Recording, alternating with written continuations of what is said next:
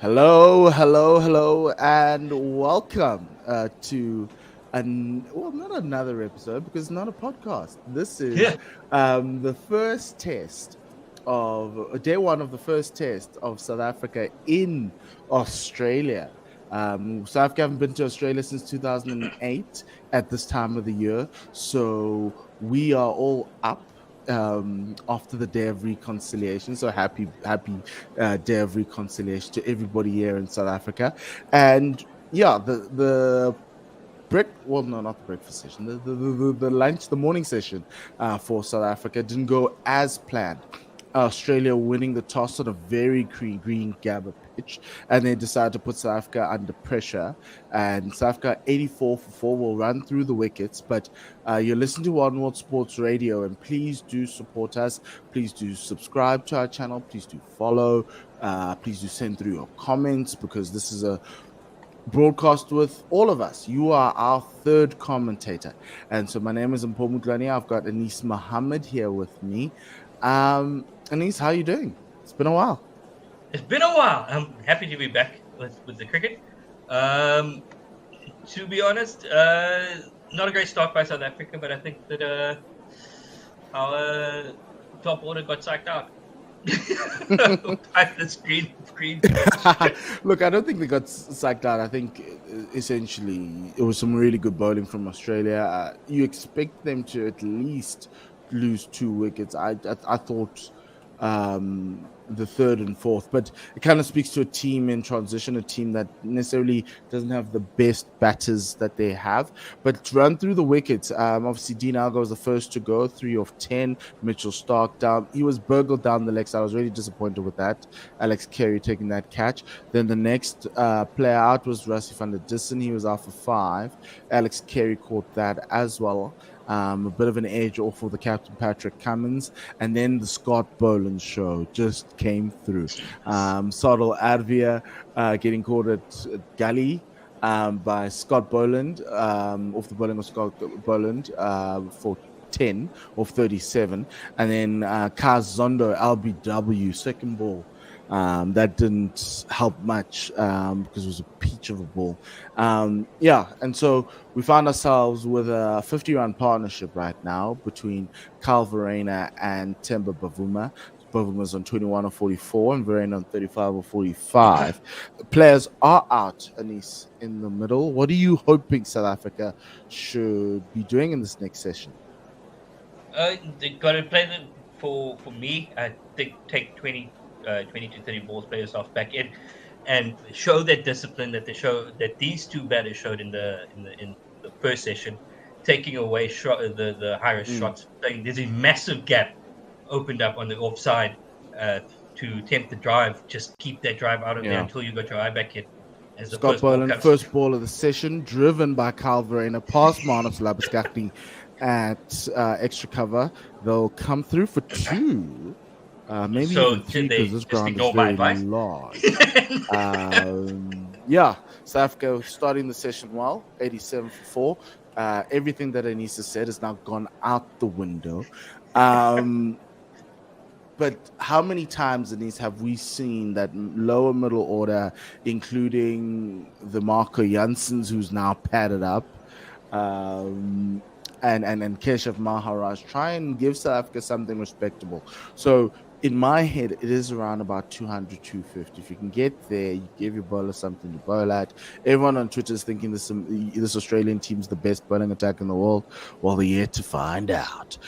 Boland in again to Bavuma. This one outside the off stump. Just a little bit of a tail in, a little bit of an in swing as it gets past the batter. No run.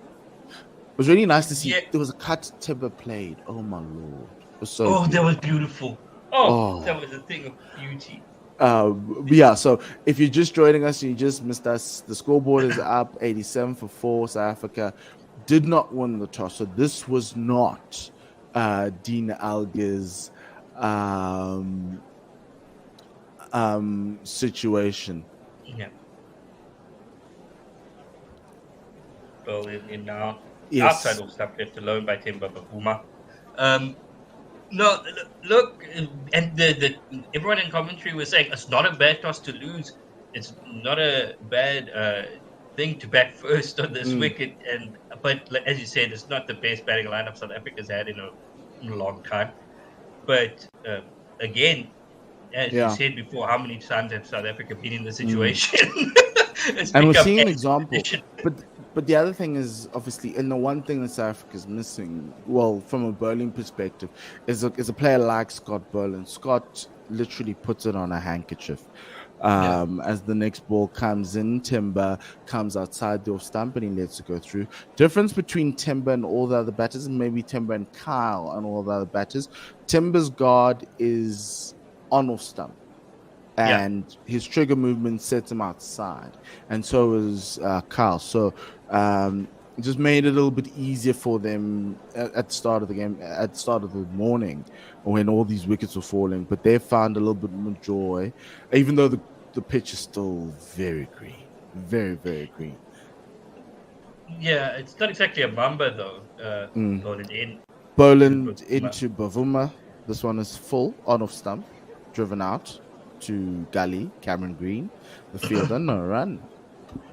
It's not behaving like a mamba as we have when it's this green in South Africa. So it's dry, it's green but dry. Mm. And normally when it's this green in South Africa, in South African conditions, there's a bit of moisture in the pitch, which means that the ball is seaming everywhere. Mm. But it's not seaming or swinging that prodigiously. Yeah. At the So moment. Jagannath Adishesha, last ball from Boland, so on outside off stump. Timber letting go through to the keeper, no run. He says, "Let us be honest and need Klaasen in this team. I want to know how many chances will be given to Rassie."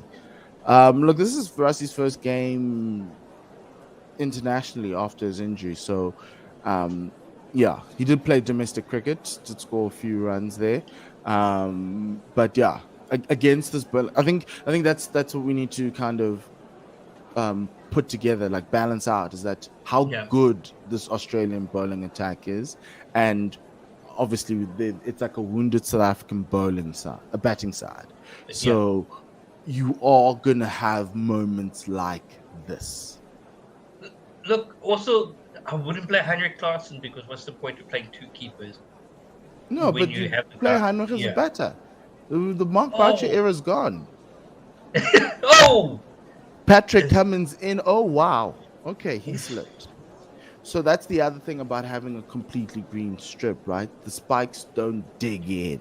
yeah, And you have a situation where if you land on your side, or on one spike on the side of your boot, you're done. Yeah. You're gonna be slipping all over. So Pat Cummins has just done the slippery slide. We saw the batters do it in the morning. Yeah. And now, yeah, I just don't get why we're given a domestic pitch. Because this It's is not what a they dom- give for domestic cricket. yeah, You know, mow the lawn. but then again, it's against South Africa as Cummings comes in. Now this one is just fended away by Carl Bahrain. One of the commentators said England never received anything like this. India never received anything like this. This is the first time. Even Matthew Hayden was like, "This is the first time he's seen a pitch like this for international cricket." So it's very interesting. Again, it's against South Africa that these things happen. Not saying that everyone's out to get us.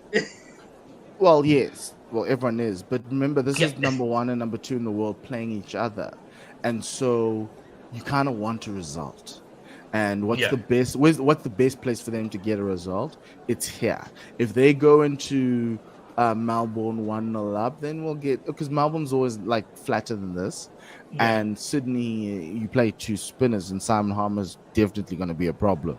So this is the one they can't win. And all I'm wanting is 2 draws. I just need us to draw a game, get some points out of this series. If we can win one, we're in that World Test Championship final. So against the self-same Aussies who won't get a green track at Lords. Yeah, that last ball just left alone and bounced by Carl Verena as Cummings comes in again.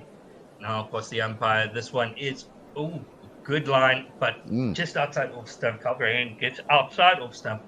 It's an edge, inside edge onto his pad, and it dribbles away for the run. Carl's scoring rate. hands. Carl's Oh, hands. oh, he's got great hands. Yeah. Just quickly, I wonder if South Africa is going to get the same treatment with no balls picked up by the third umpire as the Aussies got. There were two today where the third umpire picked up the no ball, and instead of them calling it a no ball, the bowler's got a talking to. Yeah. As this one is outside off, and there's an outside edge through the gap between gully and point, and it's running down to the boundary, and it will be picked up as South Africa come through for 390. What I like about Carl and what he's done over the past month or so playing in the domestic circuit, he scored lots of runs, he scored many centuries. I think he's like one of the leading run scorers that isn't Tony DeZorzi. Was that he's now willing to play the game that he played domestically over the past year and approaches year and a half, because he's been there since last year June. He's been very tentative, but yeah, he's the only guy to score a century for us in the year of our Lord 2022 in Test cricket. So yeah, South Africa, this one is just short. Well, not really short. It's to Temba Bavuma, and he's just worked off of his hip down to fine leg, where it's picked up on the boundary and they come back for two. But the other thing is, Anis, right? This is Temba's value, right? Yeah. Temba is there to be the glue that allows this innings to go, and he's the backstop, you know. Yeah. And this innings will go unnoticed if it ends now, but it helped South Africa get out of a rough patch, you know, and that's the value that you have, and that's the value that coaches want in having a Temba in the side. That's the thing, because people are going to be arguing about, but he's not scoring hundreds. I'm like, yes, but the team was 27 for 4, guys. 27 for 4, 92 for 4 now, you know. Yeah. And it looks respectable, you know. It looks like, you know, it doesn't look like you lost, you know, I think it was 3 wickets for like 4 runs. Yeah, and it 23 for 2 or something. Calm things down. 3 wickets on 27, by the way. It was insane. It's this Australian bowling lineup is formidable, but I do not think they're the best in the world. No, we're the best in the world. The only problem is our batters can't give us anything to prove that. And sometimes our batters don't help themselves. Yeah, so Scott Boland in that first ball on another handkerchief straight at that off stump of Carl Verreynne. He defends that really well. I think Carl's is done now with the whole movement of the feet. He's going to be a minimal mover of the feet, and he's going to let his hands do the talking. And so far, he's done that really well. The Bavuma-Verreynne partnership averages 46.83, 350-run partnerships in 7, 281 runs. We're loving Bavuma and the wicketkeepers.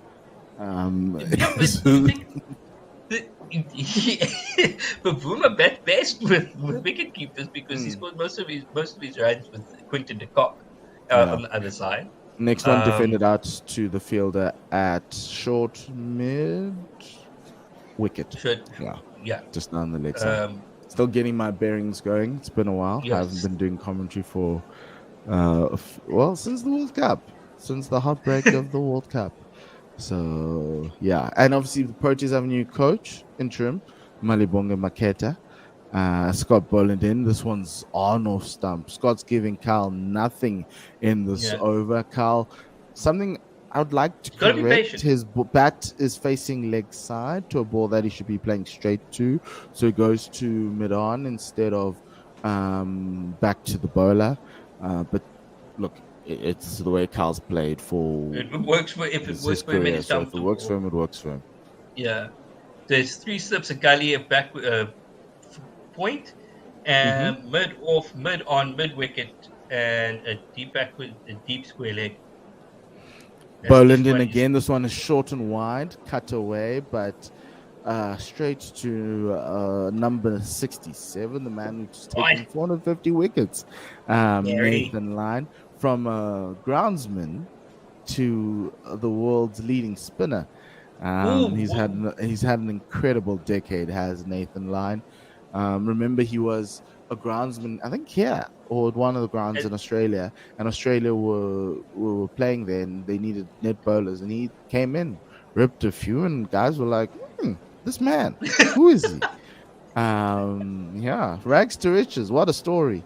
Boland didn't again. Oh, that's one was gonna go through, but good well, forward defense there from Carl Verena. It was hurtling into the middle stump, but Carl was like, "Nope, not today." as you're saying, on a handkerchief, not giving and Mm. not straying at all, not giving the batter anything uh, width-wise. Yeah, Fantastic bowling by Boland. yeah. No, we did a what is it? A podcast on the Full Quarter podcast, which is One World Sports Radio's cricket podcast, and we had Australian podcaster Menes. He's also a podcast that side, and he was talking about Scott Boland being the X factor, and so far he is. He's taken obviously 2 wickets and has bowled really well. As Verena gets one on the legs this time, Scott straying a little bit, and they run through for a single down the leg side. This partnership is worth 66 after the 28th over, 93 for 4. Scott Boland has bowled 8 overs and he has figures of 2 for 14. Patrick Fantastic Cummins figures. figures of 1 for 23. Bavuma 23 of 51. Verena 42 off 56 balls. Interesting field to Verena. Mhm. They've dropped square leg back. There's only one fielder in the circle on the leg side, and that's at mid-on. So they're tempting him to play Mhm. leg side as Cummings comes in and cut over the top Woo! of the ball and it runs away for 4. Fantastic shot by Carl Verena. Doesn't need to go leg side to get runs. But yeah, they're tempting with a huge gap the size of Western Australia on the offside through the covers, and the entire Australian continent on the leg side to play to get the single. But he decides to go over the top of the slips. Fantastic shot from Carl Verena, offered width and takes it, as you said, just letting It's his the hands second go. time he's done this. He did this before lunch, and Yeah, that it went for looked a little 6. streaky then, and like it was a surprise shot. But now everyone's Just went understanding darting the to off stump and he legend that is just Carl poor Verena. defensive played to that offside where it is picked up by a point for no run. 97 for 4 now is the score. Partnership moves on to 70. Yeah, I think in the next, I think Otto, if you're listening to me in the next 2 minutes, I might just go off because the gremlins of laptops is just a minefield to me. My laptop wants to restart. I'm like, okay, but we'll be back in like 3 minutes once the restart is done, hopefully. Right. Yeah. Good shot there from Verena. He's he's done really well. Cummins in again, past the umpire now, whips this one to the offside to Gully, and it goes for no run. 97 for 4. Yeah, I think that's the thing with the Australians. As Malibongo Maketa spoke about the other day, he was like he doesn't want the Proteas to get too carried away with the sexy bounce at the Gabba. Yeah. That shot that Carl played for 4 over the Gully region was Pat Cummins getting carried away with the sexy bounce, but he's the captain, so he can do it. Here's the fun part, right? Edgars, Edgars, the Edgars Yeah. we know. Why are they sponsoring cricket in Australia? Short ball pulled by Carl Verena. It is going to go down the leg side.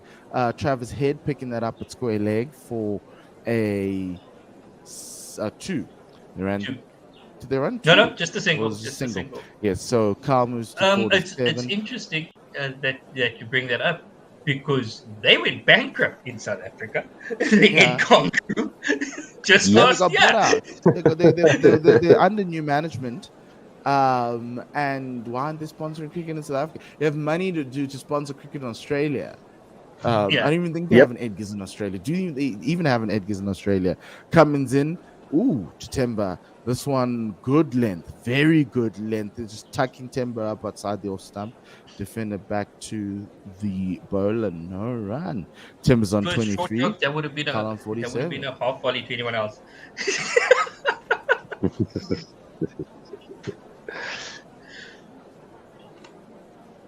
Yeah, Very I thought I thought there was something wrong with my feed or something, and I saw that that red Edgar's. square logo.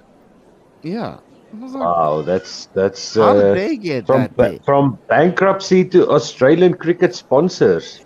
Why aren't they Let's sponsoring South go, African cricket? Edgars. Oh, by the way, if you Yeah, are a person from Edgar's and you're listening to this, please do sponsor us. We will say Edgar's many times. So over. many times. Actually, every over. Actually, if you have a small business and you want us to reach the cricketing community around the world, India, Australia, wherever it is, please do contact myself or Otto at mpo@1wsr dot com. It's not .co.za, Otto, right? It's .com. Yeah, we will advertise every hour, every over. yep, And we sell packages per over to just do the advertising to keep us going. Yeah, and you'll get the same advertising that Edgar's gets. yes. I'm a hopeless show. Oh, this one is just outside off stump and beats the outside edge. Timber Mavuma just prodding at that one. Good delivery from Poland. Very much the South African, if we can describe him in South African terms, very much like Vernon Philander, just about 10 k's quicker on the speed gun. Yeah, almost on the mark. 10 k's quicker, yeah. Shaun Pollock in his prime, except Shaun Pollock had a answer. Yeah, the other thing we can do, Otto, is product reviews. So if people want us to talk about their products, and if you want to send us products, and then we can open them on the broadcast and talk about them, by all means. Yes. That would be great. Yeah, and since it's like Christmas, we can do a Santa's wish list on Boxing Day, or at the end of this one, be like, okay, this you can get as a Christmas present. Oh, fantastic shot from Timber Mavuma. This one from Poland is pitched up. Timber Mavuma drives on the up over the top of the ring, but he doesn't get all of it. He's having some trouble with the timing of his drives, and they come through three. Apologize. The score moves on to 102 for 4, and that is the South African 100. A fantastic comeback from 27 for 4. 72 is the partnership. And many will forget this Timber innings, but I will not. Yeah. This is a nice counter-attack, counter-punch from the South Africans. Carl Verheyen has done really well, and Timber is just supporting him. And that's the thing about having a guy like Carl. He can change the momentum of the game, and he's being allowed to do that. Good Yorker from Poland, dug out well by Carl Verheyen as that dribbles to the offside for no run. Yeah, and that's what always irritates me. People running their mouths when they've never been out in the middle in Australia. That's please go to Twitter and tell them that. Or just don't open. Yeah, I mean, if you want to criticize these guys, what's your test average? It's 0. Because exactly. Poland is now driven down the ground by Carl Verheyen, where it's cleaned up by mid-on, and they come through for the single, 103 for 4. Carl's playing with a lot of freedom. I like this. It's good to see. It's good to see. I think that's one of the things, especially in Carl Verheyen, that we've seen with the change of coaching staff, is that he has been allowed to play the way he plays domestically, as Paul said. 2 balls left in this over. Boland in now past the umpire, and this one is outside off and left alone by Timber Mavuma. Very watchful. 135 k's an hour, exactly 10 k's quicker that Vernon Philander used to bowl. 1 ball to come in the 30th.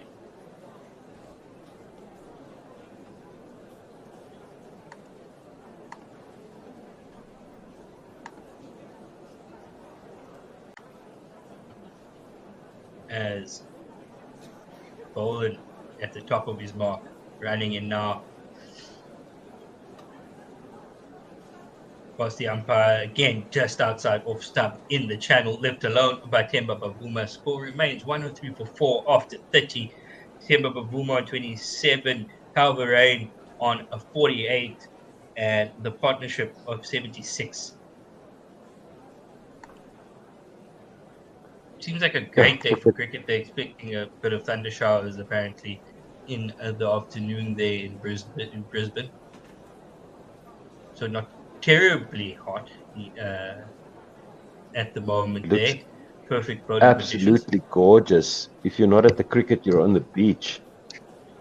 And it looks like an stadium amazing seems day. packed. Oh, it's beautiful. Oh, or they could just be the aesthetic of the seats, which are all painted different colors. It's Cummings in for the first ball of his 11th over. This one short, and Calverena goes in the pool over the top, and it is going to run away for 4. Calverena not going to take this line down. Fantastic shot. 50. And that's his 50. 50 for Calverena, 52 of 63. That is his first Test 50 in 12 matches and 100. That's his. That's You're his first joking. 50? No. Really? No, come on. Nicely done. Nicely Well done. done, Calverena. What a place to get it, eh? South Africa have scored the least amount of hundreds in this World Test Championship, and they're second out of any of the test playing nations during this cycle. As this one to Calverena from Cummings is on the money. This one Calverena digs out. This is also South Africa's last 3 test match series until at least 2025. I don't know. That's crazy. When is the next test championship thing gonna go down? We play the West Indies in February, March, around about the same time as the World No, but I mean our like the final thing. It's every 2 years, right? So it's a 2-year cycle. The final's going to be in May, I think, and then we start again of 23. Yeah. Okay. So then South Africa won't be playing a 3 test match series again until at least 2025, which is absolutely So insane. what's that going to be? Just one-off tests or what? No, a 2 match series. A 2 match series is basically. Oh no! Oh, thank you. As this one from Cummings is on middle and off and punched out by Calverena for no run. Score remains 107. Welcome back, Otto. Yay! Not Otto, Paul, sorry. You missed Kyle getting his 50. Apparently, this is his first 50 in Test cricket to go along with his 100. Well, you know, they'll say it's the first 50, and then he scores 100, and then he no longer has 50s. Gee. We need to find a way to just track that too. I still can't believe this is only 50. He converts well. This one tucks him up on the leg side, but as I said, there is a gap the size of the entire continent of Australia on the leg side behind square, and they come through for an easy single as Calverena moves on to 53. The score moves on to 108 for 4, and Temba Bavuma has 1 ball to face from Pat Cummings. Yeah, what an insane 50 by Kyle. He's done an incredible job. Like, I'm really impressed by him. Playing with the freedom that we thought he'd bring. Everyone thought he'd have the Quinton de Kock role. And Quinny played like this. You know, he punched back. And that's what made Kyle's game so great domestically in South Africa. As there's a ball that's full, going down leg a little bit of an LBW appeal. Bavuma did miss that, but the umpire says not out. Is the umpire Australian? I thought we were done with these these umpires. Well, these home umpires, but you never know. I'm just checking the details. Yeah, Chris Gaffney and Rod Tucker. So now here's a question, right? Which flag between Australia and New Zealand has the red stars? New Zealand. So Chris Gaffney is the one there who's standing and judging Timber to be not out. The other umpire is Rod Tucker, and he's Australian. The TV umpire is Richard Kittleborough, and the reserve umpire is Donovan Koch, and Richie Richardson is the match referee. Richie Richardson, very underrated West Indian batter. As this one is outside, finds the edge. Boland gives Carl room, frees his hands, straight to the Stormtroopers for 4. That is amazing. The Stormtroopers are now sitting down because the Empire is being taken on by Kyle Verreynne. Beautiful shot there. He was well balanced. His foot was planted already by the time the ball got to him, and all he needed to do was what he does best, just get the bat through the line, and he did that really well. Really good shot there for Kyle Verreynne, well directed and well controlled. 57 off 68. That's the 8th 4 for Kyle. He's also scored a 6 in this innings, batting at a strike rate of 83 for the strike rate merchants who want Rassie out. This one is straight. Meanwhile, on Twitter, Diana Patterson says, don't despair. New Zealand never plays more than 2 test series. They have done well in the test competitions. So that's something to ponder as well. No, but that's how you do World Test Championships going forward. Play 2 test series, because you know if you win 1, you're already guaranteed half the points.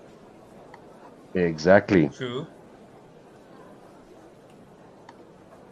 You know, and it's hard for you to lose a 2 test series unless you get like whitewashed. Ask Bangladesh. And left alone. This one left alone outside off stump by Kyle Verreynne and left on bounce. The score remains 112 for 4. Wow. This is Bangladesh. Yeah. We can't say that the Bangladesh team has scored more centuries in the cycle than the South African team. It doesn't matter. So. Show them Simon Harman. They will crumble. This one on Midland off, just played on to the leg side. The running between the wicket between these two has been yes, no, yes, no.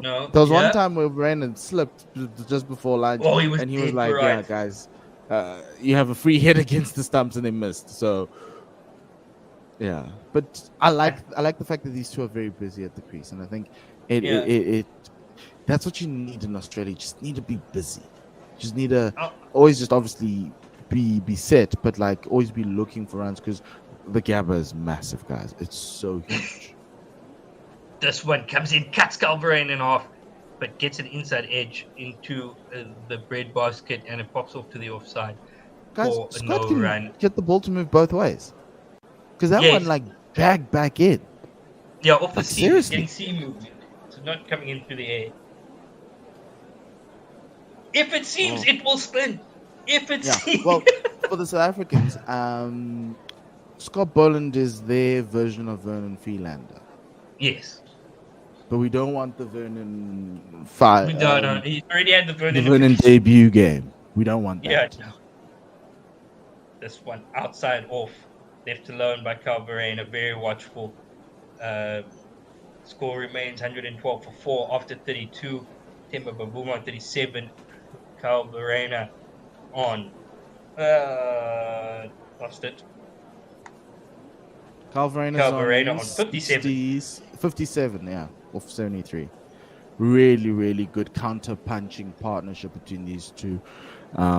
It's now gone to... It's 100 minus 82. 16. 100 minus 15, so it's 85. because it came in at 27. Yeah. Just quick, Tim. Dean Alga at the beginning of play said he wants the South African one of the South African batters or the South African batters to make a name for themselves, and I think I don't want to put the moccasins on them, but they're going a good way to doing just that. Well, Tim on our podcast thought Dean was the guy who was going to be the South African who makes a name for themselves. Remember, everyone was talking about JP Durmini and 2008 and that innings that gave him like 10 years in the team. So I'm happy Carl's putting up his hand for that. I thought it would be Sarl. Oh, Dean, actually, Tim thought it would be Sarl because Sarl, he actually looked good until, we're not going to talk about that because the next ball. And played beautifully. There's the drive from Temba Bavuma. Gets all of that one, plants his foot, lets his hands go. It just offered width, takes it from Mitchell Stark, and just smokes it through the covers for 4. Fantastic shot by Temba Bavuma. Finally getting a drive right. But look, and it obviously it hasn't been easy for batting, and you'll see when the Australians come in, it's not going to be easy. This covering of grass is not going to dissipate. It will die out, but it's not. But it's still going to be pretty spicy, which is my question as to why the groundsman wants a 3-day test. Yeah. The worry for Australia is going to be.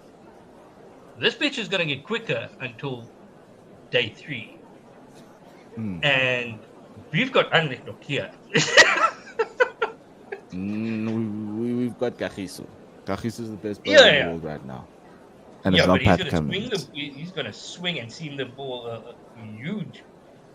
And his Kagiso strike rate in 2022 is 12. He's taken 37 wickets. It's insane. Out of 12 games, yeah. 12 innings, sorry. Who is this man? Where did we find him? Yeah, but he's also underrated because all the pundits were saying this one outside off, left alone by Temba. All the pundits have written him off. Oh, his skills are on the decline. And you're like, but hold on, he's bowled, but he's played 6 games.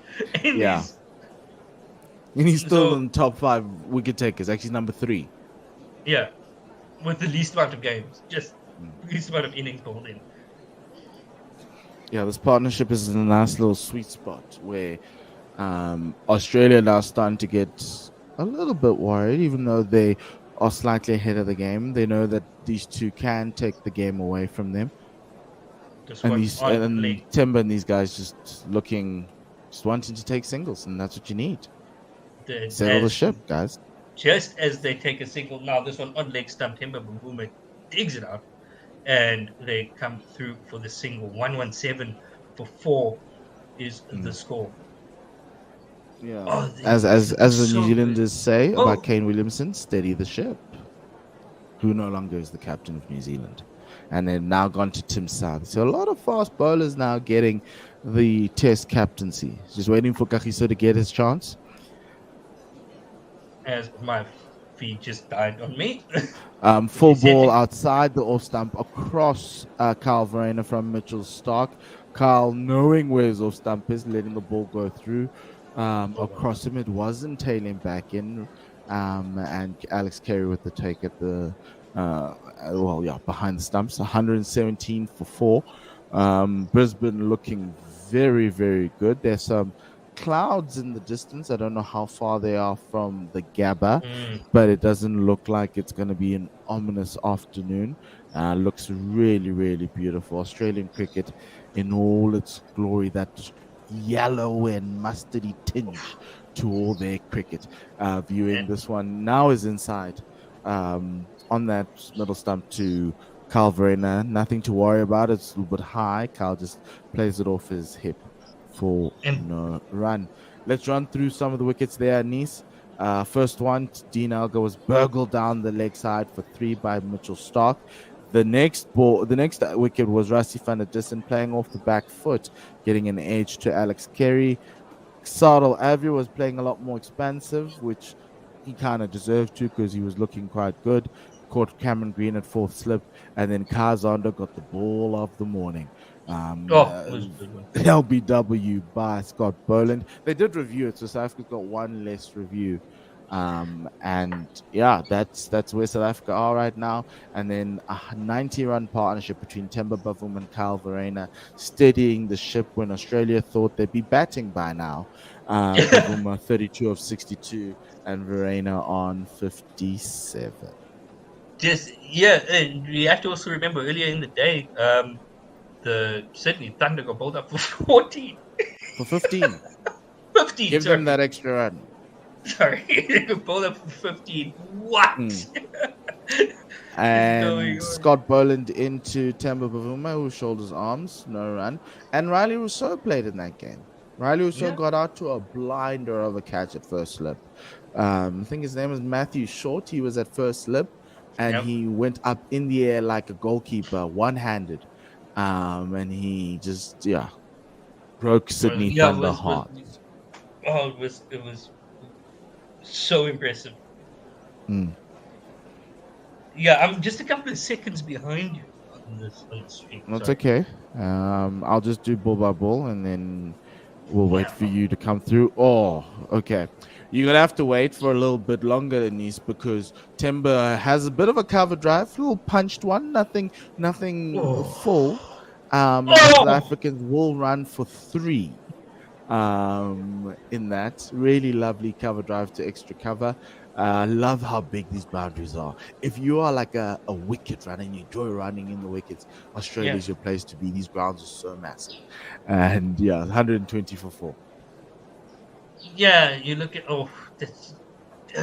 that's 4 anywhere in South Africa.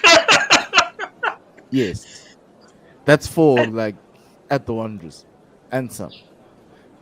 Speaking about the Wanderers, well done to the Lions, the DP World Lions being undefeated, playing 4 games, winning 4, beating the Knights yesterday. I know you'll tell me it's the Knights. Yeah, fine, they are getting relegated. But yeah, great win by the Lions.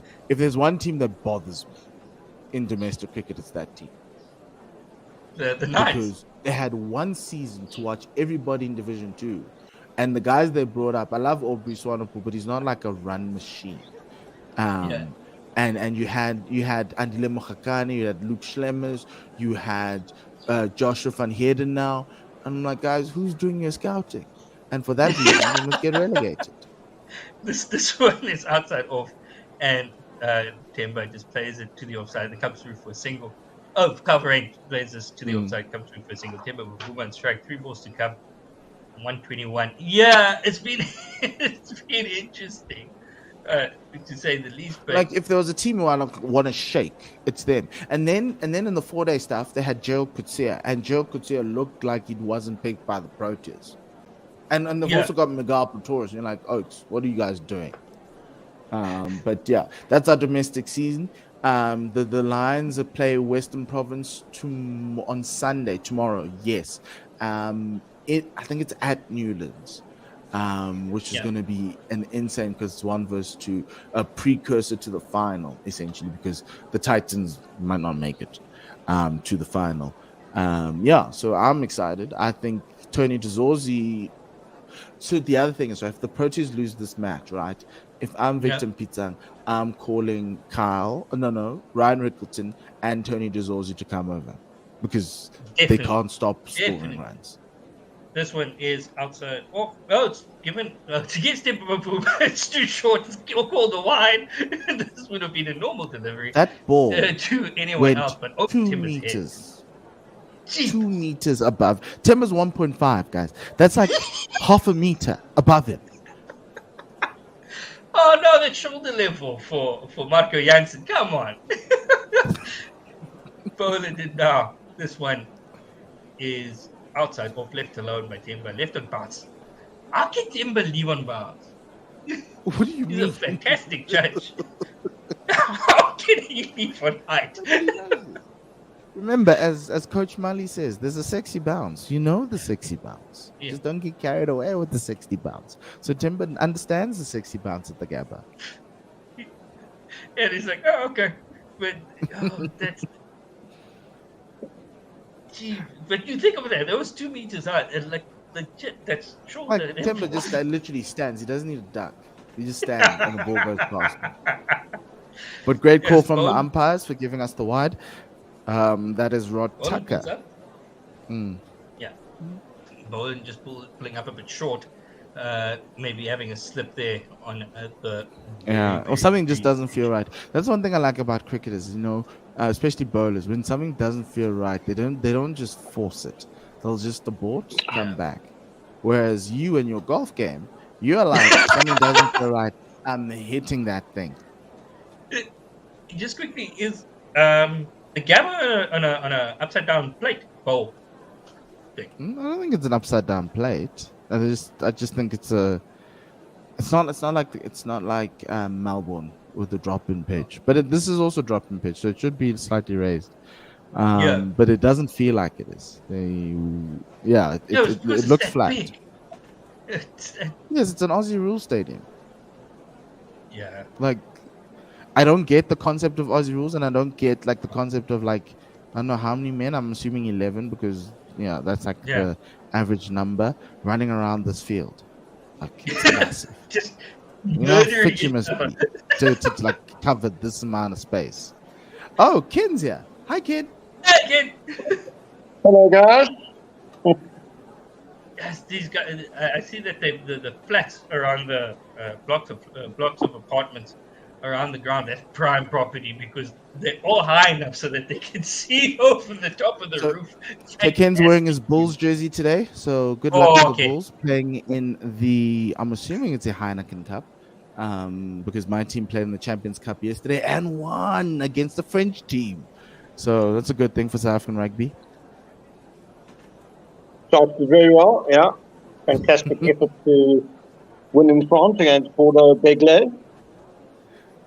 Yes. Oh, I know. I'm not a Shark supporter, Ken. No, I support the Lions. We beat Stade Français. Oh, but they're in the Challenge Cup. I'm the In Sharks Paul, fan. they're in the B division. Yes, sadly. That's what- Oh, yes. But yeah, we play in the Champions Cup. Yes. Which is fine. Challenge For Cup. what my thing is. This was short. Timber Puma on the bottom hand, right on the fingers. Gonna ask for Magic Sparrow after the over, I think. Ooh. No, we don't need magic, but you don't break the circle. rub We're it. doing well. Don't touch the money, Anis.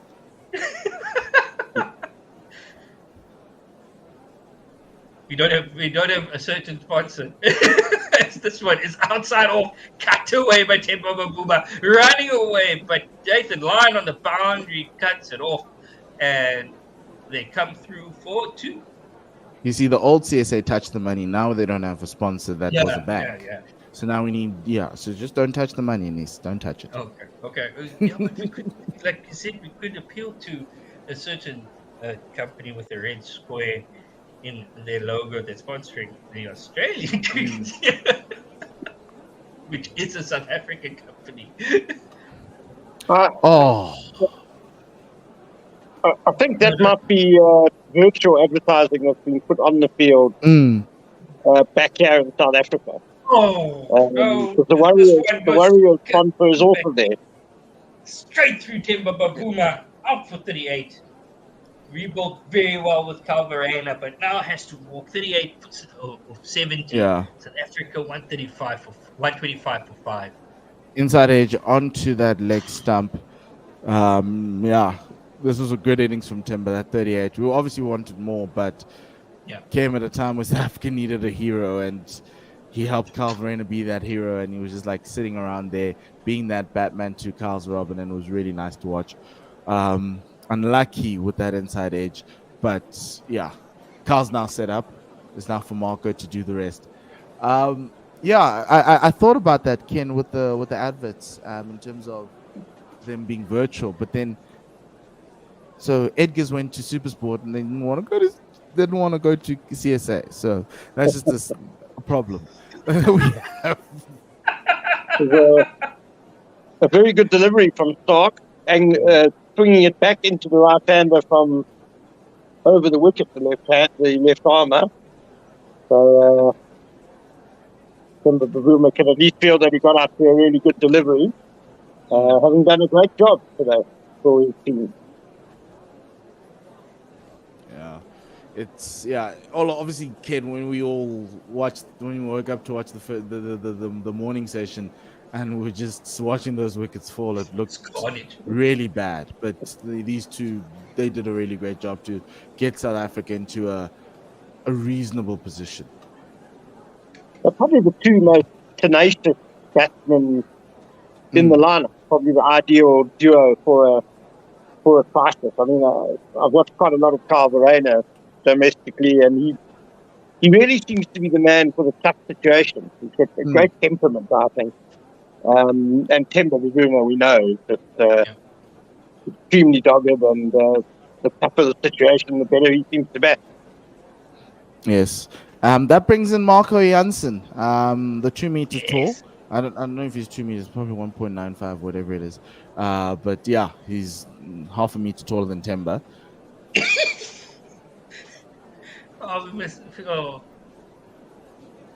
The tallest gully field in the world. They actually put tall men at gully, like even Cameron Green was fielding there, and I think he's the tall. Well, after Stark, he's like the tall. He's pretty tall. This one on off stump just defended out for no run. First ball to Marco Jansen. I can tell you that Marco Jansen is well over 2 meters. He's 2 meters 8'7". Wow. Oh, you showed So he would have pulled that bouncer.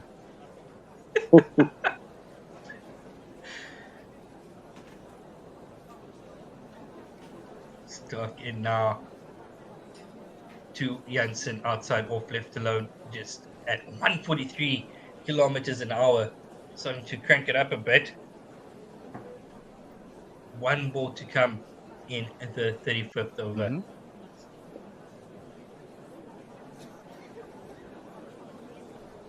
South Africa do still have quite a headache here, because Jansen is probably the last guy who you can rely on a bit as a batsman. Keshav Maharaj, Kahita Rabada have obviously played valuable innings in the past, but I can't help thinking that South Africa went into this game a batsman shy. It actually really baffles me, because Mali Makete was quite clear that if the pitch was green and it looked like batting would be tough, they would play the extra batsman. Well, you can't get a much more greener pitch than what we've got today. And also you get the assistance from the pitch as well, Ken. Sorry, coming over the wicket. What I was saying is you get the assistance from the pitch. You know, you don't have to toil as much like it was if it was a lot. Well, if it looked a lot more brown. Exactly. You could have gotten away with probably 3 seamers and a spinner. Yeah.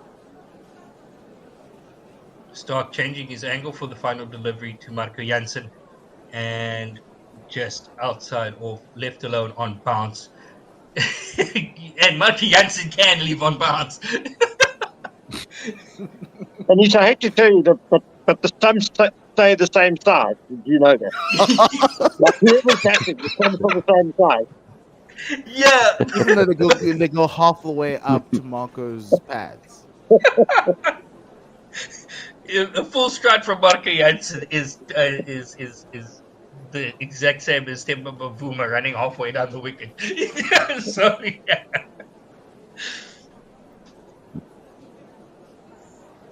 Change of bowling now. Nathan Lyon in to sponsor an Australian tour in December. I'm just like shocked. Nathan Lyon in first ball of the over to Kyle Verreynne, as he just defends this one off the back foot to the offside for no run. He's going to pull out a reverse sweep, or he's going to play a sweep shot. As he advances down the wicket, and he punches this one to the leg side, and they don't take a run. Score remains 125 for Ozmaster. I'm going to love you and leave you, everyone. I just need to prepare myself for the eventual rolling blackout that's going to hit my house. Good luck, Cheers, guys. Thank you so much. Cheers, Mpo. Good luck. May the electrons flow through your circuits wherever you are. As Lyon drops this one a bit short, and it's played down the leg side, and they come through for the single. 126 for 5.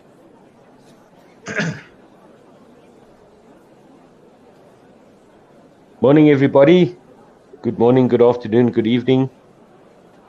Good day. Okay. I'm waiting for my electricity to be restored. Jansen defends this one from Lion, and there's no run. 1, 2, 6 for 5. Operation Stick with Kyle. Yeah. I'm going to duck off for a bit of a powder break. I'll be back in a Thank couple of you. minutes. Thank you so much, Anis. Much appreciated. It's a single of that final delivery of the 36th over. No, penultimate delivery of the 36th over. And 27 for 5. Galverena on strike now to Lion. Very tidy stuff here by Nathan Lyon. Right arm over to Galverena. Defends this one off his pads. And there's no run.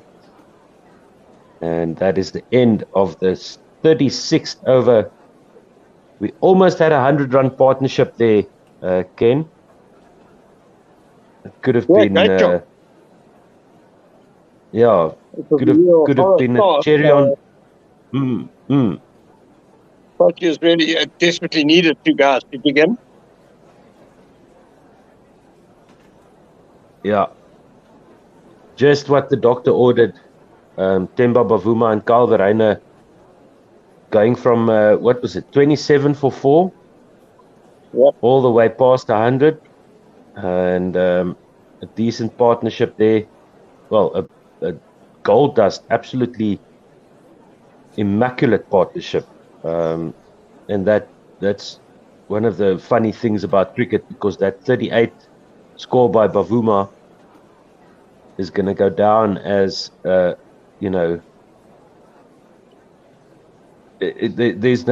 no comment section on the scorecard, as they say. So that 38 was 38 of 70 by Bavuma was just absolutely phenomenal, along with Kyle Verreynne, who got his 50.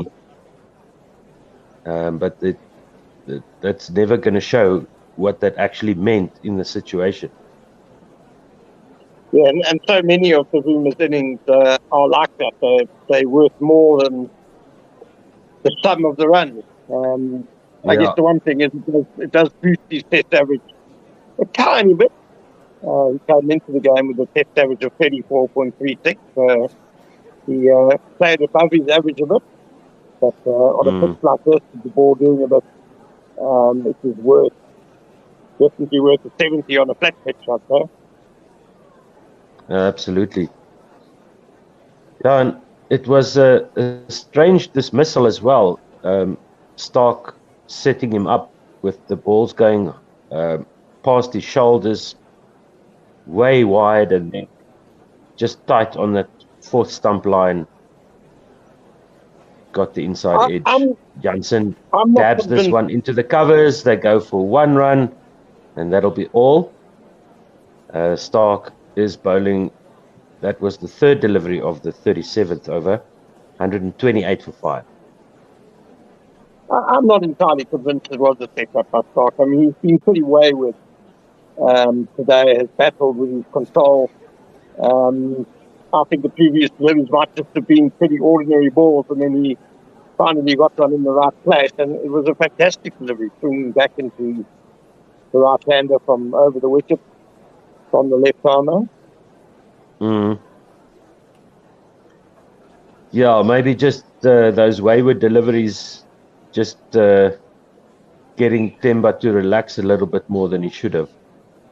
He just hung his bat outside his pads and got that inside edge. Stark now with a full 1 to Kyle Verreynne. Squeezed out to point, no run.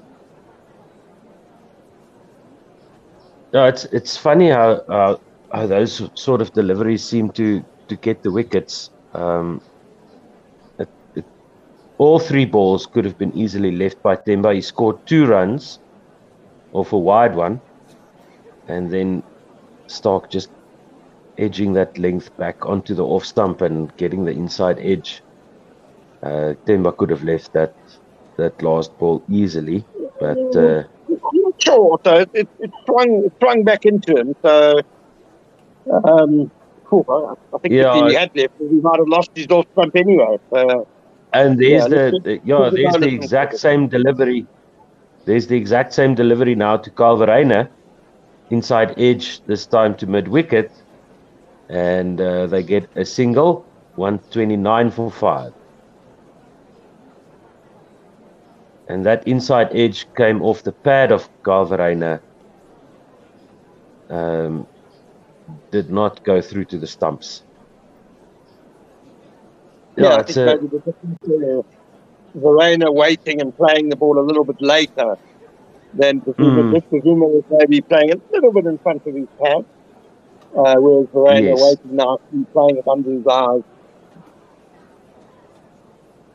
Yeah. And that's also something that bothered me about that dismissal by Temba, was his bat was just a little bit too far away from his pads.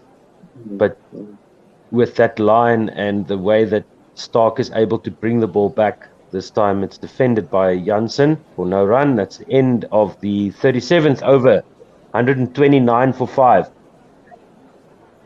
Yeah, it's once again easy to say. It's not that easy when you're out there in the middle in Australia. So once again, that was a gold dust innings by Bavuma. Yeah, certainly showing no ill effect from the current time he's been through lately. That elbow injury resurfacing, the horrible time he had at the T20 World Cup. Seems the time off he had has allowed him to refocus a bit. Yeah, he did a really good job today. So that augurs well for the Proteas for the rest of the series. Yeah. Yeah, and that's it's nice to see Temba getting that kind of innings. Those runs once again won't look that great on the scorecard, but once you put those runs into context, that's could have been 150 any other day. It's going to be vital for Temba to just carry that through into the next innings and hopefully into the rest of the series. And it's never nice to be in Australia, but he seems to be enjoying his time there so far. The Spider Cam is talking to the Australian wicketkeeper, and they're having some drinks on the field, in case you were wondering. I'm not missing any cricket. It's just the Aussie running his mouth, talking nonsense, no doubt. And so we'll be back soon. You've had 30 seconds of elite sledging there. He said it's never nice being in Australia, running his mouth, talking nonsense. You still haven't forgotten. We love to hate them. We love to hate them, Ken. Yeah, well, so far they've behaved reasonably well, it seems, on the field. Nothing to complain about. No, nothing so far. Nothing bad so far. No, it's a traditionally bad start to the series by South Africa, 27 for 4, and then thanks to Bavuma and Verena, we'll at least have something to talk about. Australia will think that if they're not batting by the end of the day, they'll be disappointed, I think. Yeah, sure. Yeah. So Elgar out for 3, Hervé out for 10, Van der Dussen out for 5, and then Verena and Bavuma with a almost 100-run partnership, 38 Bavuma of 70, bowled by Mitchell Stark, and Lichle Zondo, probably the best ball of the day, LBW by Scott Boland. Very, very nice delivery that got rid of Zondo. It would have been nice to see him getting some runs. And now Lions continuing, start of the 38th over, 129 for 5. And Verreynne facing on 60 of 83, defending off the crease. No run there.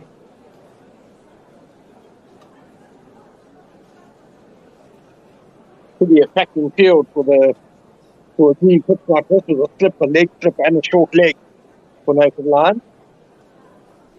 They are very attacking, and they can do that now, Australia.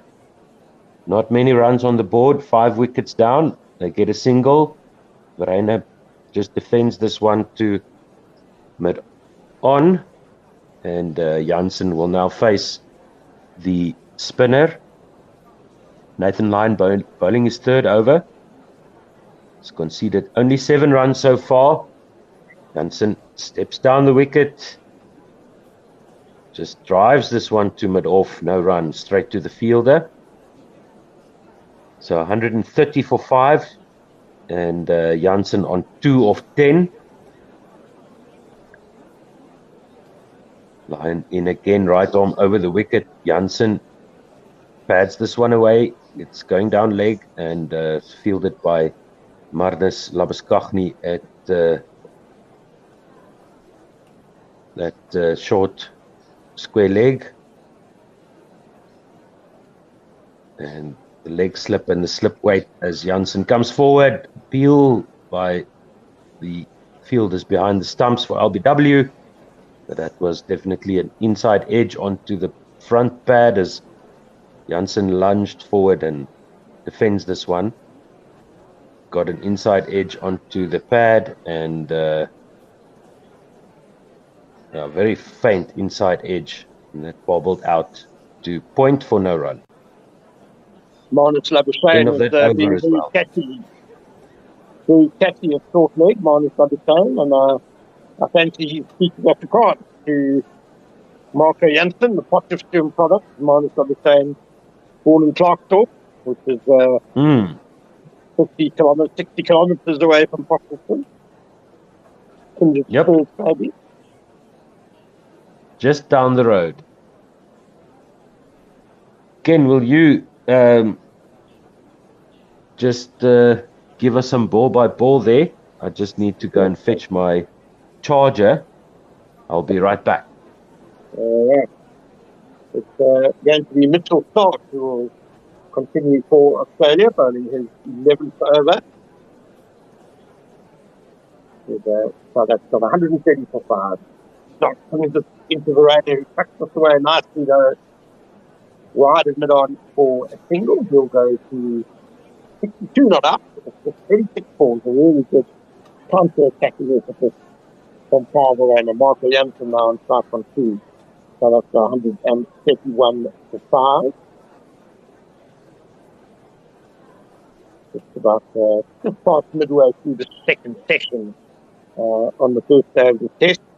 Australia winning the toss and sending South Africa into bat on a pitch which is just a slightly lighter shade of green than the outfield, and has unsurprisingly given assistance to the seam bowlers. Mr. Starc in now, left arm over the wicket to Jansen, back of the leg lifting, Jansen wafting outside off stump, lucky not to get an edge there as the ball flies through the wicket with the carry. Really had no need to be playing that. It was a loose drive from Jansen. The length was nowhere near to drive. Loose shot by Jansen.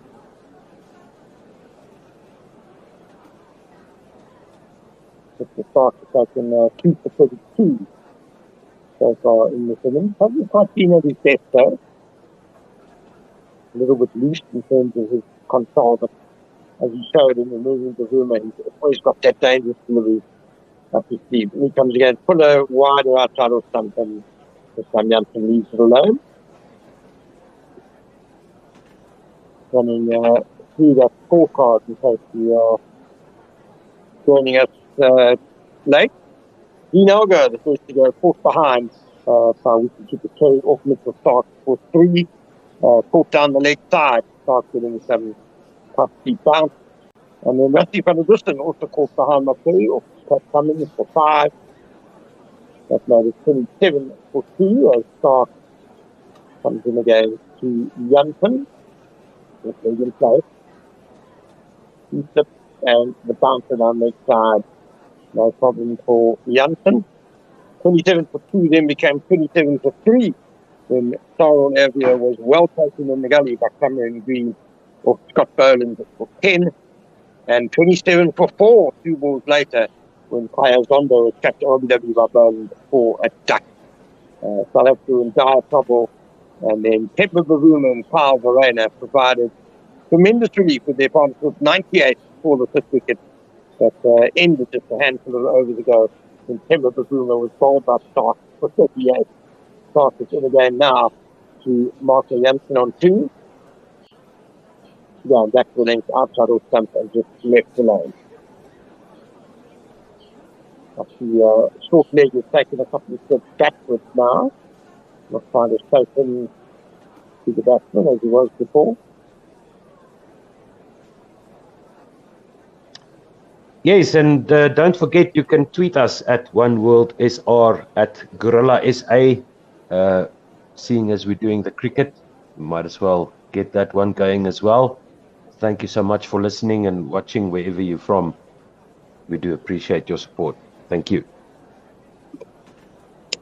Stark comes in around the wicket now to Janssen. He drives nicely, but he can't beat extra cover, no run.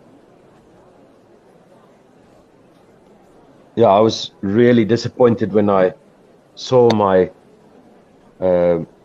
score update there coming through from you guys on the WhatsApp group, and 4 wickets down before lunch. And it was so nice to see Temba stepping up and partnering with Carl Verena, who's on 62 now of 86. Almost a 100-run partnership. Janssen is there with Carl Verena right now, 2 of 17 for Janssen. 39 overs gone, 131 for 5. And that's another 100 runs for just 1 wicket. That's not too bad. And now from here, South Africa can just fight through, get to that 200 mark. I think that should be the target now for the Proteas. Just get to the 200, see if they can bat through to T without losing another wicket. That'll be nice. Very attacking field here by Australia. Just dot balls, 2 dot balls there by Nathan Lyon at the start of the 40th over. They've got the short square leg in. Steve Smith is there at slip, and they've got a leg slip as well. So Nathan Lyon comes right arm over the wicket to Carl Verena, who steps back onto his stumps, pads this one or dabs this one out to Mitchell Stark at backward square leg outside the 1-day circle, and now Marco Janssen is there at the crease facing Nathan Lyon. And we saw some graphics of Marnus Labuschagne just following the batters as they move forward to the spinner. I'm going to add Anis here to the feed, but Anis, you're still on your break. Save your energy, mate. We might have a 5-day match coming up here. 2 balls to go in the 40th.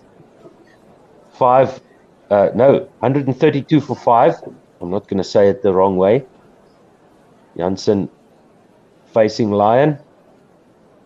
And he comes forward, he steps, and he just skies this one up in the air. It's going to be taken by Green at mid-wicket, walking back. And that is the end of Marco Janssen for 2 of 19. He tried to swipe this one over cow corner, got the leading edge. The ball bobbled high up into the air, and an easy Green at mid-wicket. Oh no, Marco Janssen Make it to tea, my Australia- friend. No. Australia has just won the patience battle there. I mean, Janssen 2 of 17 balls, 18 balls before that shot. But he just needed to know that his job was to stay there with Verena. Let Verena Yeah. called around. He just lost patience and poor shot selection. Yep. Trying to force an issue there with Marco Jansen. A bit disappointing. While we wait, interesting thing was said on Twitter by one of our good friends, Tim.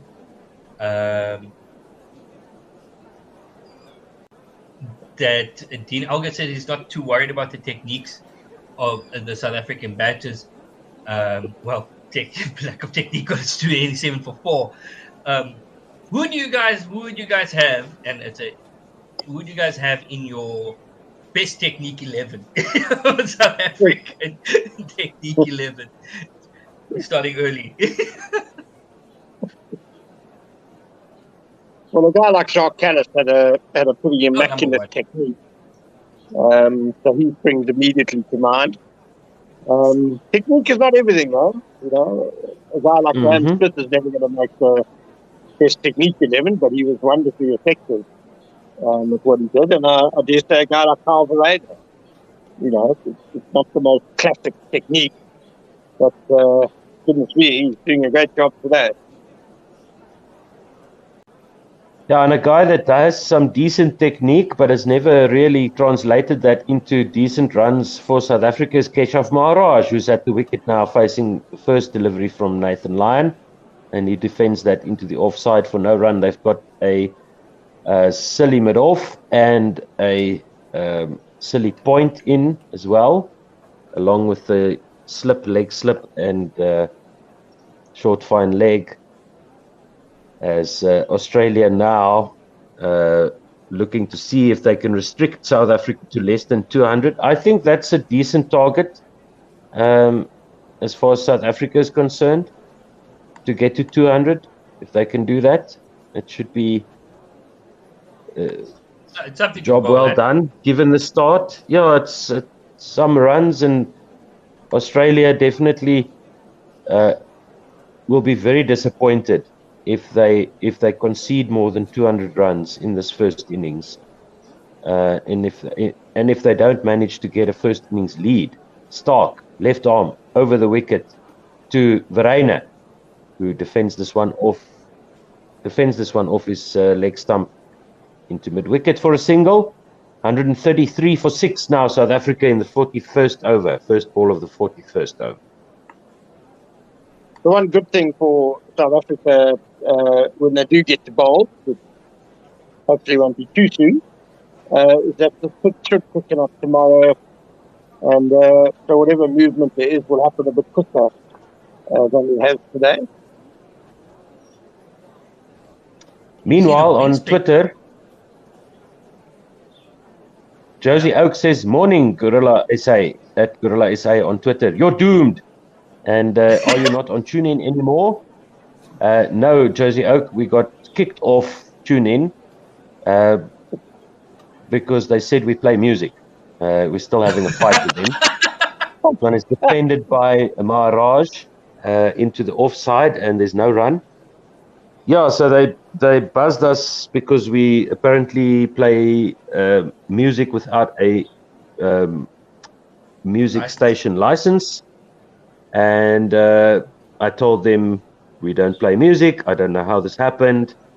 We're still waiting for a reply, but they are notoriously unresponsive, the guys over at TuneIn. So if you are listening at TuneIn, you're welcome to sponsor us, of course. And please put us back onto your platform. We are not a music station, so we don't need a music license, and that's my story, and I'm sticking to it.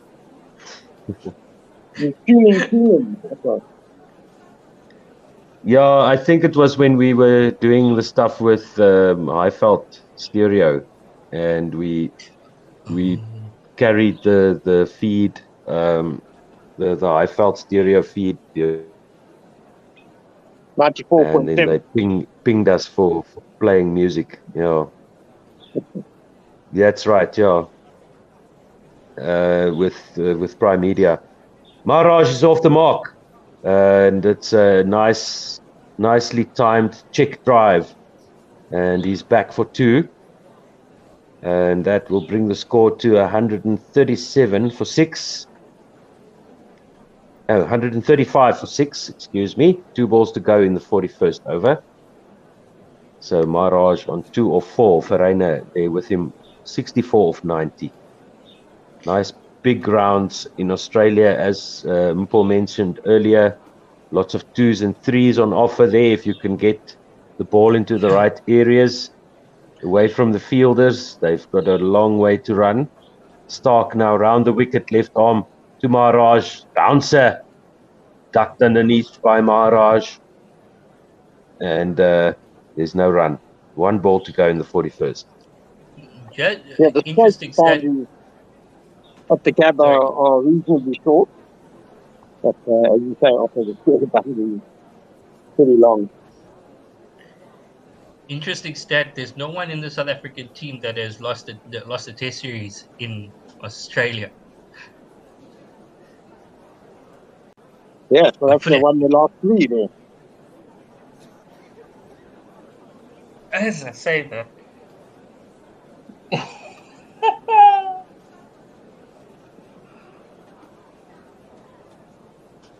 Yeah, that's the end of Maharaj.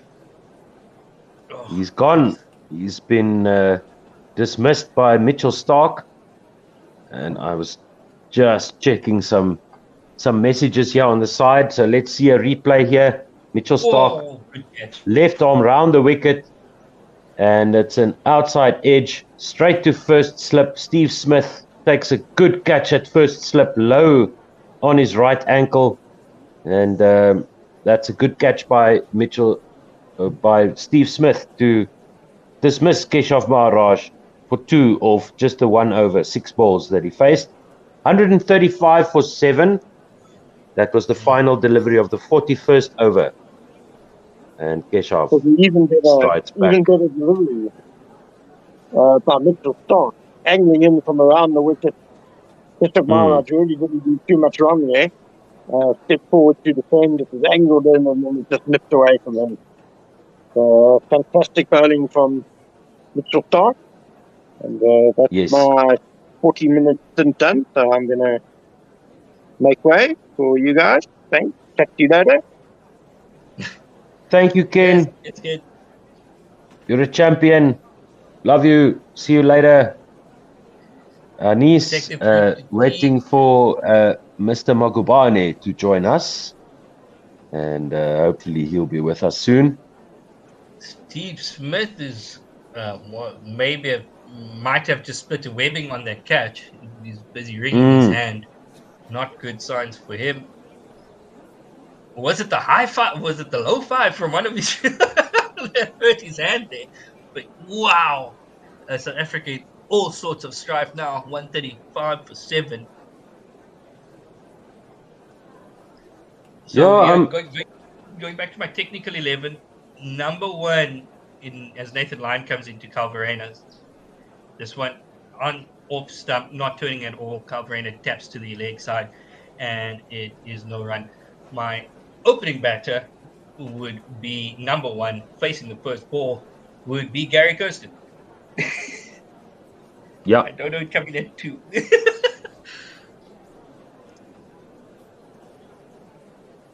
This one again worked to the leg side, stopped at short leg for no run. And Ravi Nair, one of our good friends and part of our commentary team on YouTube, says, wonderful work, guys. Thanks so much for doing this. And remember, if you want to be part of our commentary team, you can get in touch with us, admin@1wsr.com. Send us a message however you can. I'm at Ozmaster on Twitter, at Anis Moha. Any one of us get in touch, we'll get you in touch with the right people. You can join our team. Meanwhile, More dot This balls one- by Lion. This one is spitting off the wicket. Oh, that's turn. Verreynne just watches this one bounce past his leg stump, and it goes down to the boundary for 4. It's going to be buys. 4 leg but did he buys offer there. a shot? Whoa, I'd be tempted to Uh, call that that was- a dead ball. That was nowhere near Verreynne's pads or anything. If it clipped something, it was his left pocket as it went whizzing by. But that's some good bounce and turn there by Nathan Lyon. Rabada, meanwhile, is at the non-strikers end. 139 for 7 is the score. And we can see the wicket gripping and ripping. The Oh. ball just getting some nice purchase there for Nathan Lyon. Goes Kyle right on Verreynne. over the wicket. Kyle Verreynne forward defensive. No run there. Big stride And forward. Lyon fields it himself. Still got the leg slip is gone now for Kyle Verreynne. And there's still the short square leg. And the slip in. Lyon to Verreynne. And it's caught at slip. Verreynne is out. The outside edge goes straight into the hands of Steve Smith at slip. Squared him up. Verreynne just going back into his crease, trying to play the back foot defensive shot, and Lyon finding the outside edge of Verreynne's bat. He just played a bit of French cricket there, actually, just pushing forward as he was both feet in the toilet on the crease, no forward movement, hanging the bat outside the off stump. It's a good innings by Verreynne, saving South Africa's blushes, taking them from 227 for 4 all the way up past 100 and 139 for 8 now in the 42nd over. It's just finished. Rabada will face Mitchell Starc. Heinrich Nortje comes to the wicket. And these two guys will be looking at that wicket and saying, just you wait. Just you wait. Yeah. Don't get too excited. We've still got a chance. We're going to bowl on this wicket and you'll see. You'll see what we're made of. As opposed So to don't get that's- fooled by the sexy bounce, though. The sexy half an hour bounce, to go. yeah. Half an hour to go before tea. So, okay. Heinrich Nortje's got the snoring off. I love it. I'm 100% here for that. Oh, Yeah, that's a it's, beautiful thing. Oh, That's the traffic cop straight out of a Leon Schuster movie. Oh, the last guy to have a moustache like that was Mitchell Johnson, and he tore South Africa apart. Can Heinrich Nortje do the same for South Africa when he's got the ball in hand? Oh, it's a thing of beauty. Oh, spent months on that thing. Oh, I love it.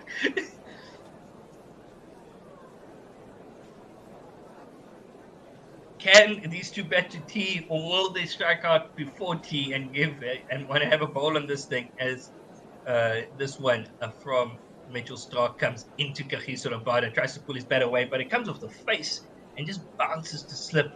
David Warner, one of the danger men for Australia, is starting to warm up and get mentally into his batting rhythm. Must be seeing it coming now. Well, and this Australian top order is a powerhouse at the moment. All of them finding form against the West Indies. Starc in now. To Kagiso Rabada, well played off his legs, and they come through for a single. There's a best field, and they come through for 2. And they're very happy not to be on strike facing Mitchell Starc. Of course, days of the fast bowlers code is long gone. Now it is every man for himself.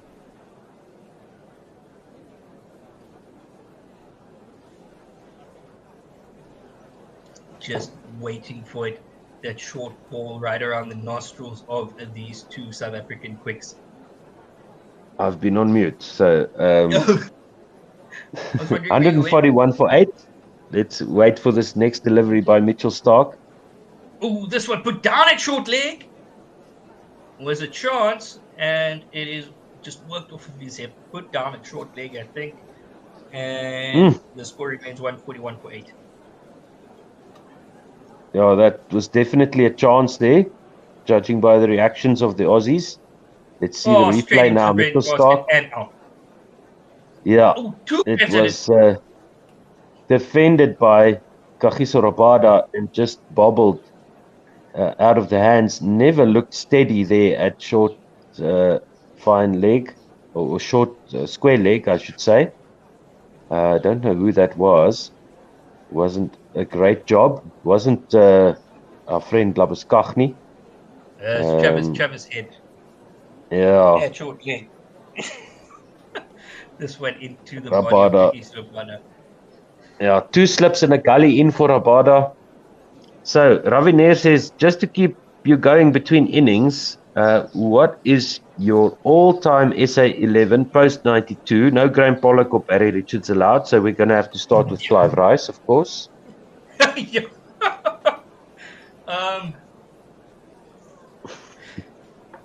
Peter Kirst. Oh, yeah, he didn't have enough. Oh, okay. Yeah, it's got to be Gary Kirsten, Hashim Amla, Jock Cullis, along with Clive Rice. This was Brian McMillan. This went straight from Mitchell Stark and just ended down the ground by Kagiso Rabada. Kagiso Rabada's in the team for sure. Okay, we need to write this down. Otherwise, we're picking 15 players. Yeah, I was thinking the same thing. I'm losing count. Okay, I'm going to open an Excel spreadsheet. As this one is a Yorker-led delivery from Mitchell Stark and dug out by Kagiso Rabada. Oh, nice. Ravi Nair says Clive Rice also not allowed. Oh. Why? He's post 92, isn't he? He's got. So he's he got says one I'll game start. Yeah. So he's got Graham Smith, captain, Gary Kirsten, Hashim Amla, Herschel Gibbs, Jock Cullis, AB de Villiers. It's a tough one, eh? Now, who's going to bowl? You can pick 11 batters. But so it's got to be Alan Donald, Kagiso. Rabada, Dale Steyn, and McMillan. Oh, that's a I want. 4 quicks in the spinner. Yeah, it's got to be. Well, the spinner's got to be Jorge Adams. Oh, we've got 4 quicks. Cullis isn't quick. That's perfect. Yeah, that's something to talk about. Hey, there's a lot to choose from. I'm opening an Excel spreadsheet right now. Let's go. Nathan Lyon in again. There goes Ravi with his bowling lineup: Pollock, Philander, Rabada, Donald, and Steyn. Lyon continues, no run, 141 for 8. Nortje defending back down the pitch. He's on 0 of 2. Rabada 2 of 6. And then Tsepo Taela. Oaks, we need to make 200. Yes, indeed. From your 150. lips to God's ears. Tsepo.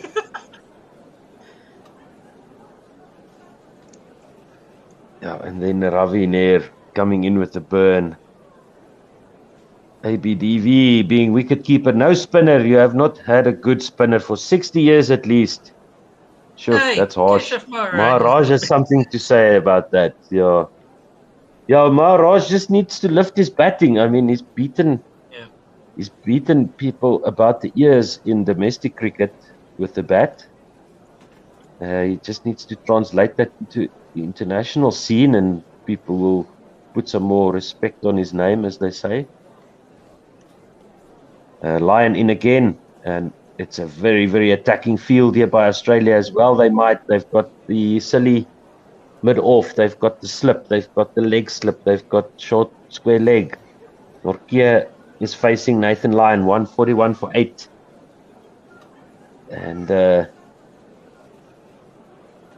Goes forward, does Nortje, defends this one back down into the pitch to that man at silly mid-off, no run.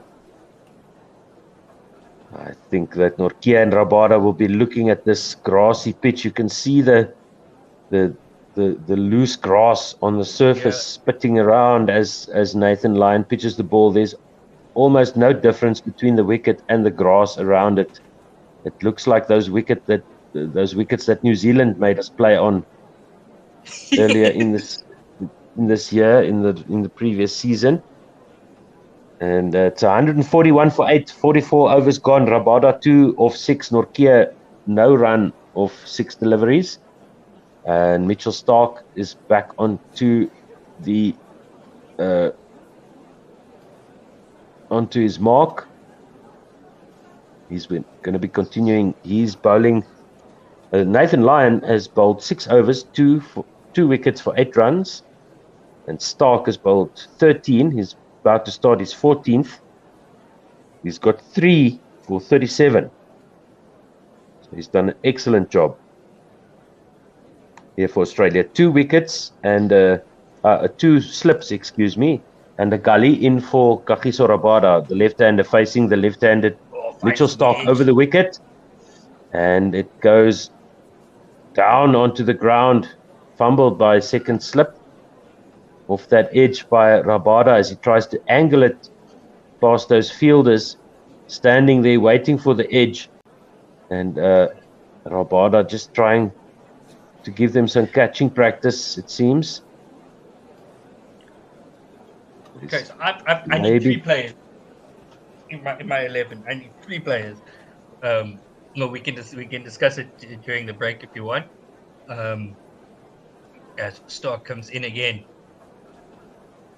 beats him outside, or beats the outside edge rather. Fantastic delivery by Mitchell Starc. Good line, good length, sexy bounce, beautiful delivery. I wonder, will we see reverse swing in this test match? Or is it a dying art because of me? Oh. Mitchell Starc at the top of his mark now, steaming in. 1 wicket to go for Mitchell Starc to get 300. Will it be Kagiso Rabada? Not this time. Goes on the pool. And they appeal for a catch behind. Nah, didn't hear anything, says Mitchell Starc. And they are thinking about it. They're thinking about it. Keeper is convinced and they're going upstairs with 2 seconds to go on the DRS timer. Probably saying, oh, it's worth a try. Yes, and why not? His 300th wicket.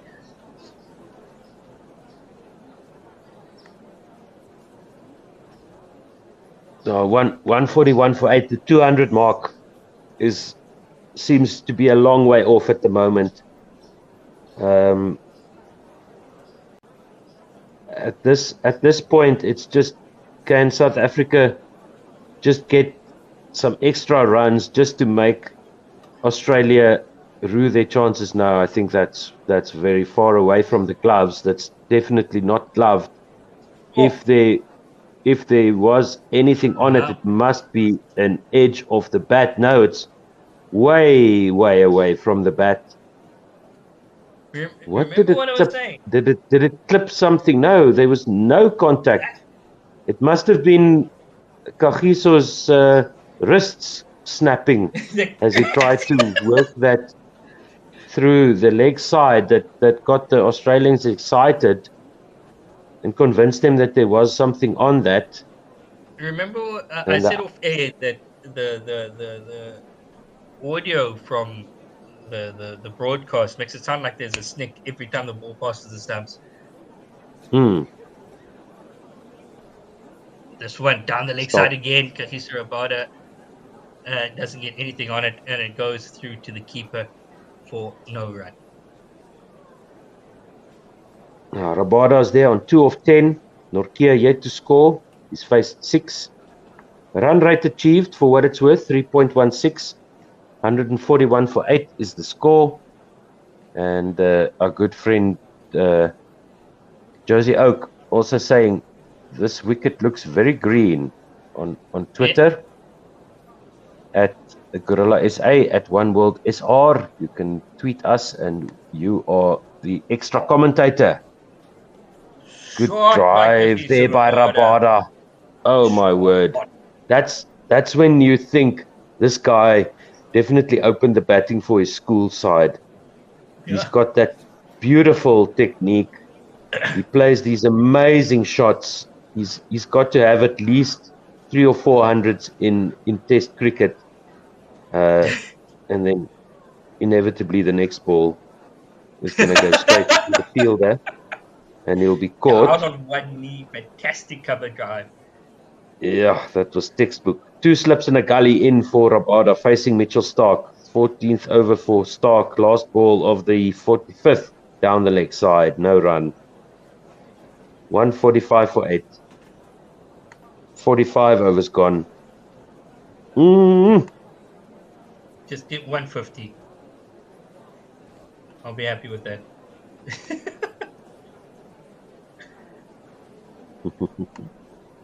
At least So it's something. Chepo Taylor saying, so does KG just gooi millies or does he holster his strokes? And him and Ravi has got a whole conversation going here. Chepo reminding Ravi that there's some quotas that need to be at all-time 11 for South Africa. So that needs to be taken into account. Oh, okay, then it's easy. Yeah, but I don't think it's necessarily because we have to have a spinner, and that's going to be Maharaj. Oh, that's a nice one by Nathan Lyon. It's a top edge, leading edge by Nortje. Bobbles up for the man at Silly Mid-off, and it's taken. That's the 9th wicket down for South Africa. Nathan Lyon has his 3rd. He's only conceded 8 runs. It's 145 for 9. Andrich Nortje is gone for a 7-ball duck.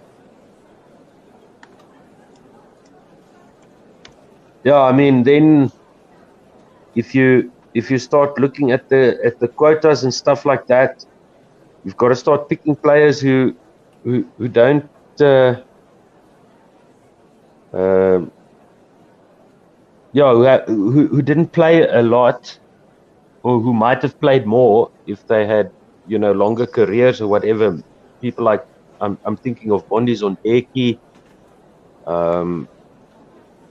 guys that were really super talented, but they just didn't get things going at international level. Makai Antini, what the hell? We don't need quotas, man. Yeah, we've got Ntini. We've got Maharaj as a spinner. We've got Rabada. We need 2 more to make Chepo's quota. We don't need Maharaj. We don't need Maharaj because we can have Ashwell Prince, that role.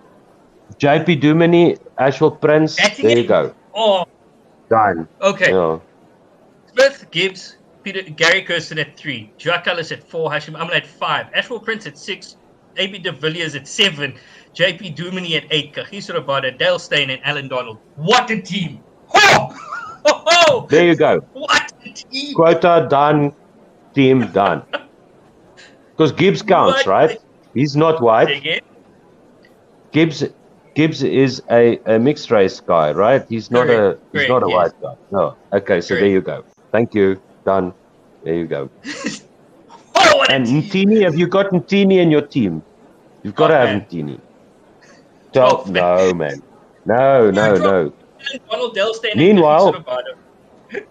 Meanwhile, Ngidi is there with Rabada, and he's facing Nathan Lyon. There's 3 balls to go in the 46th over, 145 for 9. Okay, then I would sacrifice Ashwell Prince and put to get Ntini in. To get Ntini in batting at number 10. That is. All right, they'll we'll, stay at we'll 9. take you through that dream team in a moment. 46 overs. 2 balls to go in the 46th. Rabada defends this one by Nathan Lyon. It evades first slip and it rolls down to third man where it's cleaned up by Mr. Green. And they come through for 2, I think. And there's 1 ball to go in the 46th over. 147 for 9. So from here it'll be nice if South Africa can get past 150. They've only got 1 wicket left. And now I'm starting to really look forward to South Africa's bowlers climbing into the Aussies here. They're looking far too relaxed, these Aussies. They've got the silly mid-off, leg slip, single slip there. They've got a catching mid-wicket or a shortish mid-on. Left alone by Kagiso Rabada. By Ngidi, excuse me, outside his off stump, the right-handed Ngidi. And that is 46 overs gone. 147 for 9. Came back a long way from. So give me that team again. Let's see. What have we got? Okay. Graham Smith and Herschel gives to open. Gary Kirsten at number 3. Jacques Kallis at 4. Hashim Amla at 5. A.B. de Villiers is our keeper at 6. JP Doorman, our all-round spinner, at 7. Kagiso Rabada, Dale Steyn, Mackay and Keeney, and Alan Donald. 6 bowlers, 7 batters. No, so you haven't got Philander in your team. Vernon Philander, no Sean Pollock, no Vernon Philander. Yeah. Yeah, we've got too many bowlers, you see. That's a problem. No Vernon Philander, no Sean Pollock. Okay, as Pat Cummins is into Rabada, who works this one around the corner to find leg for a single. Or did they refuse the single? Is Rabada protecting Ngidi here? No, Ngidi is on strike. He's going to face Pat Cummins. Oh. Right arm round the wicket to Rabada. Let's see what he does to the right-handed Ngidi. Rabada, of course, a left-hander. And once again, that's technique by Rabada. I mean, he should be an all-rounder, really. Yeah, you should be a lot better. He should be working on his batting a bit more because he does have the talent to be an all-rounder. For sure. Oh, Cummins now over the wicket. One beautiful defense. solid defense. Oh, love to I am see the it. wall. I am the Dravid. I'm Raul Dravid today, says Ngidi. Oh. Now I'm thinking because there's no Brian McMillan, no Sean Pollock, no Vernon Philander. Oh, that's harsh. You drop Yeah. Vern. Come on. That's a bit harsh. Cummins into Rabada, Ngidi, excuse me, and he plays an awkward shot. I'm not really sure what he was trying to do. He's having a laugh. It was a forward defensive back foot press, you could say. Okay. After this over,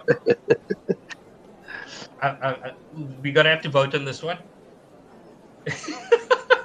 Yeah, let's gooi that out on Twitter and let's see what the people say. Josie Oak saying this wicket looks very green.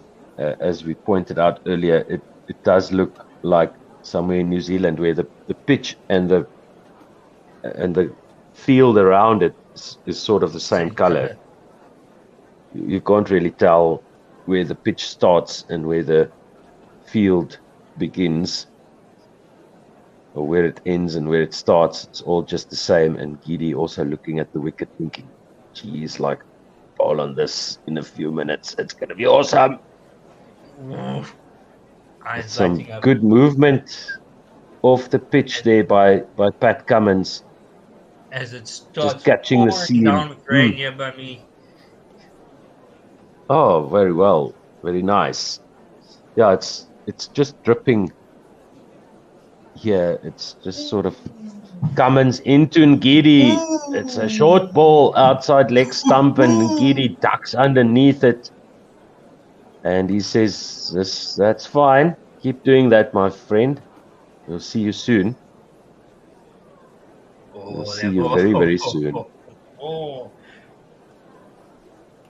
Rabada on 7 of 13. The score is still 148 for 9. Ngidi facing Pat Cummins, the Australian captain, 2 of 9 for Ngidi. The final wicket for South Africa still stands. Cummins into Ngidi. Oh, and that's a great delivery once again. Ngidi not good enough to get an edge on that. Okay. 47 overs gone, 148 for 9. Okay, let's go through the team again. What have you got there? Who's on the standby, the short list, the standby list for that team? Okay. Who's in the squad? Oh, okay. If there's a squad. You have to have a squad. Somebody might get injured. And then okay. So Ntini doesn't make the starting 11 because I would have Vern in to give me. So then then you've got to start talking about where are we playing. Yeah. So let's say Newlands, Boxing Day Newlands. Then you've got to pick Vern. Yeah. Boxing Day. Lion into Rabada. He tries to play a drive, but there's no run. Straight back down the pitch to the bowler. 148 for 9. Okay. Boxing Day Newlands, then I'm not picking a spinner. And then No. If it's Boxing Day Newlands, let me give that to you now. A reverse sweep by Rabada. Lion appeals for a LBW, and the umpire says that's out. Whoa! Is Rabada going to review? 148 is the score. Reverse sweep coming out for Kagiso Rabada. Going up? They're going up for the review. They have to. Might as well. They've only got one review left, as far as I know. And that's Mark Boucher's legacy. Play the reverse, play the sweep shot, guys. I'll teach you how to play the sweep shot. Yeah, that's Club on it. on the back leg, and if that's not going down leg, Ooh, it's glove on it. is there something on that? Glove on Let's it. see. Yes. Yes, there's a hot spot. Rabada's got some knuckle to that ball. It just shaved his knuckles as he played that reverse sweep. I think it would have gone down leg anyway, and umpire has to cancel that. I think that's Paul Pistol Rifle. Rabada facing Lion once more. Third ball of the 48th over, 148 for 9. Rabada forward, defense to backward point, no run. Well, And Raviner also saying, I think 150 is the best SA can hope for. 200 was needed. Might still get to 200. These two guys can do it, maybe. And there's a chance. Running back from backward point is Mitchell Stark, as that one loops through the air by Kagiso Rabada. And there's no wicket there, but there's 150 up, 2 runs, 3 runs scored. 2 runs scored there, excuse me. And Mitchell Stark almost getting to that running back, reaching out with his hand to try and catch that ball. It was a drop catch. It went through his hand. Kagiso Rabada dropped on 10. Ngidi will face. They scored 3 runs off that one, 151 for 9. And let's see, as Ngidi swipes this one across the line, diving past the diving mid-wicket, catching. They're giving Australia chances here, these two. 5 minutes. 4 runs off the over so far, 152 for 9. Ngidi just playing the on drive, getting a thick inside half of the bat and mid wicket catching, almost getting to that one. Rabada steps away from his wickets, cuts this one straight to point. No run there. And this is South African bowlers saying, hey, we need some runs here, boys. Let's get this thing over the boundary. Let's see what we can bowl at here.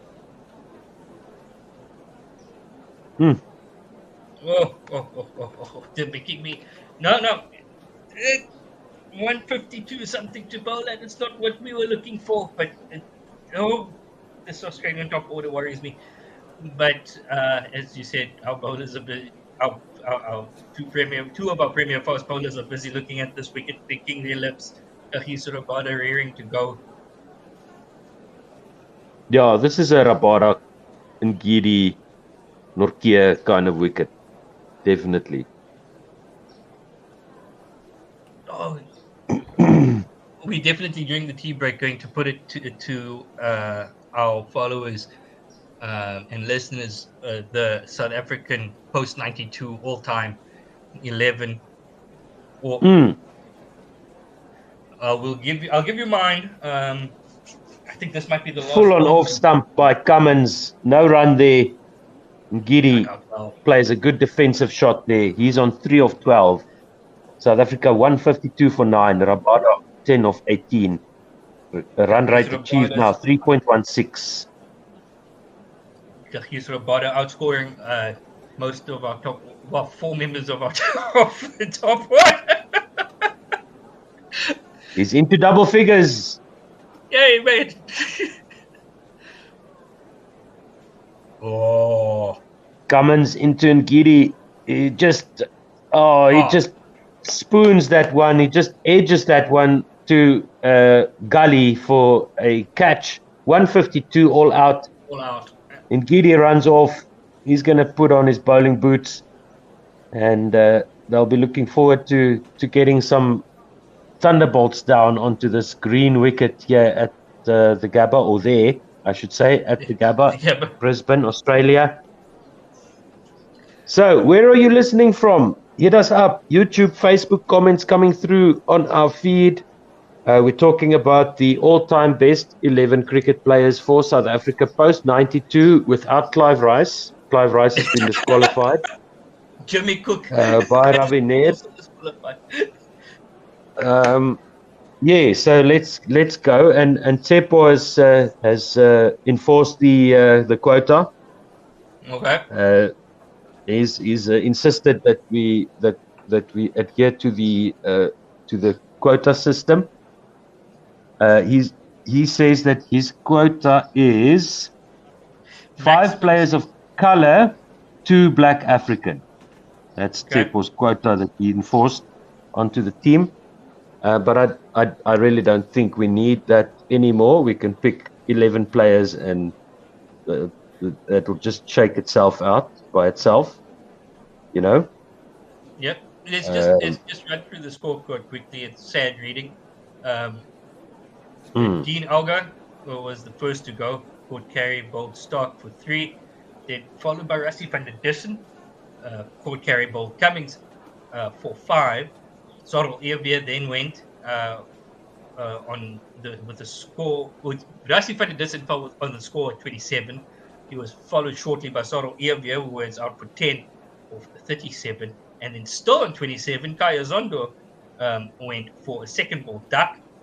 And then a great rebuilding effort between Kyle Verreynne and Themba Bavuma. When Themba Bavuma went from a beauty from start, just coming back in, finding the inside edge onto his stumps. Then Marco Jansen didn't hang around. He hung around for 19 balls for his 2. Keshav Maharaj was on 2 as well for 6 balls. Kyle Verreynne then went for a well-played 64 of 96.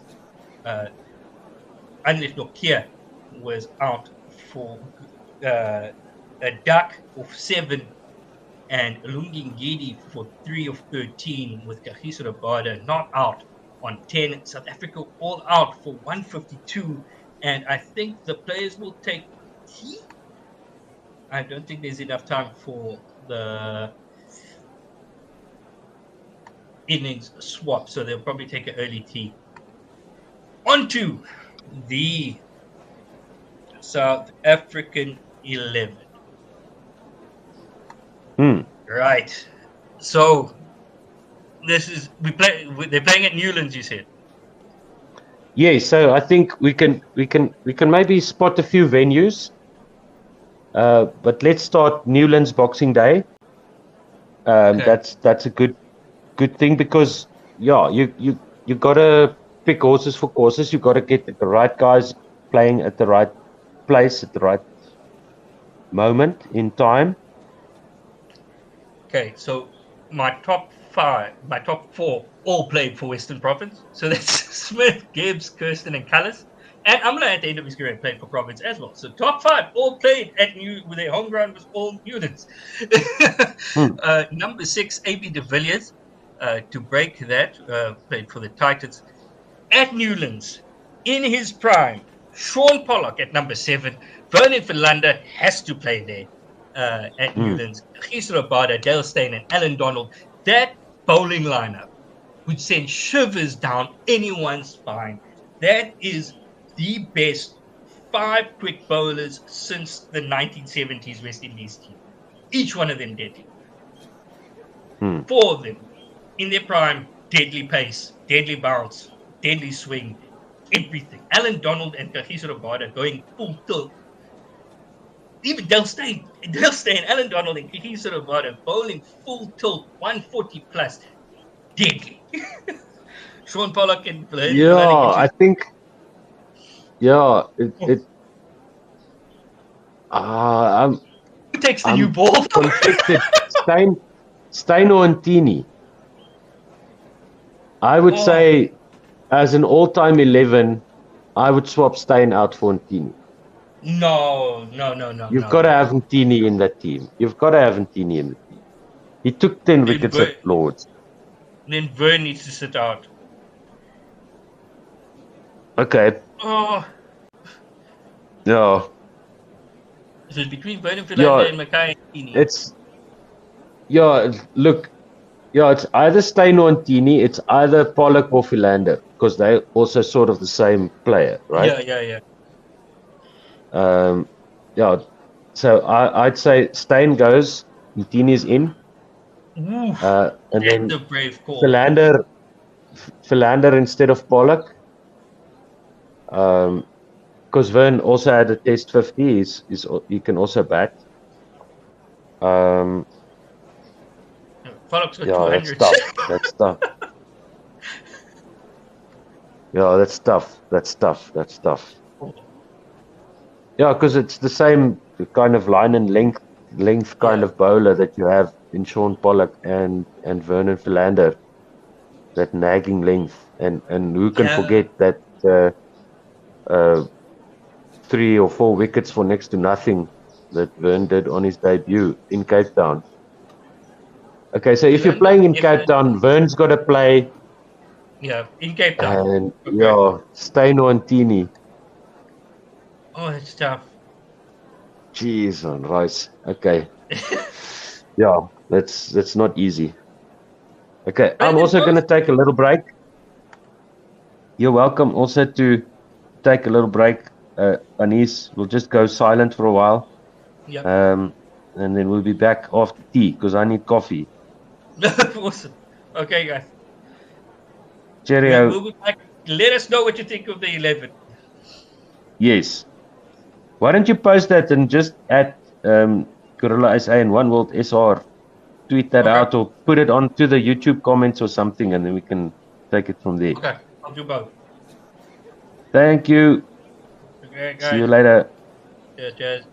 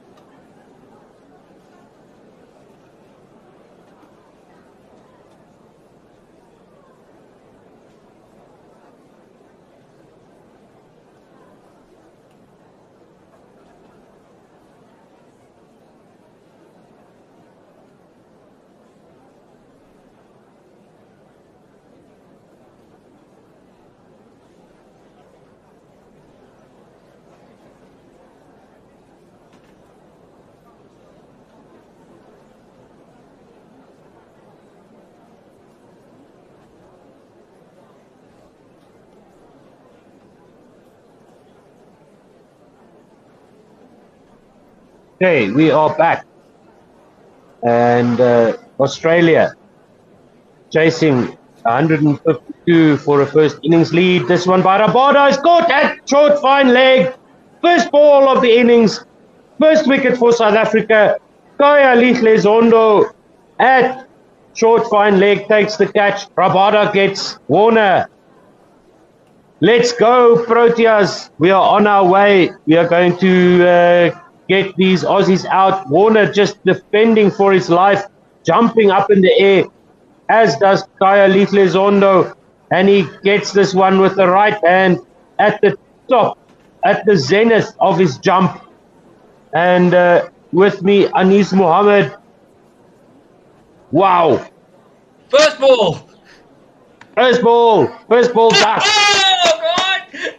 Love Go and it. scratch some sandpaper on that, Mr. Warner. First ball. Oh, David Warner. And what gets him? The sexy bounce. Kaya Zondo, the least capped player, as tradition, at short leg, takes a blinder. Oh! David Warner gone, 4-man. Out, but out comes Marnus Labuschagne. I'm waiting for that leave, just so I can say, no run! Yes, He's no so run fast, there. that's early. Oh, I want to see if he's going to chirp. Oh. Fantastic. Take by Kaya Zondo.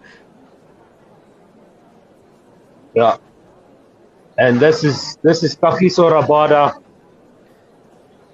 The bounce, the pace, too much for Mr. Warner. That's just exactly what the Proteas wanted. Mursa Boss, one of the guys that's very active when we're doing the rugby. He says, "Sis Proteas, sis." My man, you've got to wait for both teams to bat before you judge the wicket. This is a green mamba. This is a KZN green mamba special there in Brisbane. Rabada, 3 slips. Marnus Labuschagne on strike. He abandons his run-up, does Kagiso Rabada, and spitting onto the field in Brisbane. This is Kagiso Rabada, smile on his face, smiling at the umpire, back into concentration mode, back into set your phases to kill. He comes in now to Labuschagne, and this one is defended by Labuschagne outside off stump. No run there. No run there. No run. Behind you, Otto. I'm a bit behind you. I've just seen Kagiso Rabada pull up now.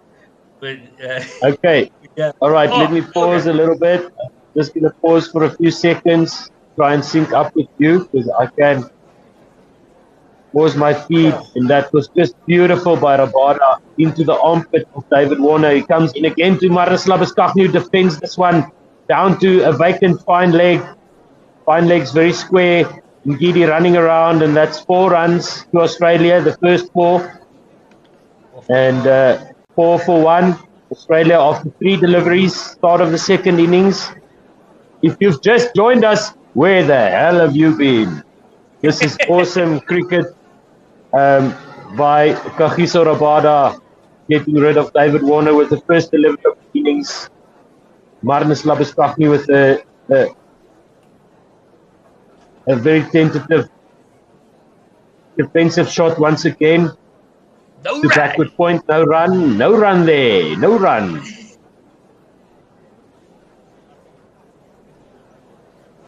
Just finding that edge. Seeing the replays of the boundary now. Yeah. Rabada into Labuschagne, who leaves this one outside off stump through to Calverena behind the wickets. And that is one more delivery to go in the first over. Australia 4 for 1. They've got 152 on the board. South Africa. all out for 152. And that Kookaburra shining in the Brisbane sunlight. Labuschagne facing Rabada, and that's off an outside edge in between slip, Gordon, and backward point. Another 4 runs. Lucky for Labuschagne once again. Usman Khawaja there at the non-striker's end, watching this display by Kagiso Rabada. And what an over by the South African attacking fast bowler. Oh, that smile's gone now. Wait for the next over. I just saw the outside edge. He's so about his face like, no, guys. Rabine on Facebook, not Facebook, on YouTube saying, would you like to try a pre-71 11? No transformation targeted Clive Rice is allowed. Yeah, that's also difficult. And Mugidi took Khawaja wide outside off stump, left alone by Usman Khawaja. No run there. No, geez, we're still struggling with the post 92 11 and just the one venue. We can maybe cherry pick a few other venues and pick some form players or some players that did some amazing things in other countries. We've beaten all of the other nations in test since readmission. Ngidi Give us a in again, right arm round the wicket to the left-handed Khawaja, left alone once again by Khawaja, through to the wicket keeper, no run. Australia trail by 144. South Africa, the protest bowlers need to make Australia, the Aussies play at a lot more deliveries while they're fresh at the wicket, just to unsettle them. They can't allow them to just find the rhythm of just leaving everything outside off stump. They need to make the Aussies play. Yeah, Ngidi's got a fine leg on the boundary, very square. He's got 3 slips, a gully, a backward point, and a silly or a short fine leg, a short square leg rather. That's Kayalihle Zondo, the new man. This one is defended by Khawaja. No run. 8 for 1, Australia in the second over. Thank you so much for listening to us wherever you are in the world. Let us know where you are. You can tweet us. We've got time to read tweets. We are working on our best 11 for the Boxing Day test in Cape Town since readmission. And Clive Rice not allowed. Ngidi round the wicket. Khawaja left alone, no run. So lots of things to talk about, lots of things to consider, lots of things to think on. We're going to have another look at that 11 in a moment. We'll just see how things go here for Australia. They trail by 144. There's a catching sort of wide mid on the line of the bowling crease. Ngidi in again. Khawaja this time has to fend this one off his off stump. Much tighter line there by Ngidi. South Africa's captain Dean Elgar looking very pensive. And Kagiso Rabada is there at mid on. Excuse me, that's a catching mid off, just outside, just behind the crease, just behind the bowling crease. Ngidi in again. Khawaja needs to defend his off stump. Ngidi is hunting for that off stump line. 2 overs gone, 8 for 1. Okay, I'm caught up with you, Otto. Seems my feed was a bit delayed, and now it's jumped back. And now I've Good seen stuff. Yeah. Kagiso Rabada, ball in hand, looking dangerous. And now Let's see, who have we outside got off stump. next?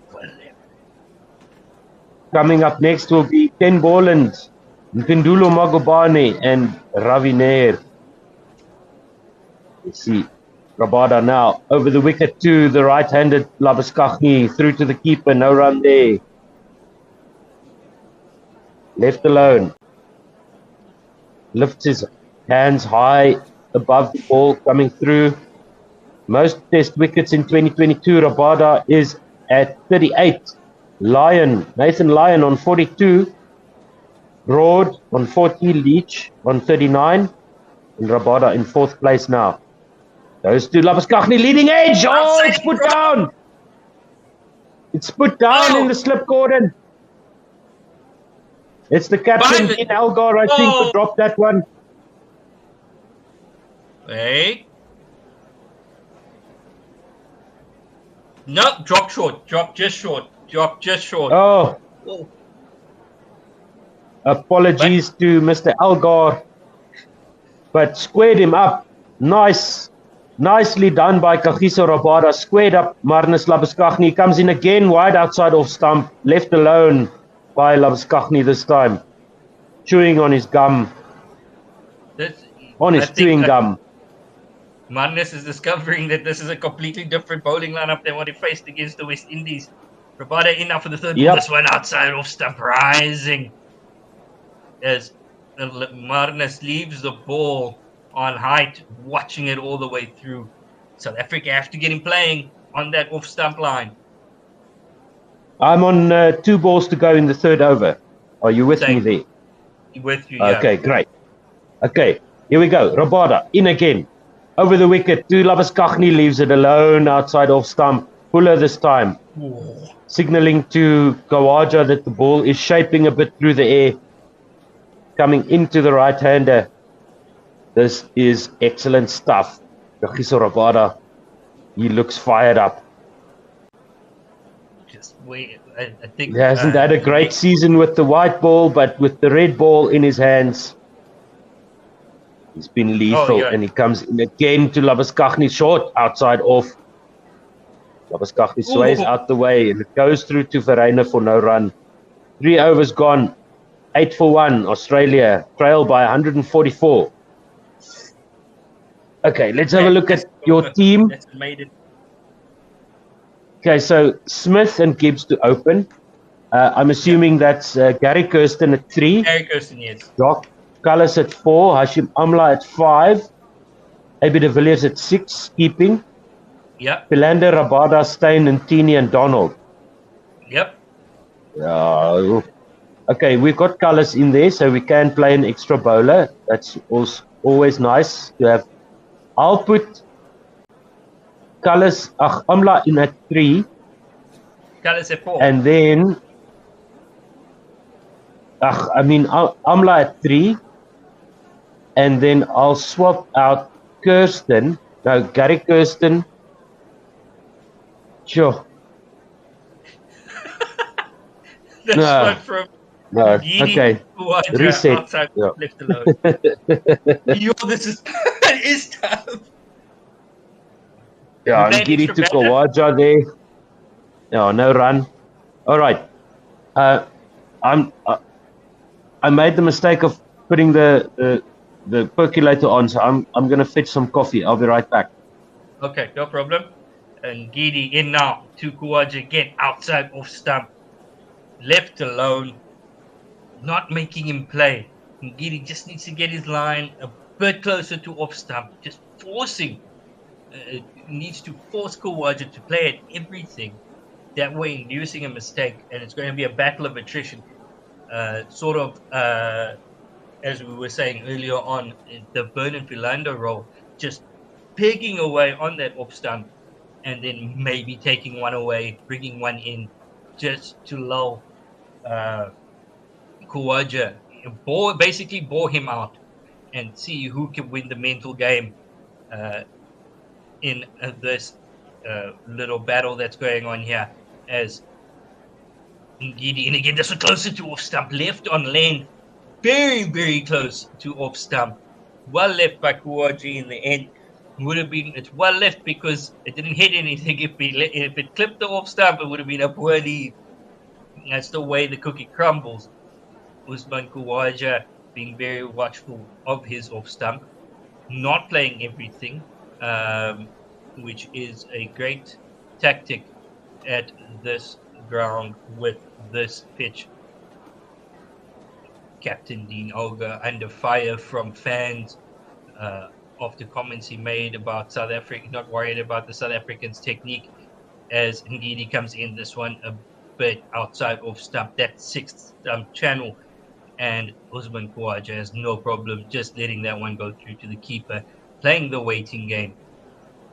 Of course, we need to remember that South Africa have big Andrich Nokia, and even bigger an even bigger prospect in Marco Jansen still to come in the tank.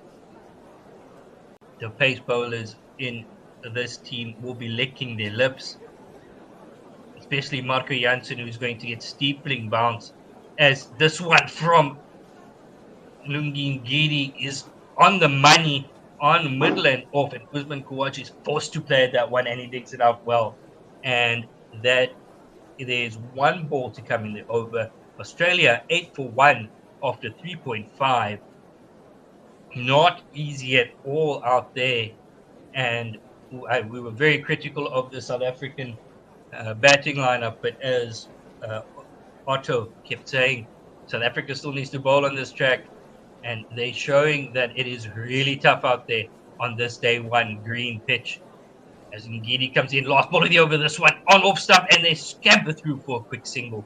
Just worked to the leg side, beating short square leg, and they come through for a single. Usman Khawaja will be facing the wrath of Kagiso Rabada, and the score moves on to 9 for 1. Yeah, it's definitely a tricky wicket. Who did the toss go to?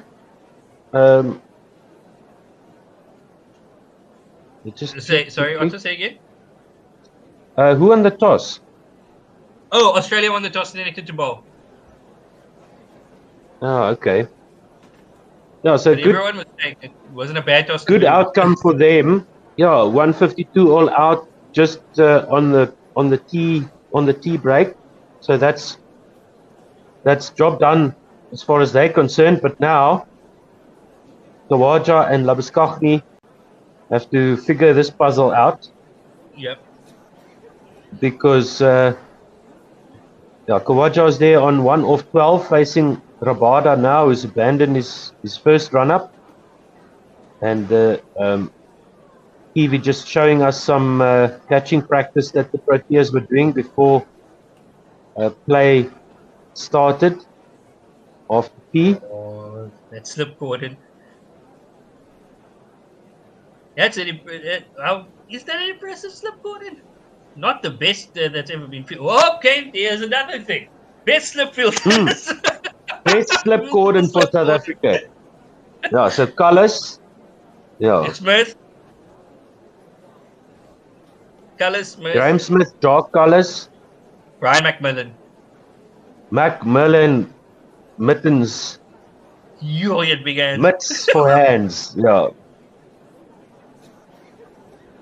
And also known to enter opposition changing rooms, gun in hand.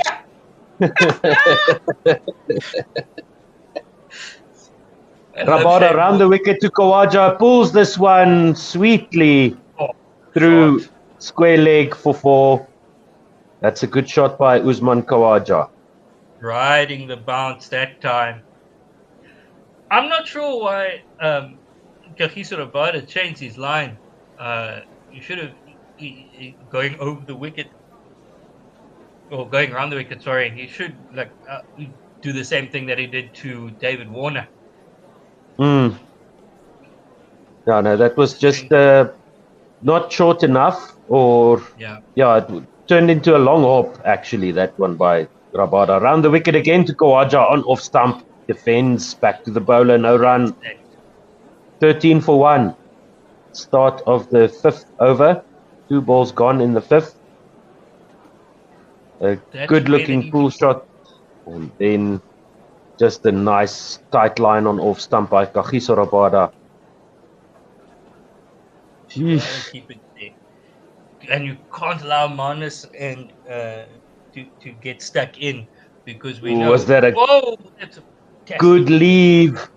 Almost a bad leave by Kawaja. How close was that to off stump? He just jumped up and lifted his hands up as the ball whizzes past his hips.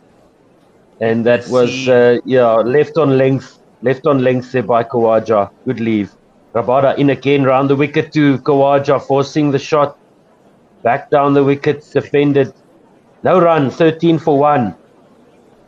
2 balls to come. Maymot. It's on Yes. like Donkey Kong. It is tight out there.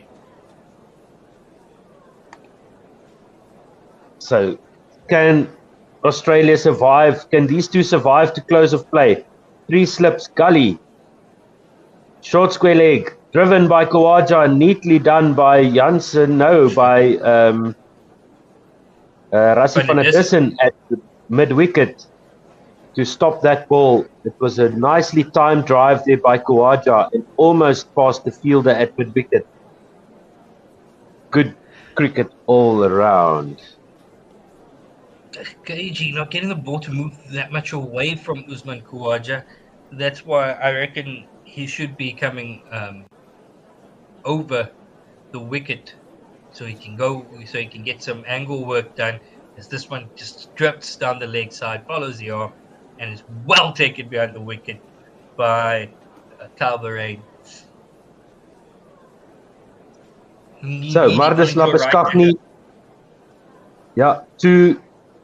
two streaky boundaries took him to 8 of 11. Kawaja on 5 of 18. Australia 13 for 1. And it will be Ngidi to start the 6th over. Again, Ngidi needs to get the batters playing. Otherwise, he's just wasting that new ball. Yeah, let's see if Ngidi can get that line a bit tighter. Australia trail by 139. They're saying with the ground being this lush and the pitch being this green, the ball isn't going to rough up that much. So it's going to stay newish for longer. Apparently the expert cricket, the pundits are working for the broadcasters. Ngidi down the leg side. Yeah, that's what you were talking about. And don't waste the new ball. Get it onto that stump line. Force the shot, because that's where you're going to get the wickets on this pitch. It's going to go over the wickets most of the time. So you've got to make the batsman play to give yourself a chance. You've got the slips in. You've got the backward point, the gully. Ngidi over the wicket, down the leg side once again, onto leg stump, bobbles through the air, and that will give Nortje a chance to run around to square leg, and they come back for 2. And Labuschagne is into the double figures, 10 of 13 now. Australia 15 for 1. They trail by 137. South Africa all out for 152. Yeah, 152.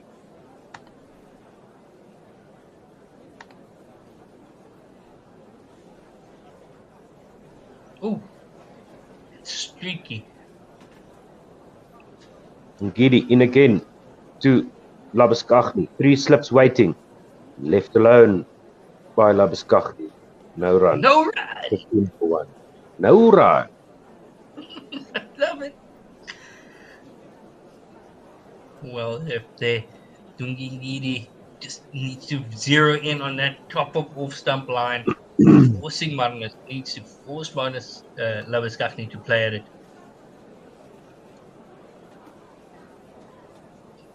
Are you listening Not to as One much World chirping Sports from Radio? Marnus. Not as much No. chirping of Marnus as there was when he was facing the West Indies. No. Ngidi into Labuskaghni on the middle and leg stump line, defended to Zondo at short square leg. Ja, waar bly jy? Jy bly stil.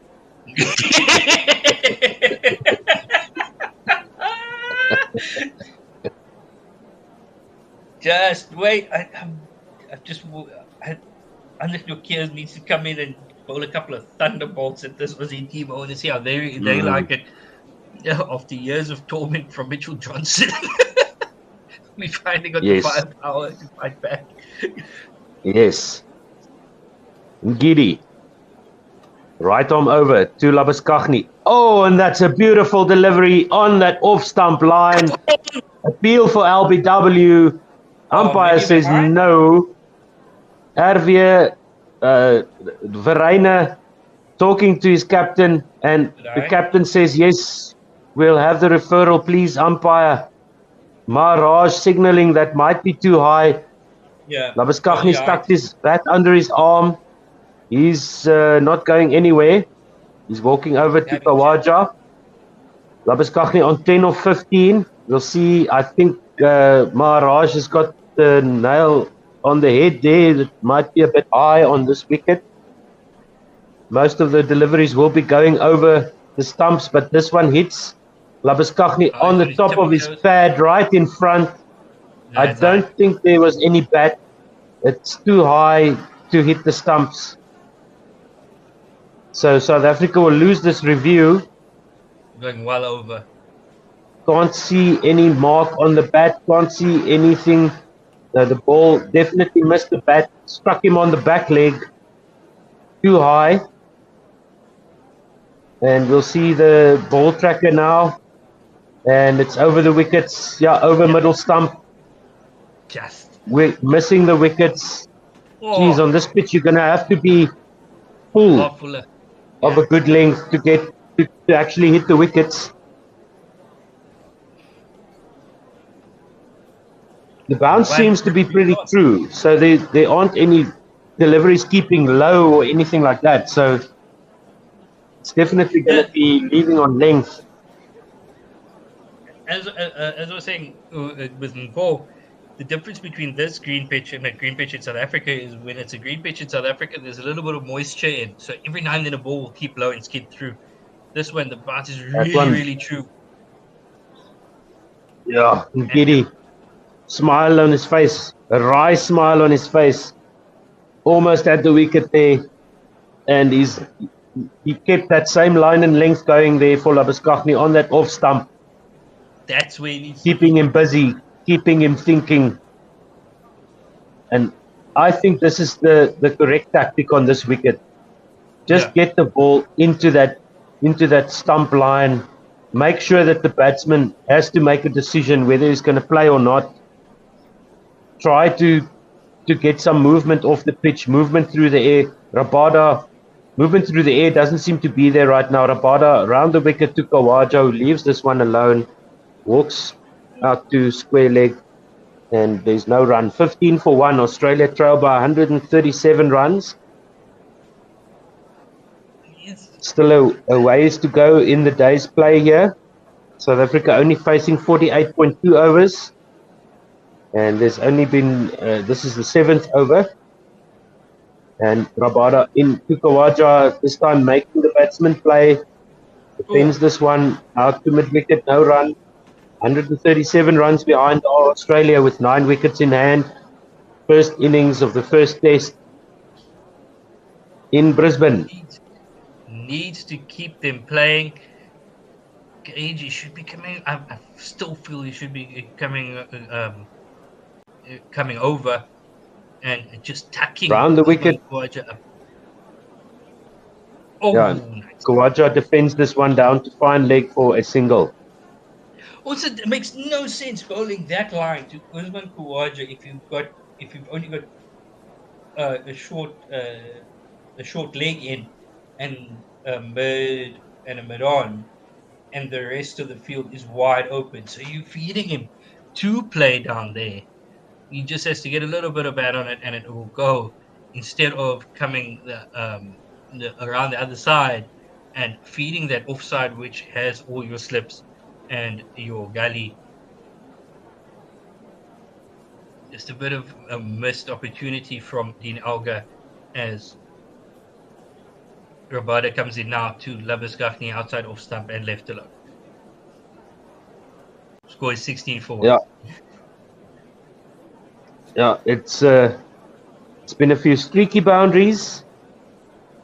Nothing much in the same in the line of confident shots by Australia yet. Rabada into Labuschagne, squares him up once again, and there's no run there. 16-1. Maharaj fields at point. Kagiso Rabada looking very focused. Game on. They're going to give them short bursts, 4 overs, 5 overs, and then have the Marco Jansen and Andrich Nokia come in. Floating ball by Rabada outside off stump, defended by Labuschagne. Bump ball back to the bowler, no run. That's 7 overs gone. 16-1, Australia. Trail. South Africa need wickets. South Africa need wickets. Have to have. I think that's also the thing with the prevalence of T20 cricket. They always want something happening. This is a really intense battle at the moment, but we do want the action because it makes it easier to call. No, we want a very quiet Australia. If they finish the day on 16-1 after 30 odd overs, South Africa will be very happy with that. They'll have a chance to go at Australia again tomorrow. Tomorrow morning, Ngidi. Round the wicket now to the left-handed Khawaja. And this one is defended into the covers. One single taken.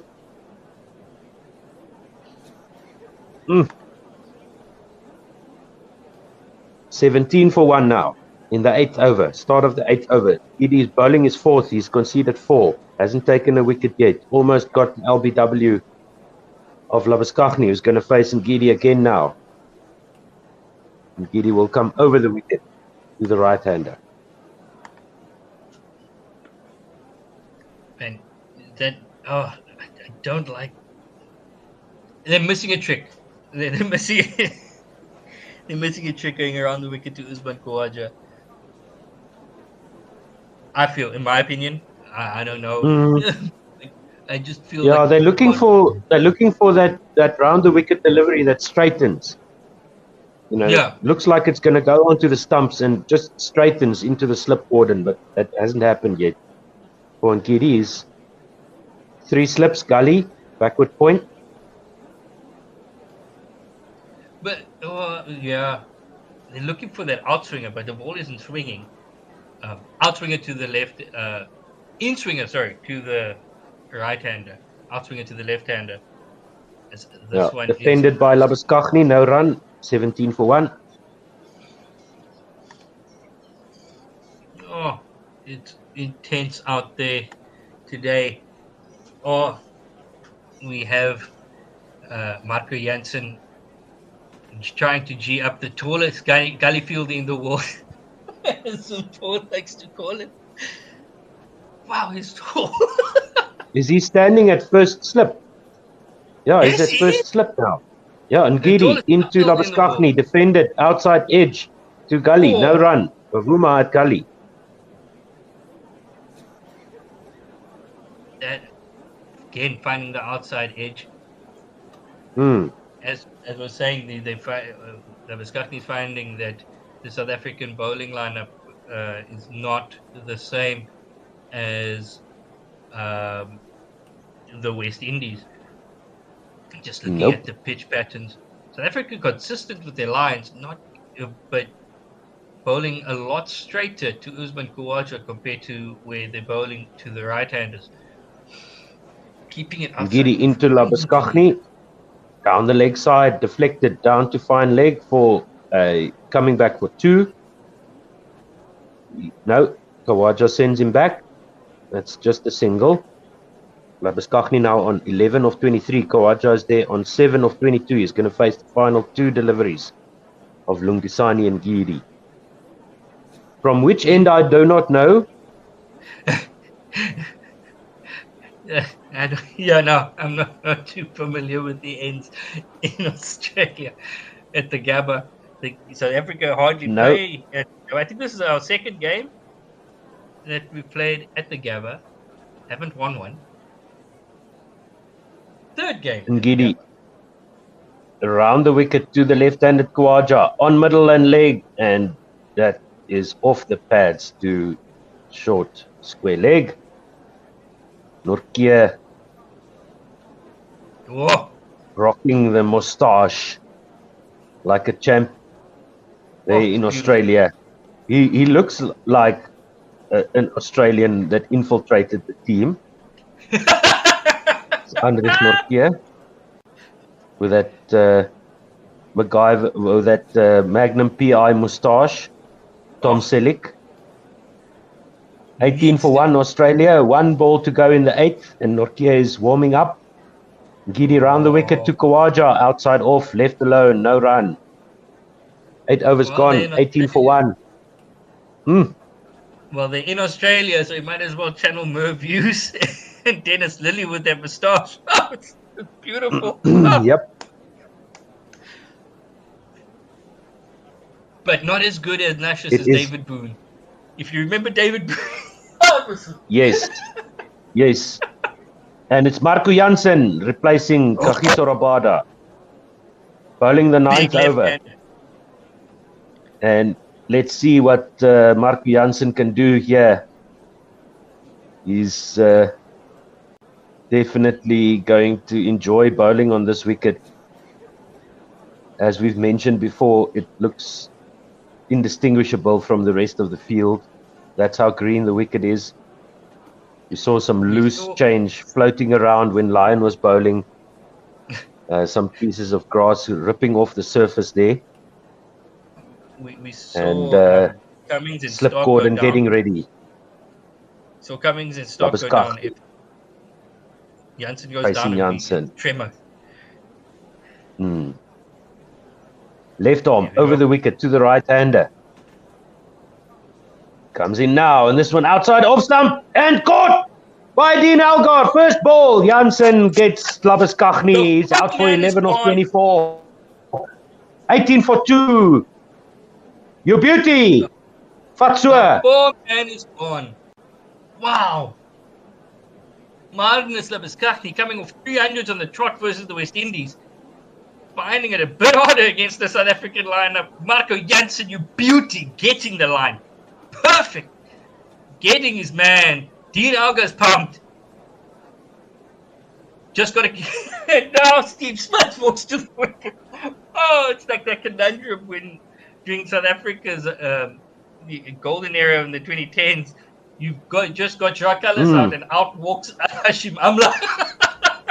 Or you just get Hashim Amla and out walks Jacques Ellis. It's like, oh no. Exactly. It was a forward defensive push. Yeah, forward defensive push by Labuschagne, and Marco Jansen finding the outside edge, forcing the shot there. And Dean Elgar at second slip says, "Thank you very much." Marco Jansen grips the air, double fist pump, and Magnus Labuschagne is out. Northwest against Northwest. Potch versus Potch. Potch versus Klerksdorp, and Potch comes out on top.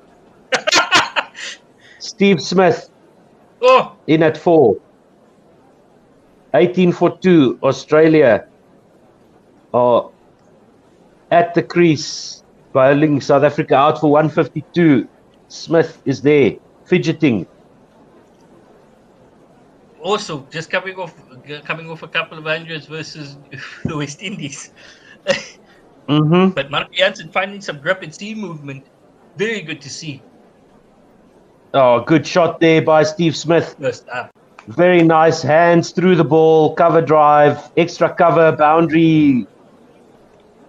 Van der Dussen gets it. Oh, fantastic start, Short of the Rassie. boundary, they should have run 4 by now. Yeah. That'll be Smith off the mark with 3. 22 for 2. Oh, And welcome, Mr. Borland. kid. Hi, guys. Oh, it's a no ball.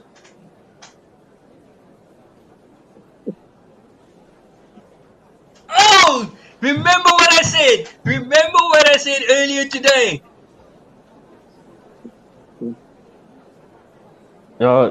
Smith actually did run 4 there.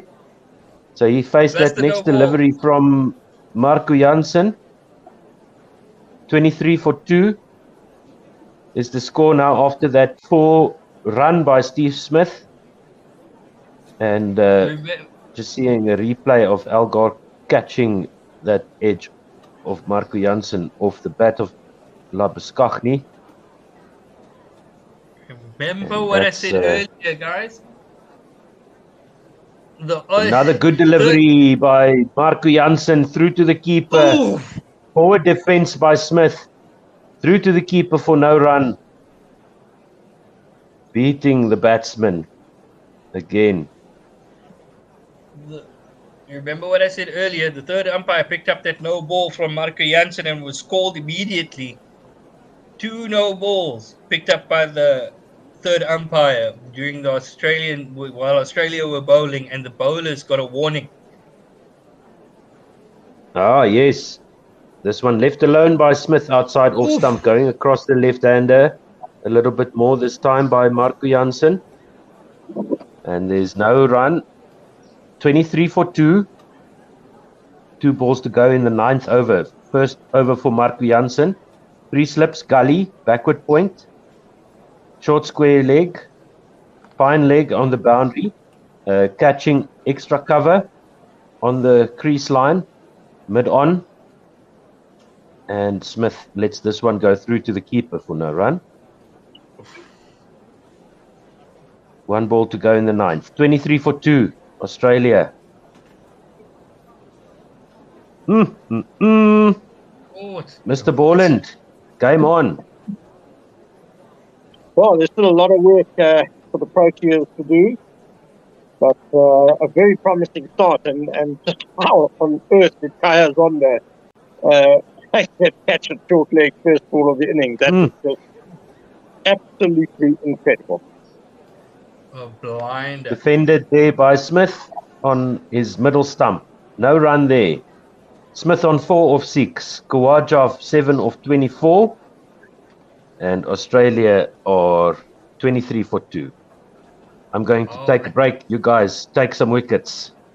I think that Jansen's getting a talking to from the umpire for running onto the wicket.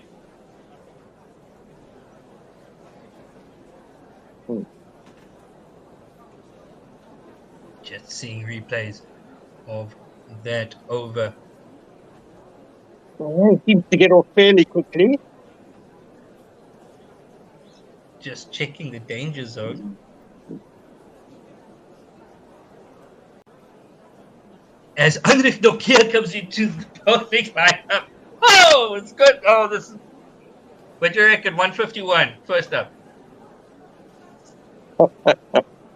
Nah, it's a lose. Yeah, this South African pack certainly has some grunt to it. Here's Andrich Nokia striding in now to Usman Khawaja. Good back of the length delivery. Khawaja tucked it very nicely there off his hip. Through square leg. This might go all the way for forward well. So a wonderful stroke by Usman Khawaja takes him to 11. And Nokia concedes a boundary. First ball, we'll just wait for the speed. And he, 138. Was around 138. Okay. Just a loose He's gonna needs to ramp it up. Nokia. Oh, God! I'm sorry, I'm ahead of you, kid. Yeah. But Well, Nokia in again. Squared up, lead top edge and taken in the cordon. Well, just the Looster first ball from underneath Nortje. The second one was a humdinger though. And Usman Khawaja's gone for 11. Caught the third slip. Oh, sorry, Ken. I'm excited. There's that cheap bounce again, and it was Simon Harmer who's on the field. He took a very sharp grab at third slip, lunging to his left. Who was he on for? Not catching that one. Yeah, maybe either Rabada or Ngidi maybe just went off after their spells. To freshen up a bit. But, let's see how high this gets from underneath here. From back of the lens. Yeah, Khawaja very much prodded at that as if it was a venomous snake rearing up at him. The mustache has been possessed by Dennis Lilly and Merv Hughes. It's a thing of beauty. Well, I'm not so sure about the moustache, but if it helps his bowling, I'm happy to go with it. It's a fantastic start by Nortje and by South Africa. Usman Khawaja walked off examining the edge of his bat. And Travis Head comes to the team. Very much in form, Travis Head. That was 142 k's an hour. Oh, he can ramp it up even further, but I think with the bounce and the seam movement available on the pitch, you just need to get it in the right places basically, and things will happen. So Travis Head, who scored 99 and 175 against the West Indies, was greeted by a dancer from Nortje over wicketkeeper Verreynne, and that'll run away for 4 wide. The umpire has called. Whoa. Too short. Well, not really too short. Just, whoa. 4 byes. That was like bowling on a trampoline. That's one really. Wow. I'm just thinking now. There's a bit of tennis ball bounce here. The pro is getting. One would expect. 2.5 meters. Oh, wow. Look here, steaming in again. Back of the length again. Head up back and here's it away. Square on your side, no run. Australia 32 for 3. Oh, not as easy as we thought. Do we give the South African batting lineup a pass? No. But it just shows that conditions are tough. They are indeed, and you're quite right. Look here, in again, to the left-handed head, back well again in head. It's not well, it's come off the side pad, down towards farm leg. Zondo goes going from short leg to do the fielding. And we'll wait to see. Oh, no, it's a run for him. So he's off the mark. And Australia are 33 for 3. Yeah, I don't think the ball has seemed around as consistently much as maybe we thought it would. Yeah. But there's been assistance all through the day for the bowlers.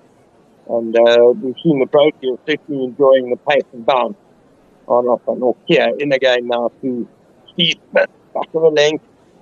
And it was just Steve Smith beaten, but he draws the bat across the line of the ball when he wants to leave the ball. I think that was just a leave by the Australian vice captain. Him, Steve Smith, and Manus Labuschagne, their leaving reminds me of Jack Russell for England and how he frustrated the South African bowler. He drove us insane on one tour. This is Fuller from Nortje. Smith comes forward and it's first off the outside edge towards Gully. Just has Marov field and then crawls along the outfield to recover the ball. He's all smiles. Keshav Maharaj in an interview recently says the first thing he's going to do is, after he retires is start eating his mom's food again. Because He's, he lost so much weight. he's an athlete in very good shape. Yeah. One has to say. Anders Norkir's eventful first over has come to an end. There was a boundary by Usman Khawaja to start. There was fantastic delivery to get Khawaja out the next ball. The bouncer that went for 5 wide. So all happening at the Gabba. 33 for 3 Australia as Marco Janssen, the wicket in his first over, comes back on now for his second over. 51 overs left in the first Janssen to head outside all stumps and just left well alone by the batsman. So 51 overs, and East South Africa would really like to get another couple more wickets, I imagine.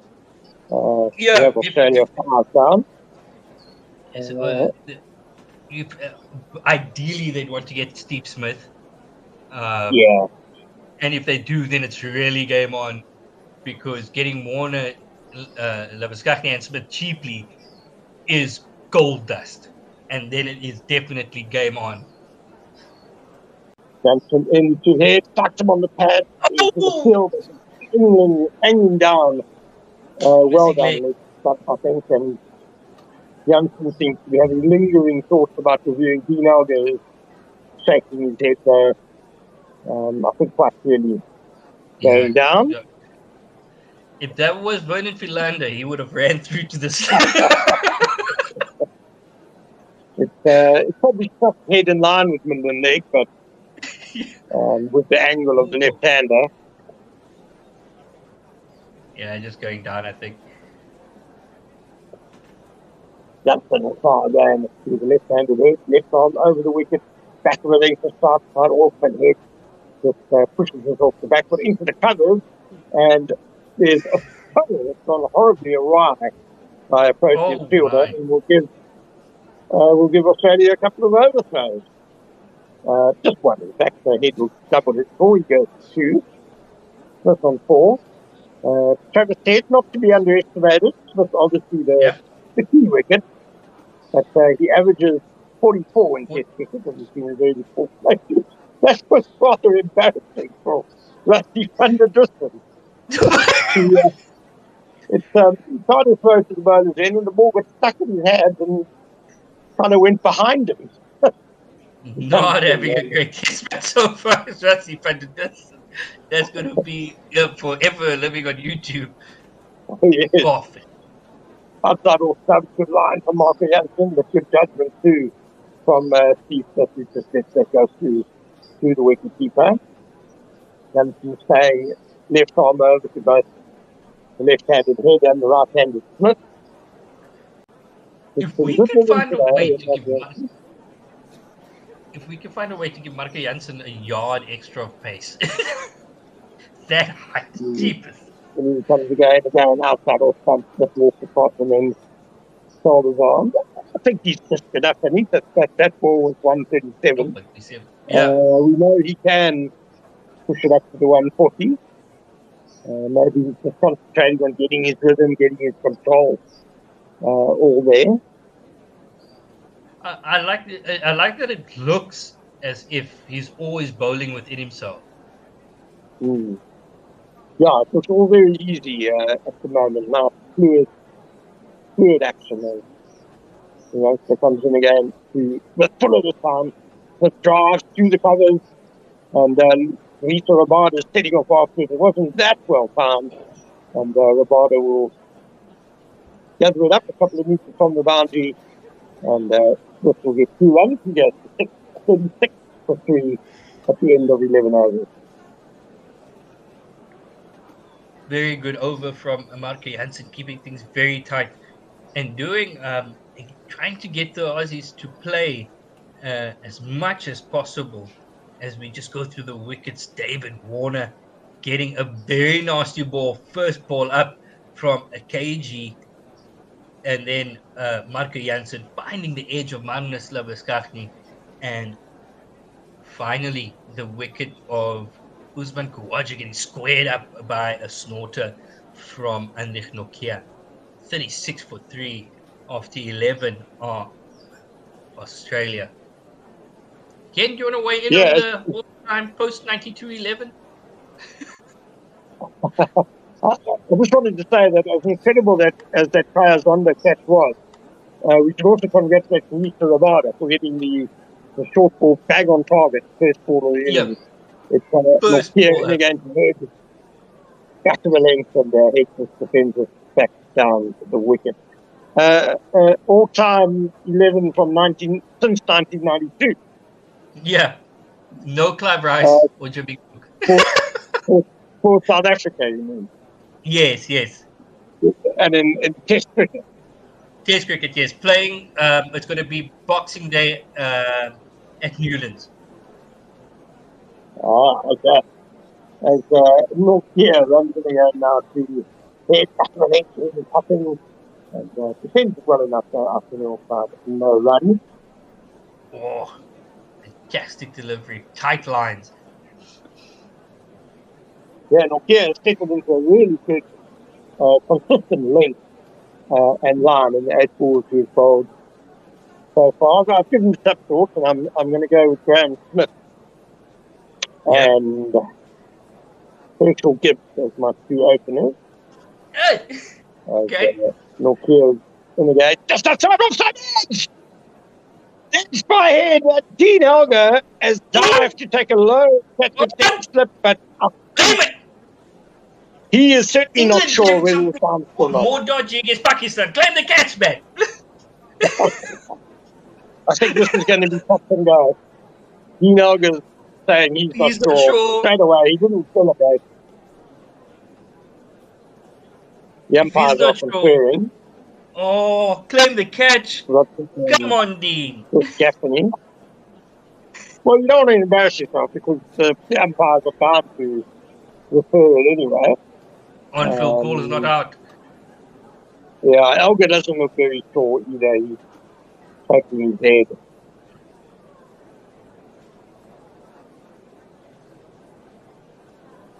And there we go with the slow-mo to second slip. Oh, that's not going to help. Oh, yeah, that's such a long shot away. Oh! And doing a back view, which probably won't help either. Oh, that's pretty nice. Did he get his fingers under it? Yeah.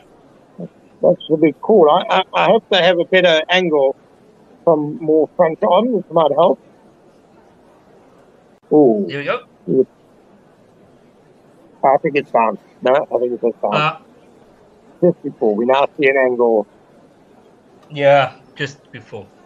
An angle which is fine. What backward to your leg would be looking at.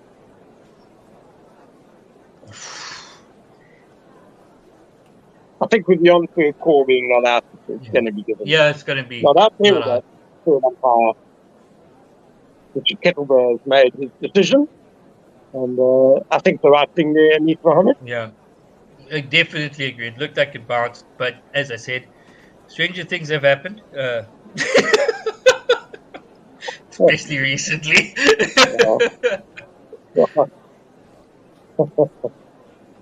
So, it's a lucky escape on 2. Survives another day. Unless Nokia is back and stuck running again and this way on the leg side, no run. Oof. Right, so two more names for you and me. Yeah. Hashim Amla and Jacques Kallis. Yeah. Now we get the best replay of the lot. A minute after the third umpire's doing his decision. This is nice zoomed in. Oh, that's in his head. It's pretty clear the ball bounced. It bounced just before. Just in front of him, yeah. Well, yeah, there you go. Head on. The head is sitting outside all sun. Lucky not to get the head there by the backward punch. There's a bit close to it for that putt, I don't think. Oh, that was very good lines from Anik Nokia, testing head here. I'm trying not to make any innuendo jokes. Watching my words. But fantastic. Just head just fiddling. Oh no. Outside off stump. And going through to the keeper, Anik Nokia, in for the last ball to finish is over. And he's got a short, just nips back ahead. It nearly cuts him in half, but he manages to get body and bat out the way. Through it goes to the wicket keeper, Rainer, and that's the end of the 12th over. Australia 36 for 3. Anik Nokia makes things happen. And that was, again, it's a maiden over, but it was an eventful maiden over. And it is a joy to watch. Both, it's 36 for 3. Both Smith and Head have faced 11 deliveries, 6 for Smith, 2 for Head. And Marco Jansen about to start his third over. He's got figures of 8 for 1. Fantastic bowling by the first change of South Africa, as this one is just whipped down through the leg side, and it will be cleared up by Anik Nokia, who is doing some hard yards as they come through for 3. 39 is the score, 39 for 3. Just giving Ken some time getting a little bit straight. 11. Yeah, Steve Smith so strong off his pad. Yeah. That you can't afford to get too straight to him, which Jansen did then. Oh, and he slipped. Yeah. Coming back for the third one. Head now to face Marco Jansen. This one, right outside off stump, and hits straight to Rassie van der Dussen, who Travis Head chased that one outside off, finally feeling like he's got some wits to play with, and he hits it straight to Rassie van der Dussen at a short, straight mid off. Getting some swing in the air now is Marco Jansen. Very good, encouraging signs for him. Just a bit too far outside off. Jansen in again. This one outside off, not swinging as much, and left alone by Travis Head. And it goes through to the keeper, Kyle Verreynne, for no run. The score remains 39 for 3. 3 balls to come in the 13th. Yeah, Australia's left armer, Mitchell Starc, got a bit of swing today as well. Just to add to the batsman's problems.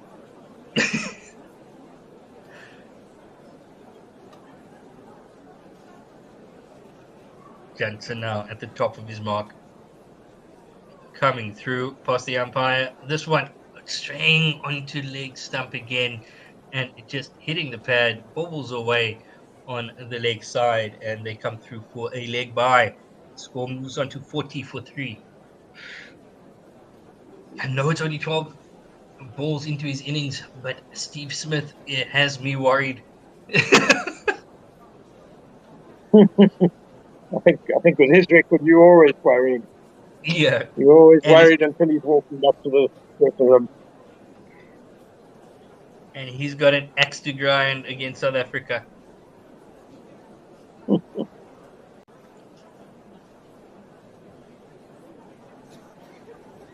Marco Jansen in to finish. 2 balls left, outside off, well left, and left by Steve Smith, and it goes straight to the keeper for no run. And Stephen Smith is having a really long conversation with himself, it looks like. He's nodding his head vigorously and just to praise himself for a good lead there. Yeah, he really is an eccentric character, Steve Smith. Yeah, he's a bit jittery, as Jansen comes in, and this one is sliced away to backward point, where it's cleaned up by Kagiso Rabada for no run. That's the end of the 13th over. 40 for 3 is the score. And Australia, on 30 for 3. Steve Smith on 9. Travis Head on 2. So Australia trail by 112. AB de Villiers, I mean, Yep, at 5. at 5. And then I'm gonna Right. do a little bit of a cop out at 6, because Yeah. it's so difficult to decide. So I'm just gonna say, wait till this delivery from Nortje, which is just punched off the back foot by Head, 2 point, no run. Whoever is in the best form between Ashwell Prince, Faf du Plessis, Daryl Cullinan, I suppose Gary Kirsten could even bat at Oh, 6. Would be good Gary again. Kirsten at 6. Good against the second new ball.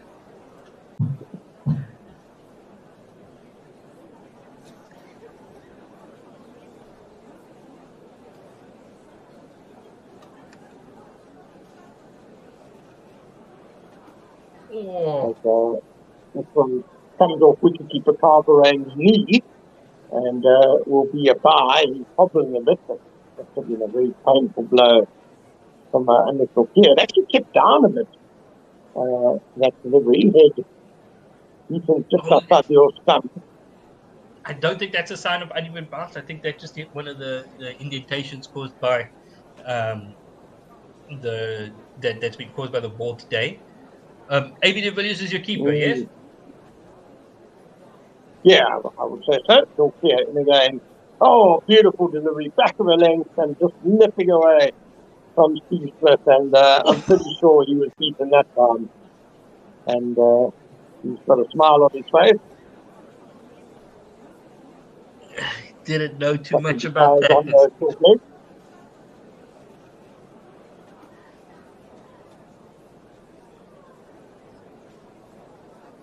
Oh, it's well beaten.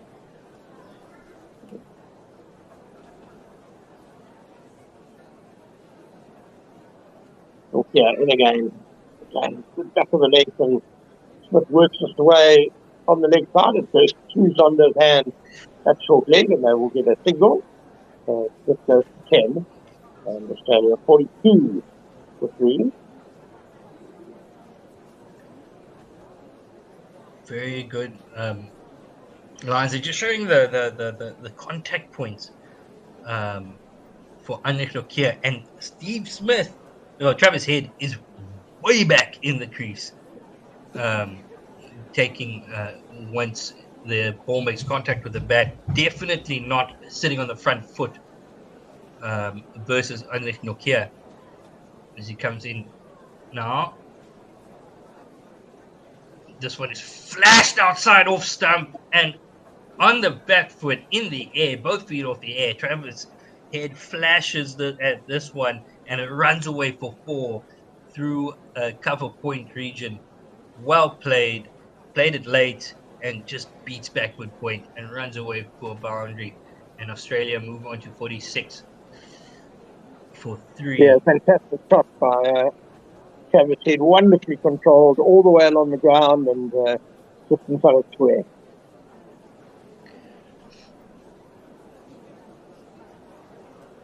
As Nokia comes in now, this one short of a length again on that leg stump line and gets the thigh pad. Travis Head not liking that too much. I'm waiting for that Anish Nokia Yorker to be unveiled today still. We expect a lot from it. Oh. Yeah, I think when the surface is giving you so much as it is today, maybe the Yorker slides down the list of potential options. I think Nokia's going great. Just keep it where he's bowling it. Maybe get it a little Keep bit it where he is, yeah. But he's certainly causing the batsmen problems. So they're still 106 behind on 46 for 3 after 14 overs. And Marco Jansen is going to continue the attack this fourth over, 1 for 11. So far around the wicket now to Steve Smith. Swinging back into the right-hander, but he just leaves it on bounce as much as anything else. If you look at the difference between Marco Jansen and Morne Morkel, who are about the same height, Morne Morkel bowled a much shorter line I like that Marco Jansen is pitching things up, where he's pitching it up in the region where Morne Moko was his most successful, which wasn't his stock delivery. So his Jansen's stock delivery is where Moko was most successful, lengthwise. Oh, As, this is just left alone outside off some again, my friend. Yeah, I think in his perhaps also being a left armer almost forces Jansen to pitch it up a bit more, because yeah, the big weapon of the left arm seamer is that you're so used to the ball going across the right hander. But then if you can bring the odd one back, that's the big weapon to get LBWs. But to do that, you've also got to pitch the ball up, and he does there. It's a Yorker, which is well dug out the East Smith without any alarm. And that's for a left arm seamer coming around. That's a great weapon, because that Yorker just dips in with the angle, and it is a dangerous weapon. Batters have to get everything right in order to keep it out, as Steve Smith just did there, signaling that the ball's moving, but that ball just moved with the arm, not really swinging much. Oh, fantastic delivery again. Yeah. Again, coming back into Steve Smith, who jams it back down on it. Seemingly at the last moment, Jansen was excited there. He thought he might have dropped the front pad. It seems Steve Smith has to fidget after every delivery. The no-run thing, and then he's telling it's coming back in, telling Jansen it was a good ball. It's almost like he's playing in the backyard with his mate. Smith just pushes this one to mid-on, no run. So for every delivery that's come back in, he's had to play. He's with his hand, he's signaled the way it's swinging. I wonder if he's doing that to tell Marco Jansen, I know what to do. I'm watching the ball move. Let's see how he handles this delivery from Jansen. Goes a bit wider on the crease, a bit straighter from Jansen, and Smith turns it around the corner, but Zondo is quick to intercept the short leg. No run at the end of the 15th over, 46 for 3. I suppose you want an all-rounder at number 7, I mean. Drink spray. Yes. Okay, well, let's run through the Australian innings, if you like. We replying to South Africa's rather mediocre 152 all out after they were sent into bat by Australia early this morning. A total which really revolves around a partnership of 98 for the 5th wicket between Temba Bavuma, who made 38, and Kyle Verreynne, who counter-attacked really well to score 64. There were 3 wickets apiece for Mitchell Starc and Nathan Lyon, who really ripped and bounced it as well. Australia then came into bat straight off the tee, and David Warner was our first ball of the innings.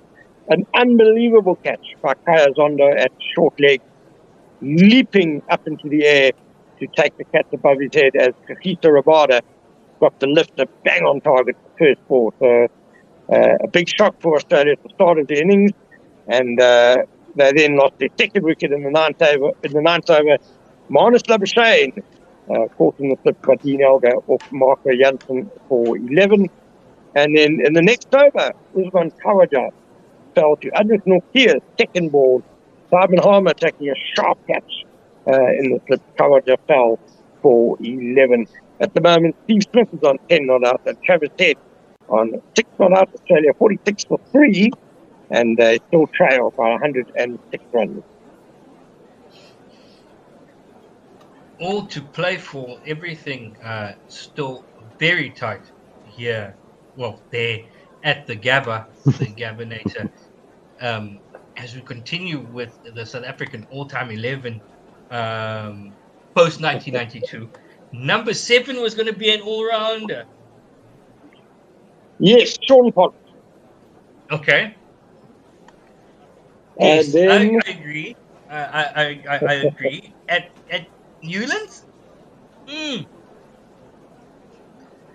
Yeah, because then we can go Philander, Steyn, Donald Oh, as goodness, the three other pacemen, and Keshav Maharaj as the spinner. Okay. Oh, no, Yo, that's tough. No Alan Donald. No, I've got Donald. I've got Donald in there. Oh, okay. Yeah. So who sits out there? Yo, that's Well, so tough. yeah, I mean, Mackay and Genie springs to mind. Yeah, and Tini's on Great, the bench. yeah, great bowler. Wouldn't weaken the attack at all. As Abid Nortje is into Travis Head, shortish, and Head turns us away off his hip. The short leg is now gone to almost like a short fine leg, and he can't cut off that single. Head will go to 47 for 3. A name we're all missing is Brian McMillan, and I really rate him. Yeah, a quality player, Brian McMillan, but I think Sean Pollock perhaps just offered a bit more, especially in the bowling department. McMillan a better batsman, as Nortje is in again now to Steve Smith off the back foot. Glorious stroke and a wonderful diving stop by Keshav Maharaj. That was racing to the boundary, and Maharaj has definitely saved 3 runs there. I'm going to drop off for a bit. Oh. And then I'll... Thank you, Anis. Pop and also, I think I'm also... Oh, no, I've got 5 more minutes. Presumably someone else will join you in 5. I'll hang around. Thank you. That's good. Thank you. Yeah. As Nortje is in again to Travis Head. 3 slips waiting. It's hanging across the right-hander on off stump and Head that plays it defensively back down the pitch, no run. So there are 25 overs left today. If Australia can go at 3 and over, that's 75 more runs. They'll be very happy to do that without losing a wicket, because then it means they'll be within sight of South Africa's total with quite a few wickets in hand. Yes, indeed. And for South Africa, they'd love another wicket or 2 before the close of play. Weather looks set fair in Brisbane as Nortje comes round the wicket to Travis Head, who drives this one beautifully to long on. And Ngidi is going to haul this one in. They probably run at least 3, I would think. Indeed, they do that. Head is now into double figures, 10 of 21. Smith on the dreaded 11. That's Australia's 51 runs or 15.4 overs with 3 wickets down. Smith on the deadly score for today, the dreaded 11. 2 batsmen already gone for 11. He's on 11 of 23. Backward point, gully, 3 slips in. Steve Smith facing Nortje, defends this one and he gets off the 11. He goes to 12 with a single to the extra cover region. Travis Head now approaching the 11 mark, 10 of 21. And now these 2 batters looking a little bit more comfortable. They're starting to just rotate the strike, especially in this over. They've had some tough times against Jansen and Nortje, but they managed to work through that.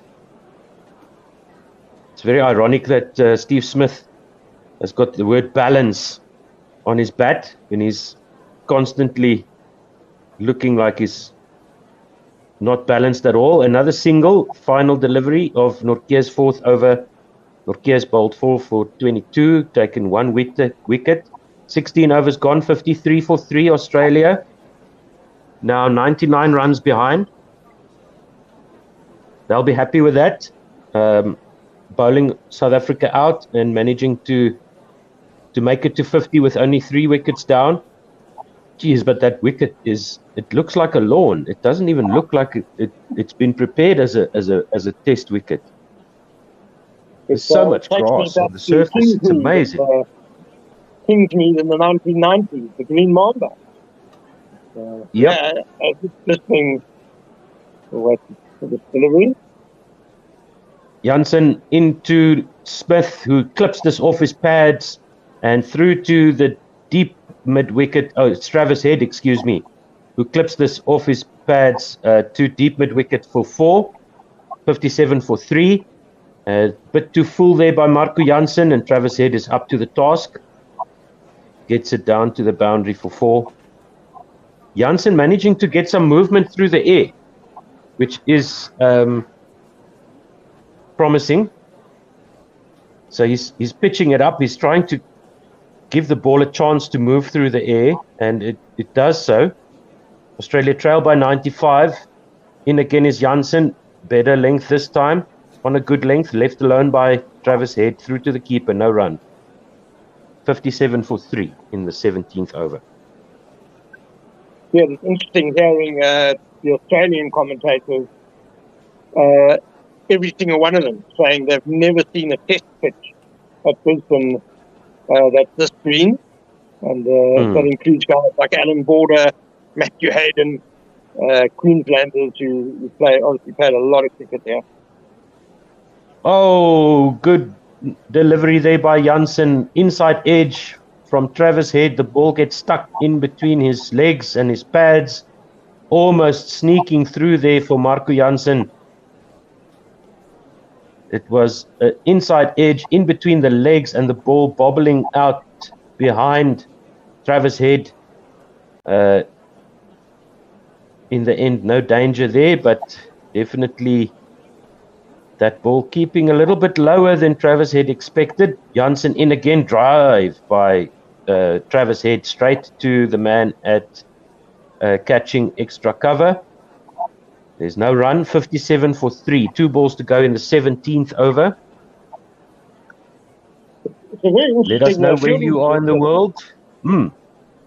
Yes, Ken. It's a very interesting fielding position that Rusty van der Dussen is in. On a green pitch with pace and bounce, you'd be thinking guys will be caught behind the wicket, but he's very definitely in there for a catch on the drive. Oh, it's a late cut attempted there by Travis Head, but beaten all ends up. This time the bounce beating him, going over his bat through to the keeper, no run. Yeah, that's South Africa identifying that the odd ball might just get a bit stuck in the lavish grassy surface of the pitch. Perhaps not go through quite as quickly, and there could be a mistimed drive. Janssen in again on a good length, defended by Travis Head on his off stump. No run. 17 overs gone, 57 for 3.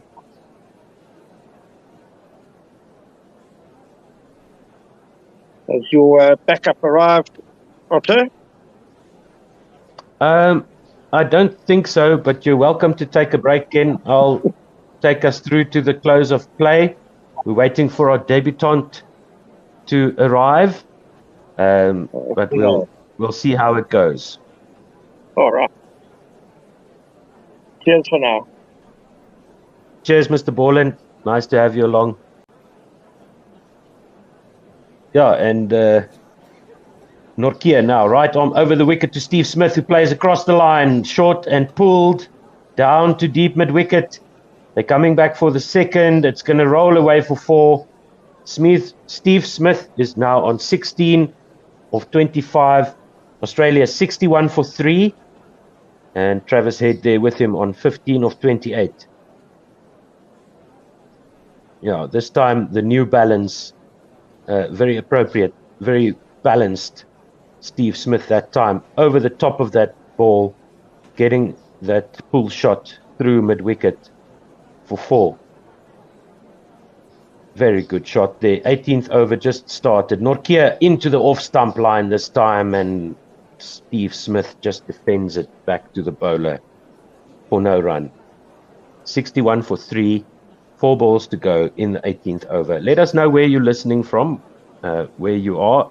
We've been talking about the all-time SA 11 since readmission. No Clive Rice allowed. and we've been given the quota. So there needs to be, as Nortje in again to Smith, full on off stump, and very nice on drive by Steve Smith, and it's going to race away to the boundary for 4.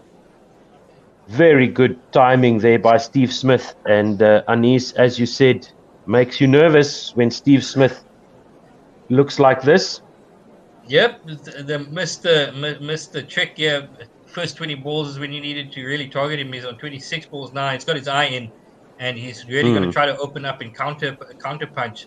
So South Africa need to strike soon. I wonder, are they going to bring on Kagiso Rabada, his nemesis from 2018, just to play some mind game, or maybe give Keshav a go. Nortje into Smith. This time the ball doesn't get up quite as high as Steve Smith would have liked. Tried the full shot, but it gets the ball onto his body, and there's no run. Steve Smith on 20 of 28. The score is 65 for 3, and Jagannath Adishesha agrees with you. Time for KG to be back, he says, on YouTube. You can join the conversation, of course. YouTube or Facebook comments, welcome. Let your friends know if you're not near a television. You can listen to us on 1WSR.com. Nortje in again, and this time it's left alone by Smith outside off. No run, 65 for 3.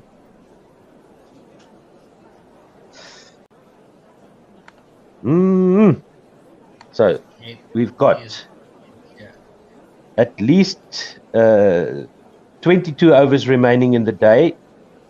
Last 10 overs, Australia 47 for 2.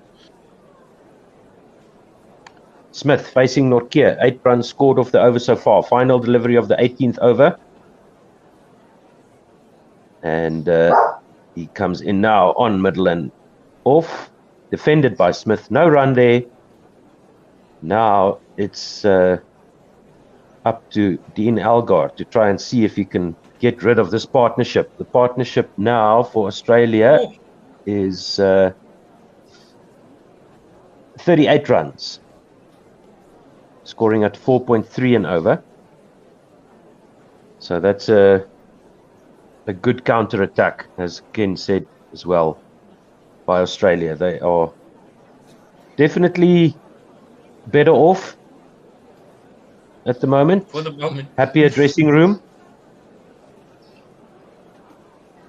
South Africa do have runs on the board though, but the lead is well under 100 now, trailing by 87, which is the Australian bogey number, as Keshav Maharaj has come into the bowling attack, average of 154 wickets after 46 matches.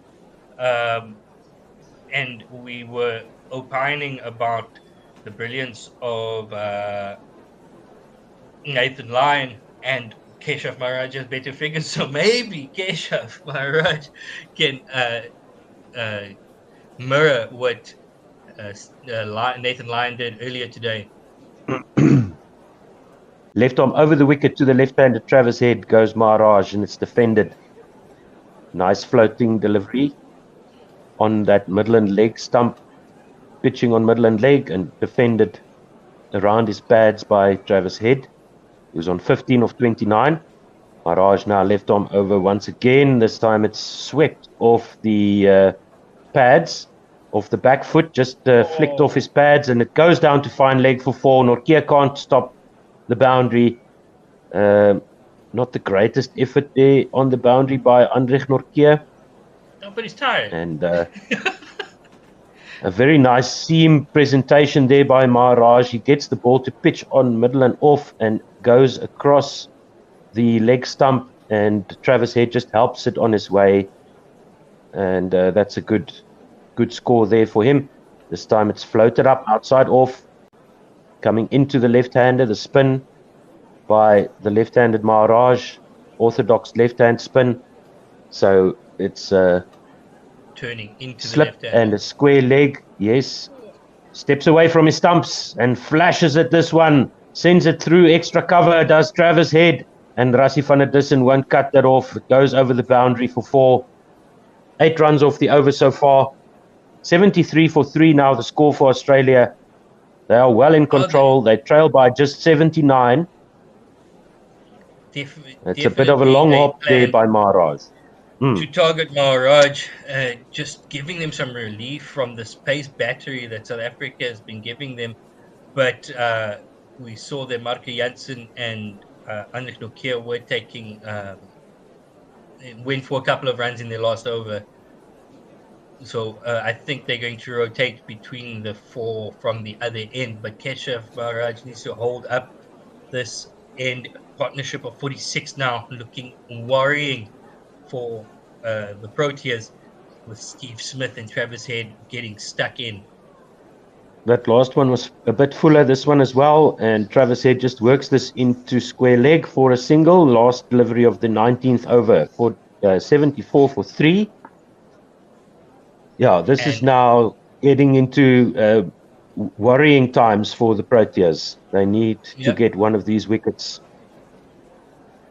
The light is good, so I think we're going to get all the overs in.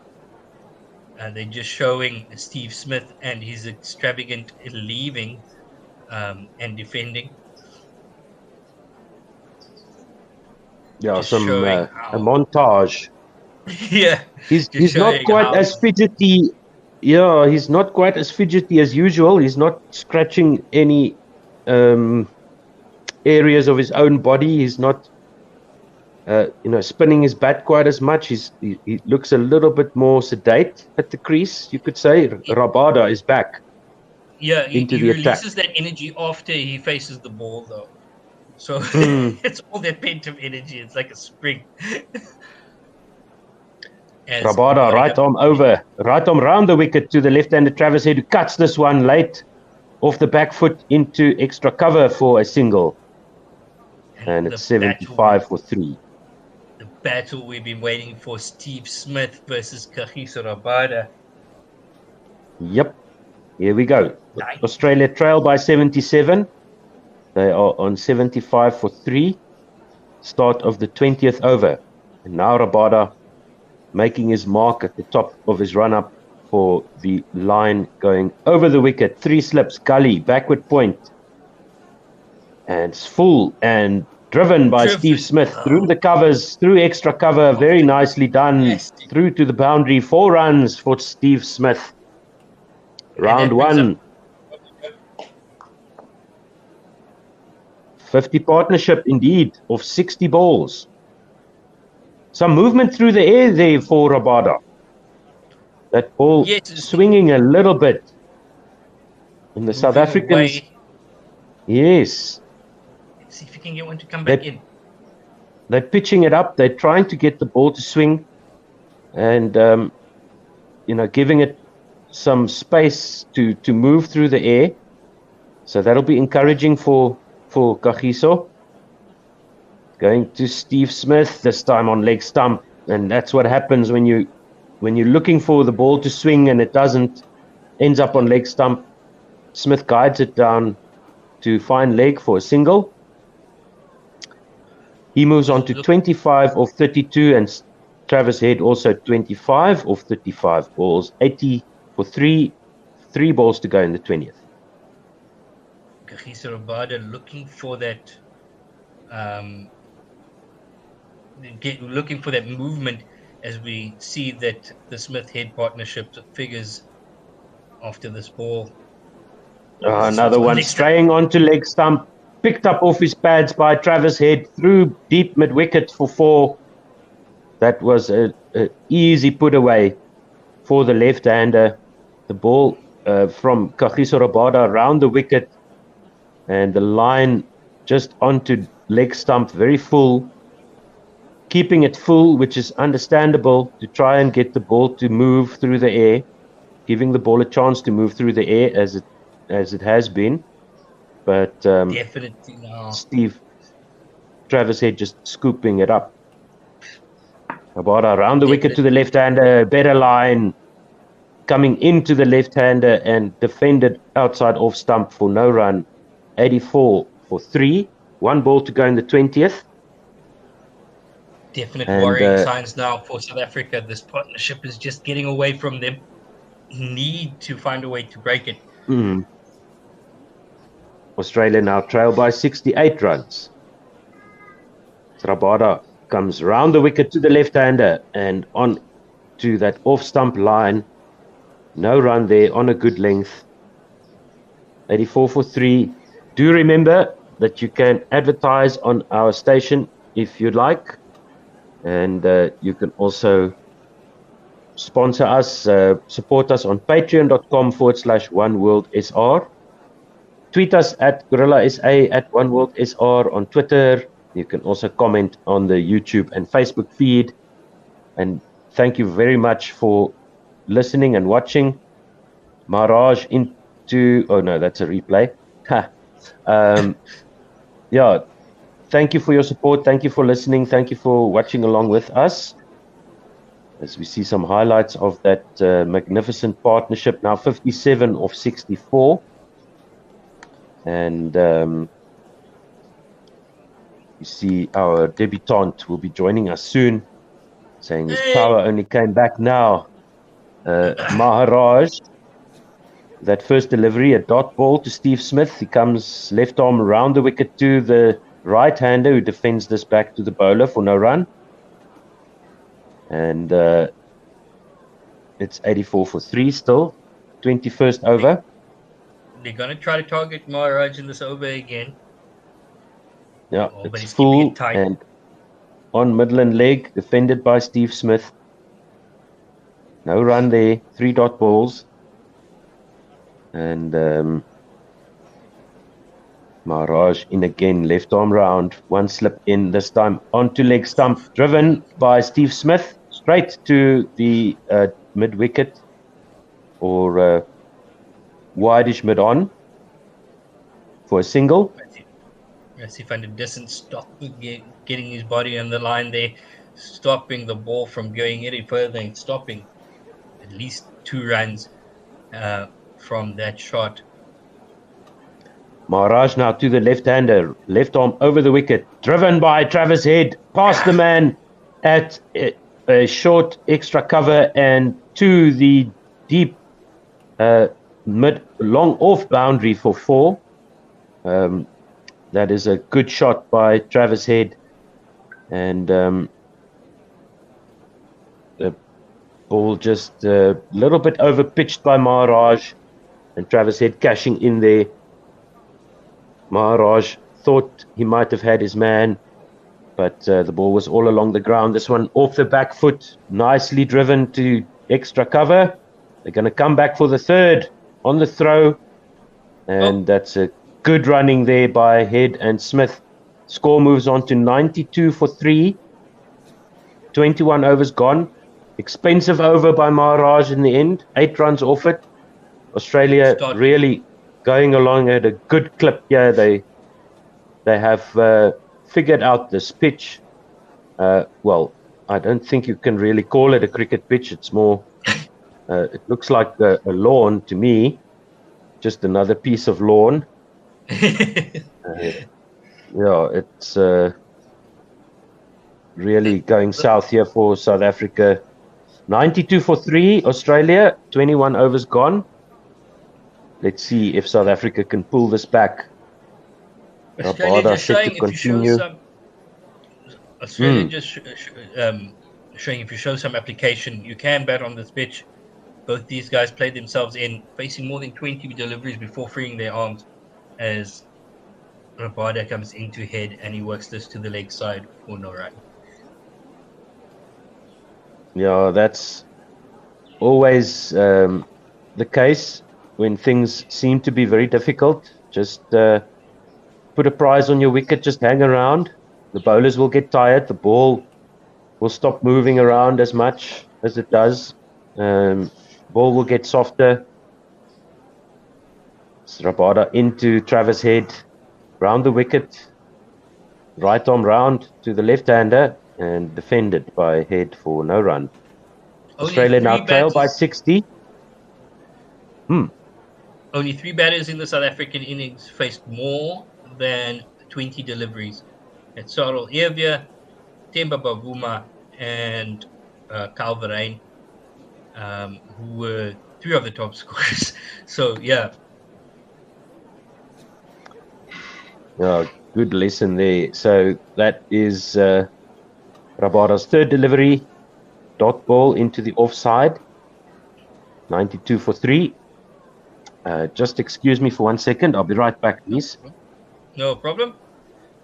Australia will probably look to attack Kagiso Rabada on these last 3 deliveries as he comes in now, steaming up the hill, I think, to Travis Head. This one worked on the leg side, in the air, but safe, and it was going to run all the way. No, it's not. It's going to be picked up by Kaya Zondo and launched back, and they come through for 3 at the end. Looking to target these last 3 balls, Travis Head, seeing no one in the deep, just launches this one over the ring. Won't mind too much about that because it was a risky shot. So Kagiso Rabada has 2 balls to Steve Smith, just changing his field slightly, changing his run-up too, as Kagiso Rabada turns, as we have a fielder out of position who's just dropped back to square leg now, and this one is short, and it's beaten that square leg, and is cleaned up at the fine leg boundary by Keshav Maharaj, and they come through for a single. Steve Smith. 96 for 3. Steve Smith on 27. Travis Head on 39. 96 for 3 with 1 ball to come in the 22nd over. Oh, Kagiso Rabada bowling is 6th over. He's got 1 wicket for 27. 3 slips. Gully, 3 slips and a backward point now. Short, pulled over mid-wicket by Travis Head. Almost caught, but the ball goes to the boundary for 4. 99 goes to 100 for 3. Australia 52 runs behind, 73 run partnership, 22 overs gone. Let's see how close that was to mid-wicket. Short of a good length, pulled by Travis Head and just past Rassie van der Dussen at mid-wicket. Almost caught there. Australia will be looking for a boundary and over at least from here, just trying to fight back. And it's going. I don't think that this game is going to go 5 days. At this moment in time, it doesn't look like it. Yeah, right now it looks like Australia's going to bat once. Yeah. Maybe set South Africa 350, 400 to chase, or to set a score. This wicket will last at least 12 days. So that won't be a problem.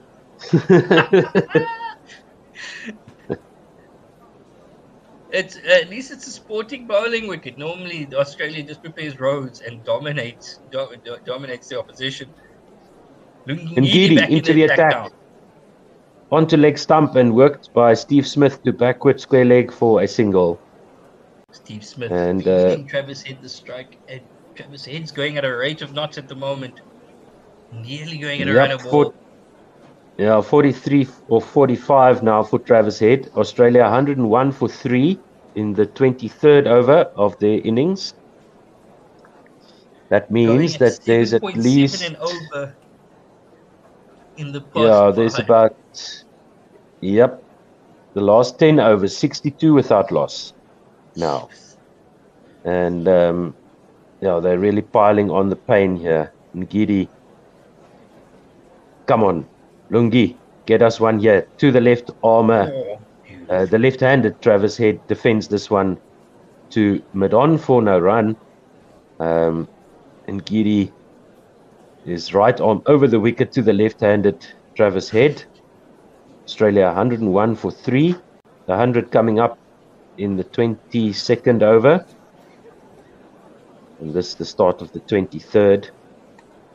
Ngidi bowling his 5th over, 0 for 6.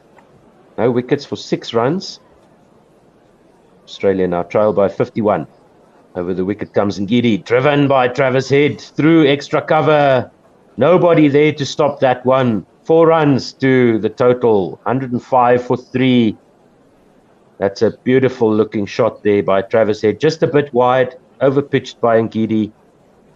And Wendy van Niekerk says, listening from South Africa. Thank you, Wendy. Hey, Wendy. Hi, Wendy. Travis Head batting at a right ball now. It's cricket on the radio. Let everybody know you can listen to us anywhere in the world if you can't get to a television set. 2 slips now for Ngidi, and then a gully point as well. Going right arm over to the left-hander. On leg stump, flicked away by Travis Head through the air, through square leg, backward square leg region. And that's 6 runs. 111, and that's 53 or 48 by Travis Head. 111 for 3. 2 balls to go in the 23rd over. Now Ngidi's figures looking a lot more realistic. He's gone for 16 now. In his 5th over. Travis Head is averaging 101 at the Gabba after 4 games. Something needs to be done. South Africa need to fight back. Only there was a thing as a strategic timeout. Oh, this is very painful for South African fans like us. Ngidi over the wicket to the left-hander. Travis Head defends this one to cover for no run. 53 now or 49. 11 runs off the over with 1 delivery to come.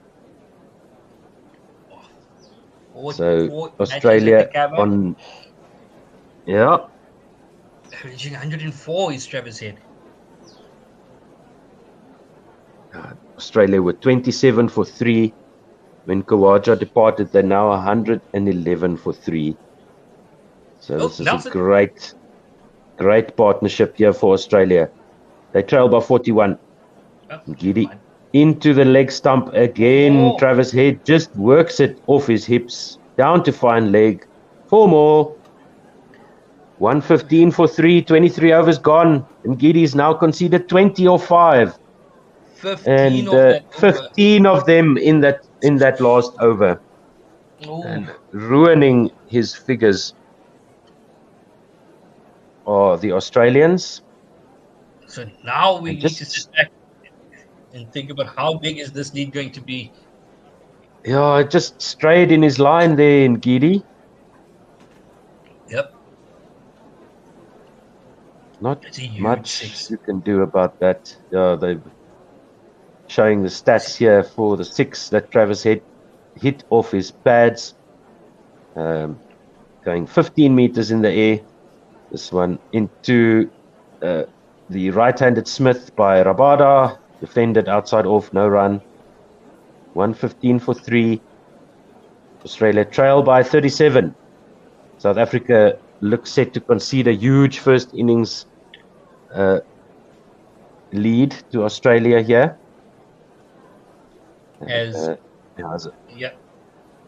Rabada, full outside off stump, driven on drive by Steve Smith. Evades Rabada, who puts his foot out to try and stop it. Stopped by Nortje. And they'll come through for 2. 117 for 3 now to Australia. Smith on 30 or 40. Last 3 balls again. Smith or Head rather, if he gets on strike, will try to target Kagiso Rabada. South Africa just not finding an answer right now. No. Rabada into Smith. Good length. Outside off. Outside edge. But just to backward point along the ground. No run. And these 2 batting on a different surface to everybody else so far. Taking their time and getting to get themselves in before playing expansive shots is a lesson for the South African batters as we see the shadow creeping closer and closer to go over the pitch. attacking the stumps as Rabada Smith defends to mid-on for no run. Straight to Maharaj. When you see the stump mic shot here, you really cannot see where the pitch is in relation to the rest of the field. It The only way really you're does able look to like a tell- lawn. The only way you're able to tell is the two ridges on the outside, which is the Yeah. grass is slightly longer. Yeah. This one is hoiked over to deep mid wicket by Steve Smith. They should come back for Good. 2. They did not. They only took a single. Went almost straight to the fielder. 118 for 3. 1 ball to go in the 24th over. Steve Smith on 31 of 43. Travis Head there with him on 57 of 50. Australia will be looking for a boundary off this ball. Hopefully KG will see the same thing and go for a Yorker, but it seems, we'll see what's going to happen. Oh, Round the wicket on that off stump line by Kagiso Rabada, defended by Travis Head. 24 overs gone, 118 for 3. Australia trail by 34. Yeah, 16 overs remaining in the day, according to the information we have available. Tough times. Test match cricket. And Australia, these two really making this pitch look very docile. And there's no sexy bounce anymore. No sexy bounce right now. Really, really worrying signs here for South Africa. Seems like the bowlers are just wilting at the moment. Need something to spark them back in this. Yes, indeed. Ngidi to Smith, short, pulled, down to fine leg, and it'll only be a single. So Travis Steve Head. Smith moves on to 32 of 44.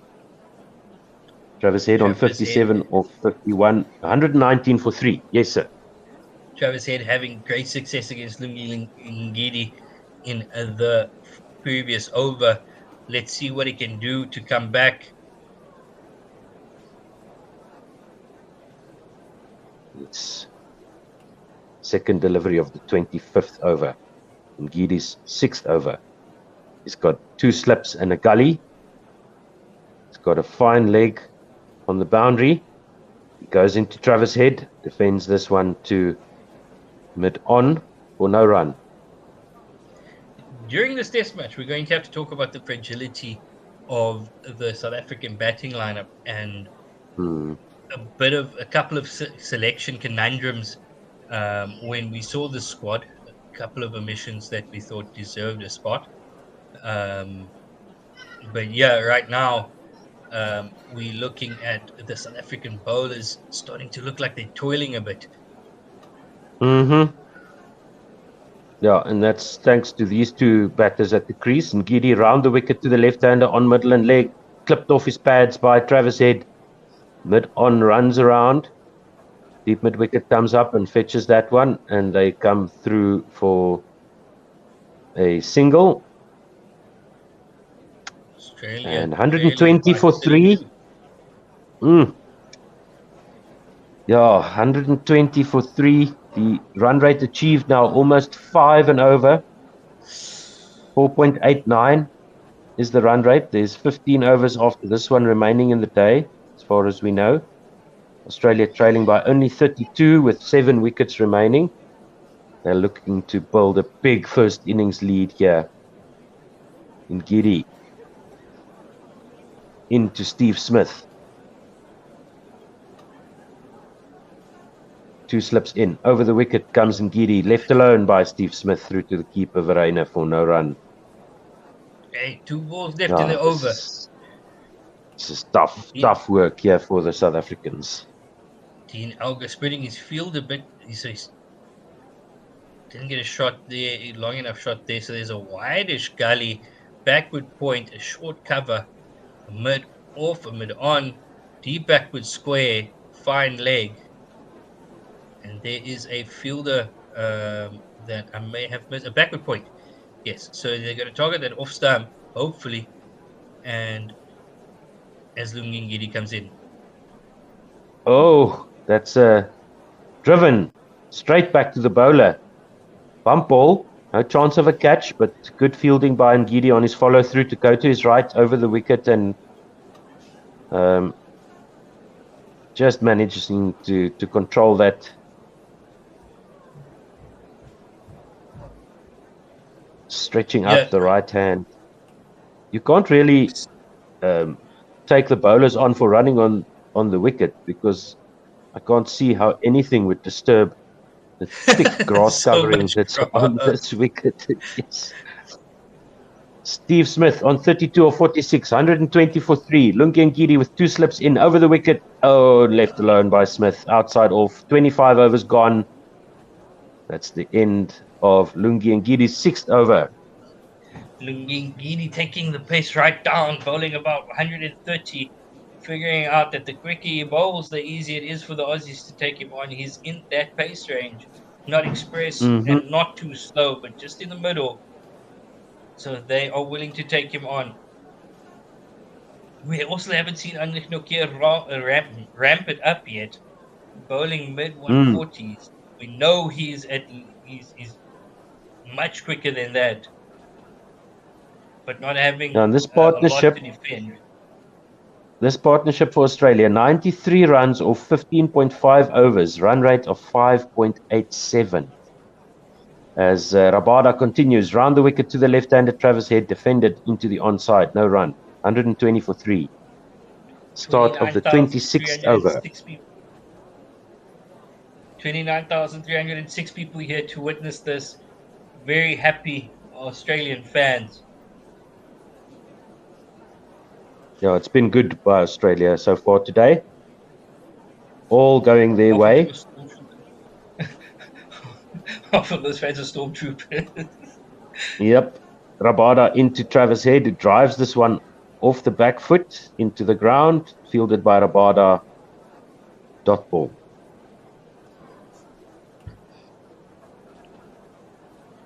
Australia have so many sponsors. Hmm. We can't find South Africa can't find one.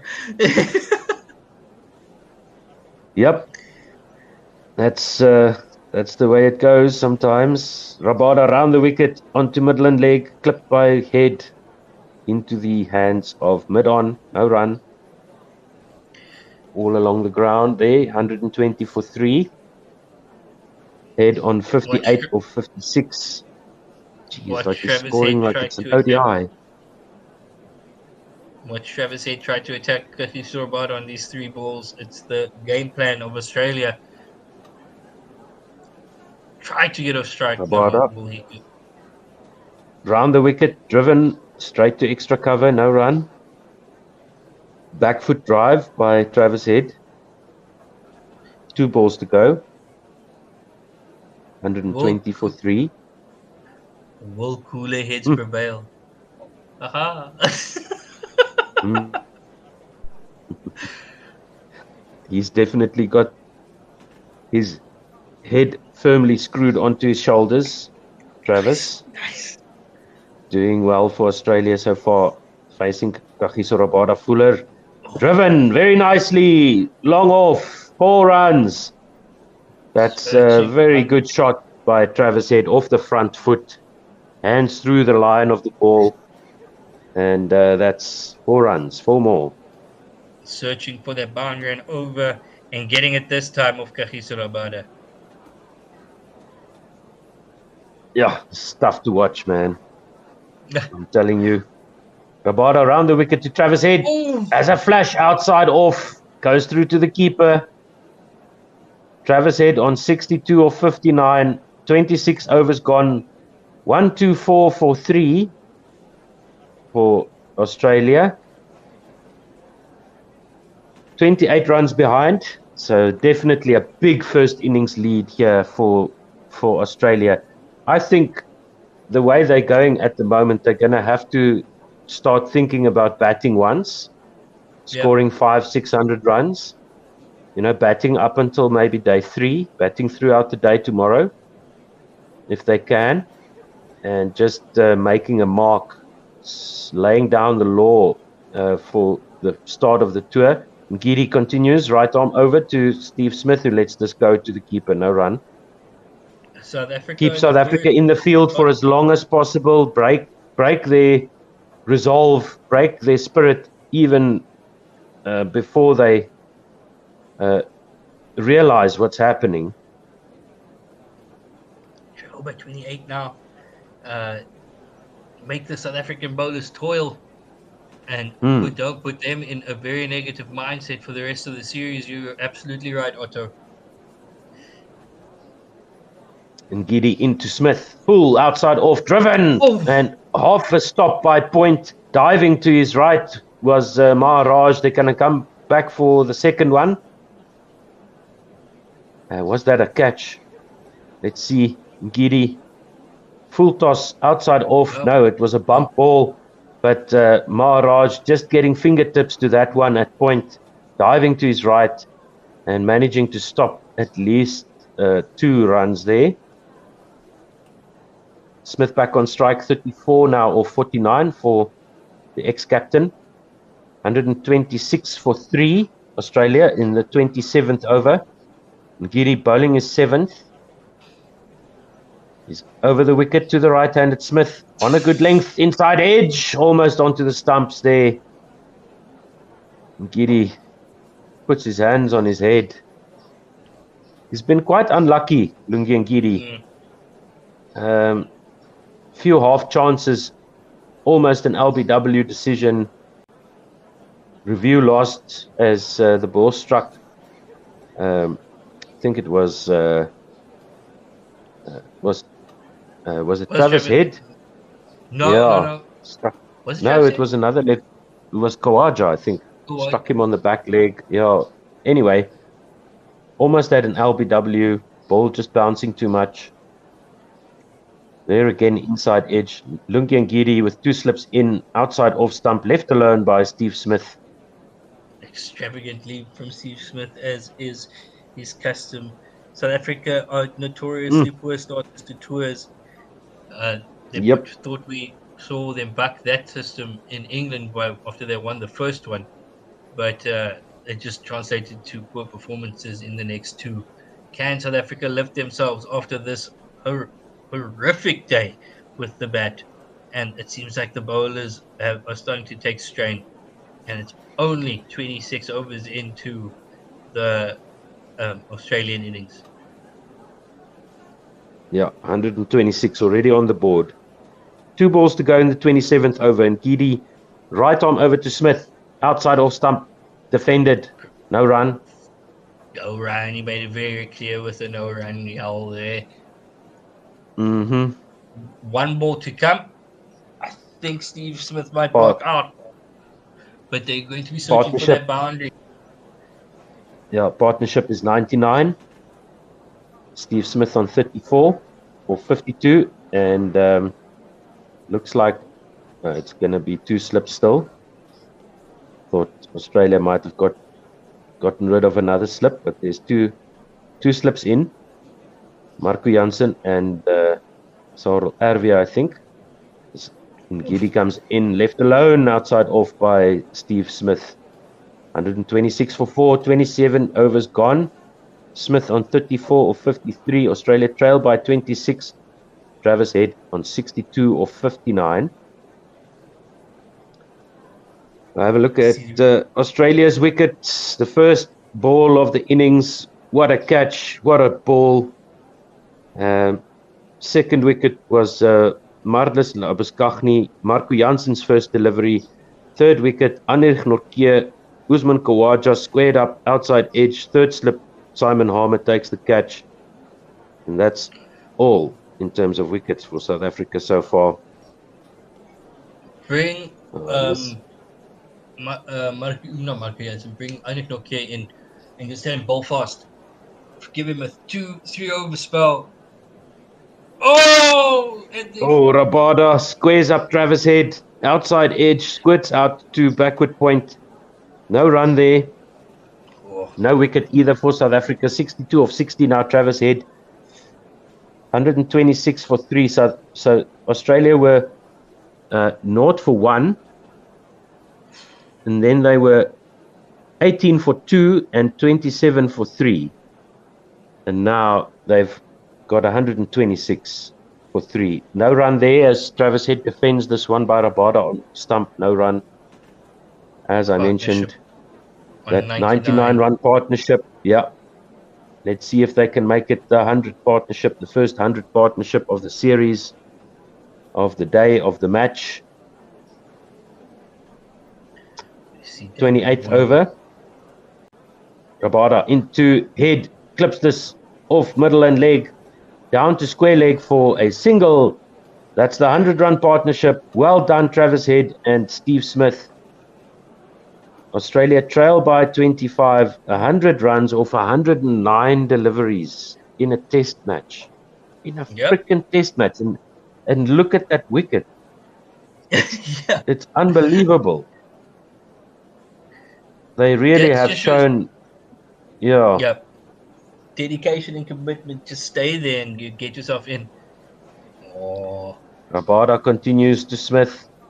That ball swinging through the air a little bit on a good length and defended by Smith. Back to Rabada for no run. And Good Smith on 34, 54, Head on 63 of 62. Great forward defensive by Steve Smith. Coming forward. 2 slips in for Rabada. Nice movement through the air. Just fuller length there. Left alone by Steve Smith. And, geez, the South Africans getting some shape through the air. Just not getting the edges, not getting the wicket. Just that last little bit of execution lacking. But there's good efforts here by South Africa. They're really trying hard, but Steve Smith and Travis Head leaving well, leaving on length, leaving the lines, especially Steve Smith, leaving the ball when it's not obligatory for him to play a shot. This time, he's forced into the shot as he defends this one back down the pitch. Could have left that on length, but it would have struck him in the belly. So he had to defend his own body there, but 127 for 3. 100-run partnership. Good work here by Smith and Head. Steve Smith and Travis Head average 63 batting together, and they've more than outdone that this time. Fantastic delivery by Kagiso Rabada, forcing Steve Smith to play, not being able to get his bat out of there, but they need the breakthrough. They need to string these good balls together. But the Australian batters will look to upset the South African bowlers' lines. As Heinrich Nortje comes back into the attack, has he gotten the message that he needs to bowl quick? As we see how far no doubt. Is. No doubt. Let's see if Nortje can up the pace here. He's bowling his 6th over to the left-hander Travis Head. Round over the wicket to the left-hander. Squared him up. Got the leading edge out to extra cover. No run. Travis Head now run a ball 63. Australia trail by 25. It was a must-play shot there for Travis Head as the ball went into his middle and off-stump line. Pitching outside leg maybe, or pitching on leg stump as Nortje's in again. Outside off-stump, cut away by Travis Head off the back foot. And backward of square on the offside to backward point boundary for 4. Excellent shot there by Travis Head. 131 for 3, Australia now in the 29th over. If the South Africans good shot down, there.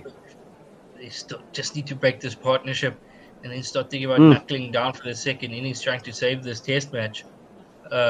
Travis Head well on top of that. Heinrich Nortje dropping a bit too short with no protection on that deep backward point boundary. Batting it better than a runner ball now, as Travis Head, 67 or 64. Full on off stump by Nortje, and it's driven to the onside, and they take a single. So that's 132 for 3 now for Australia. They trail by 20 runs. as 7 Australia. wickets in the bag for Australia. They're gonna put on a massive first innings lead here, or they will be very disappointed. Yeah, definitely. Travis Head coming off of some great form. 99 and 175 versus the West Indies. Nortje into Smith outside off stump, left alone, no run. Cranking it up now, 144.4 k's an hour. That's promising. And Nortje is usually very good with his control, even though he's bowling super fast. He manages to keep it on the correct line and length with that pace. South Africa must not try to go to their go-to, which is to bounce out. Attempt to bounce out these two Australian batters, otherwise they will be punished. Yeah, left alone by Smith outside off stump, no run. Yeah, and just be patient.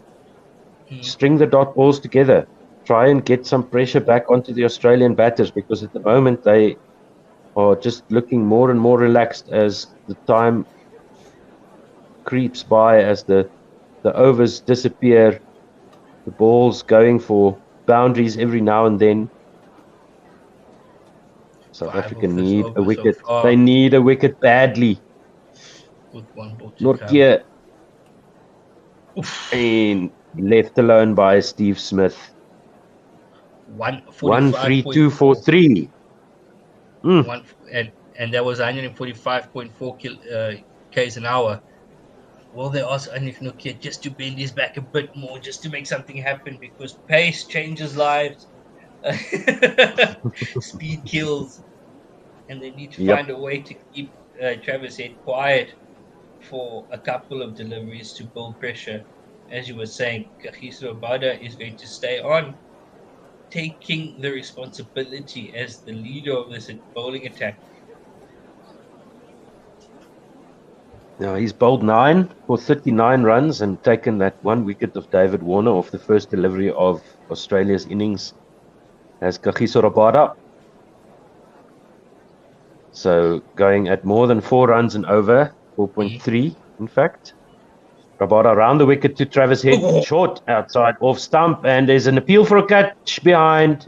Did it catch something on the way through? Galverainer seemed to think that there was something on that, but nobody else is interested. And appeal for hope. Yep. We're thinking maybe that got a glove or something on the way through. Let's see a replay now. As Travis Head just ducks underneath that one. If it struck something, it could have been the helmet, the top of his helmet, or maybe his glove.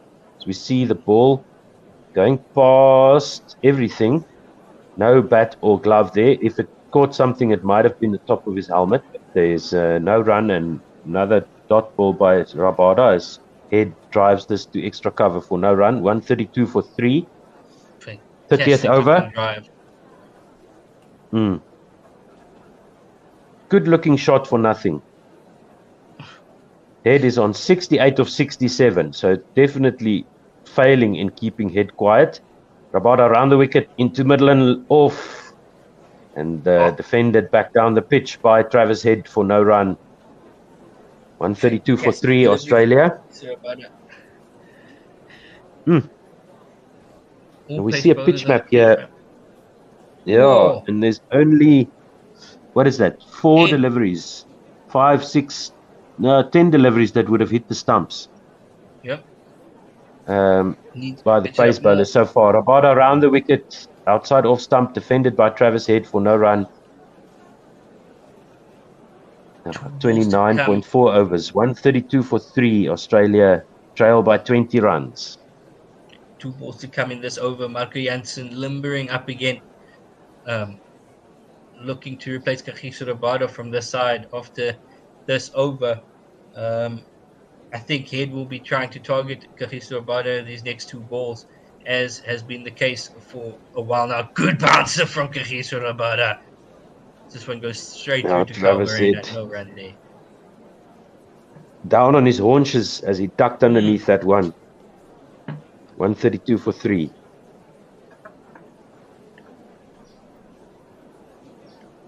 missing he's something hanging here his, by not. he's periscoping his bat out on top of him a little bit. He needs to keep his hands down if he's going to duck underneath these balls, because one of them might catch the back of the bat there. And Rabada in again round the wicket to head, smashed off the back foot, through the slip cordon, down to third man for 4. And what do the South Africans need to do to get a wicket here? Everything coming up Australia. 30 overs gone, 136 for 3. Let's see a replay here. How close was that to one of the slips? It was on a good length. It was cut off the back foot by Travis Head and through about third or fourth slip there, I think. Themba Bavuma is distraught. Yeah.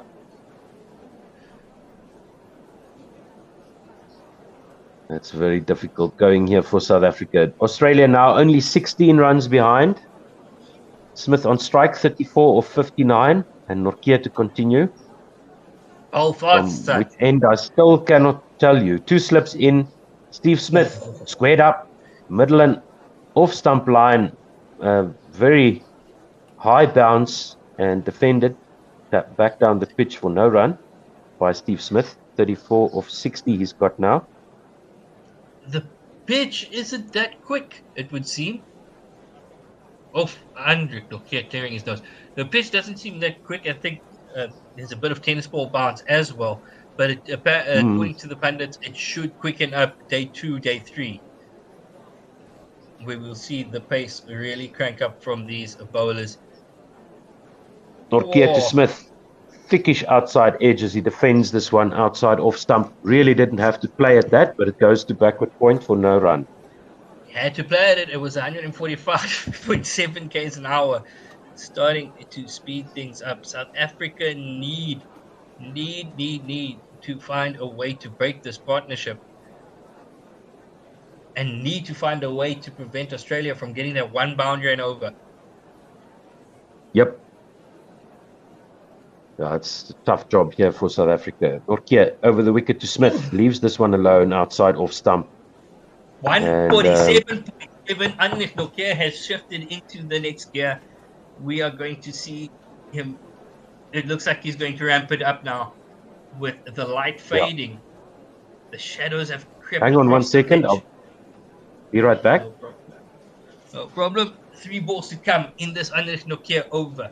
Australia now, the battle will be, can they get their boundary in this over to keep that run rate alive? Travis Head on 72, Steve Smith on 34, 136 for 3. This one outside off stump left alone. 148 k's an hour. Anish Nortje late in the day, starting to ramp things up. Got the word probably from his captain to just bowl fast. And those are the words that every genuine fast bowler loves to hear. 16 runs is the lead. It doesn't mean anything. So bowl fast, play attacking cricket is what South Africa are going to attempt to do. 2 balls to come. 2 Steve Smith, and he gets off strike, working this one to the leg side. 144.7 k's an hour. That a ball. The score moves on to 137 for 3, with 1 ball to come in the 31st. Travis Head on strike will look to get a boundary off this ball. Will South Africa be able to thwart the plan? It's the small battles that win matches in Test cricket.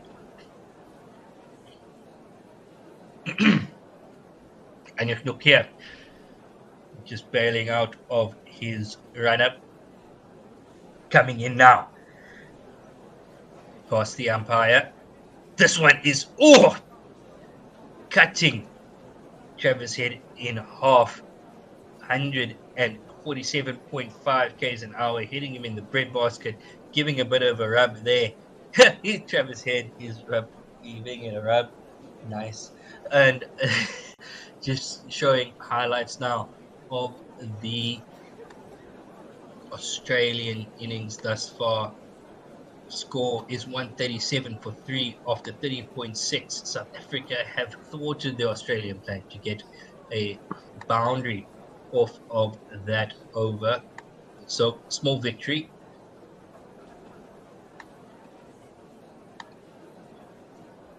Yeah, that's it's tough going here for South Africa. Very, very difficult. Time to see the bowlers. The South African bowlers have shown character more often than not. They just deserve to bowl to a bit more. The batters really need to step up on this tour. Oof. Some deviation off the wicket there for Rabada into Smith again, and this time Comfortable. defends this to square leg for a single. 138 for 3. Australia trail now by 14. Head is on 72 of 72. And Smith on 36 of 66 in the 32nd over of Australia's innings. You send in an attachment if a wicket goes down. It looks like green is padded up there for Australia, driven by Travis Head to long off, and it's going to go for 4. That's a beautiful shot there by Travis Head. 142 for 3. Australia now only 10 runs behind South Africa with 7 wickets remaining. And it's a quick, almost a mercy kill here by Australia. Getting their boundary over. Yeah, it's just unbelievable. And sorry, I missed that last one. That one cut. Head is Travis rubbing his thigh. Hit him in the breadbasket, and now Head is rubbing again. And yes. Yeah. Rubbing his left hip is Travis Head. No run there. 142 for 3. Rabada around the wicket into Travis Head on leg stump, clipped away. Is it going to beat Fine Leg? No. Fine Leg runs around. Nortje fumbles a bit, but gets the ball to Zondo, who gets this into Ferreira's hands, and they take 3 runs. They take 2, excuse me. Travis Head back on strike. He's on 78 of 75. 144 for 3. 1 ball to go in the 32nd over. Australia trail by 8 runs. Yuck. Not a good day for South Africa. 7 runs off the over so far by Kagiso Rabada. Round the wicket to Travis Head. Left alone outside off stump. Good leave in the end by Travis Head. 144 for 3. That ball coming back into Kagiso Rabada, not happy. Gonna come back tomorrow with fresh legs and some rage, which we would love to see. Steve Smith sticking around with Travis Head, who is batting like a man possessed. 78 of 76. Always trying to take the game away from South Africa. Trying to stamp the authority, foot on the throat. This is not where you want to be facing Australia, giving them the ascendancy, giving them the upper hand. Always. They do not like pressure. They like applying it. As Nortje comes into Smith. Defended. No run. 144.4 k's an hour. And the score is 144. So there's 6 overs remaining, including this one in the day. Scheduled play. Very nice weather in Brisbane. No danger of any rain interruptions according to the predictions that we've got. There's a few clouds in the sky, but otherwise it's very nice and sunny all day. 2 slips in for Nortje, over the wicket to Smith. And this one gets him through the gate. Nortje gets Smith. Smith is out for 36 of 68. 144 for 4. Thank goodness. A wicket at last. It's a bit too late. The horse is bolted on the other end, but the danger man, Steve Smith, is gone. Heinrich Nokia, what a difference pace makes. Yeah. Excellent delivery through the gate, between bat and pad, moving in. And Smith also indicating there to Travis Head that the ball nipped off the seam, off the pitch. And at last, the South Africans making that green wicket talk a little bit. We saw some deviation by Rabada off the wicket. And now this time Nortje gets this one to nip back in to Smith, who goes for 36 of 68. Excellent innings there. Almost like the Bavuma 30. It's not going to look good on the scorecard, but that was a vital innings by Steve Smith. And it is Scott Boland coming in at number 5 as the night watchman. With 5 overs and 4 balls to go in the day. So 34 deliveries to go in the day. And Australia trail by 8. Nortje has got 2 wickets now. He's bowling its 8th over. Everybody's been expensive for South Africa except Marco Jansen, who's bowled 15 overs. Or 5 overs for 15, excuse me, and taken a wicket. Everybody else, Ngidi also good, 3.42, 7 overs for 24. No wicket for Ngidi. And then Rabada and Nortje going at 4 and 5 and over. Maharaj getting some stick, 17 of his 2 overs. So Boland is in. Scott Boland, 24 runs, average of 12, a best of 10 not out in 5 test matches. So he's definitely a night watchman, and he's going to have to keep Nortje off his sticks. Short square leg in place. Nortje flicking the ball in the air with his right hand. 144 for 4. He's got 4 balls to bowl to Boland. 3 slips in now. Short, wide outside off stump. Flashed at it by Boland, and it goes through to the keeper for no run. And Boland will need to calm down. He can't be chasing deliveries like that. That one nipped away off the seam, off the pitch as well. But it pitched outside off stump and went flying past Roland even further. Travis said having a word with so, him. Yeah, definitely having a word there with Boland, saying, listen, mate, this is not a T20. We're not chasing a score here to win. You need to keep your wicket.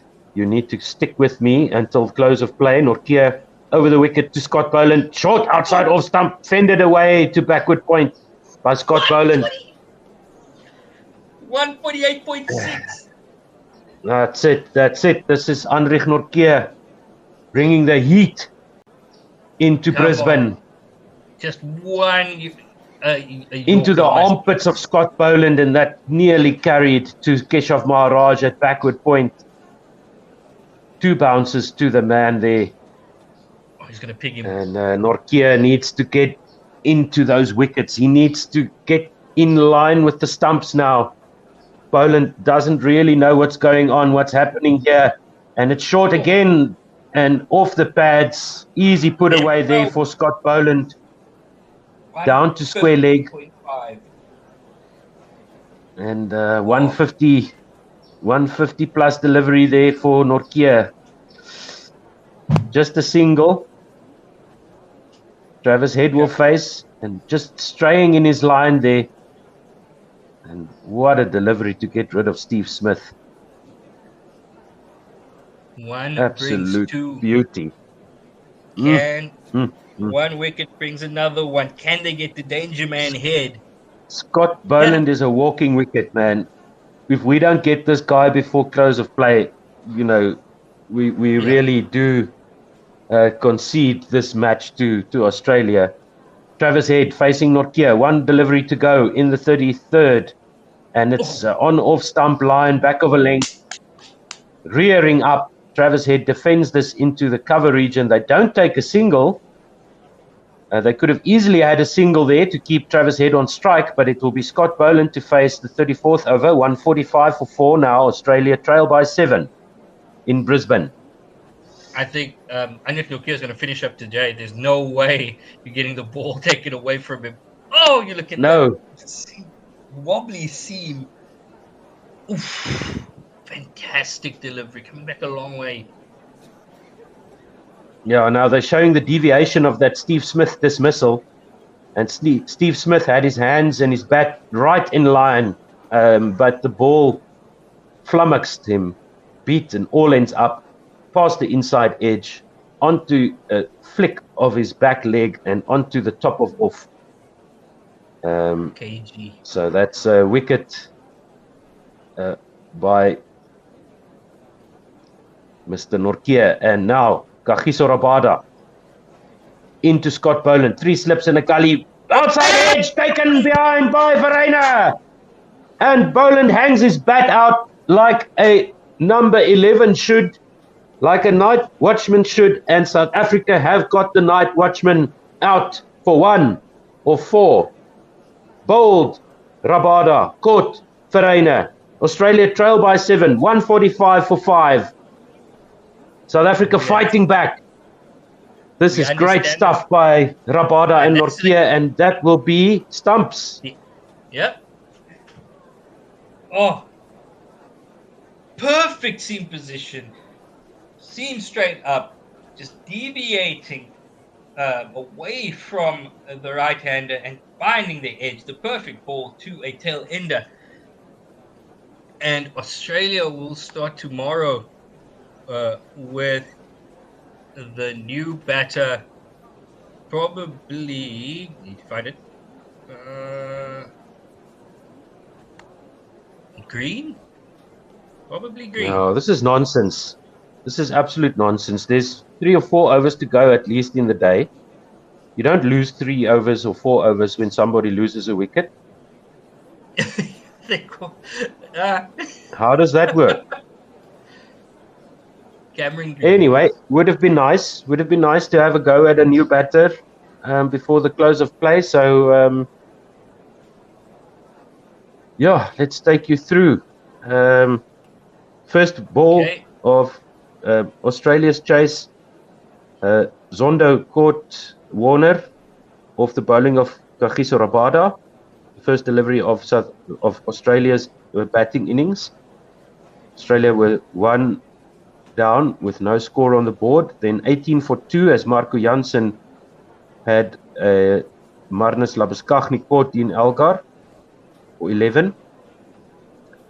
And then Usman Khawaja departs with the score on 27 for 3. He was caught by the substitute Palmer off the bowling of Anish Nortje, 11 of 26. And then monster partnership by Steve Smith and Travis Head. The fall of Steve Smith's wicket came at 144 runs for 4. Steve Smith getting bowled clean by Anish Nortje for 36 of 68. And then the last wicket, Scott Boland, the night watchman, caught by Kyle Verreynne, bowled by Kagiso Rabada for 1 of 4. And Travis Head is there at the wicket, not out, 78 of 77. Strike rate of 101. Bowling for South Africa, Kagiso Rabada, 2 for 50 of 11 overs, economy of 4.5. Lungisani and Gidi, 24 runs of his 7 overs, 3.4. Marco Jansen, 1 for 15 of 5. Anish Nortje, 2 for 37 of 8 overs. And Keshav Maharaj, no wickets, 17 runs of 2 overs. And we will be back for the post-lunch session tomorrow. If all goes well, if we have electricity and we've got everything else in place and everybody's up early, so about 5 o'clock South African time, 5 o'clock in the morning, we'll be on air. We're going to miss out on the pre-lunch session. If you want to do something about that, you can join our commentary team. You can sponsor us, and we'll see if we can get some more bodies behind the microphone. But thank you so much, everybody, for listening. Thank you for your support. We do appreciate it. Mr. Mohammed, your final thoughts before we leave Been and a tough enjoy the day. rest of our Saturday. Yeah. Been a tough day in the office for the South Africans. Fighting back well here at the end, a little bit too late. They're going to want to come out tomorrow fired up. The bowlers are going to have to keep South Africa in this game again, and then the batters have to step up in their second innings. Just a matter of how much they're going to have to chase and how much is too much. It's going to be interesting day's play, and we'll see everyone tomorrow. Thank you so much. Have a good Saturday. Cheerio. Ciao. Bye.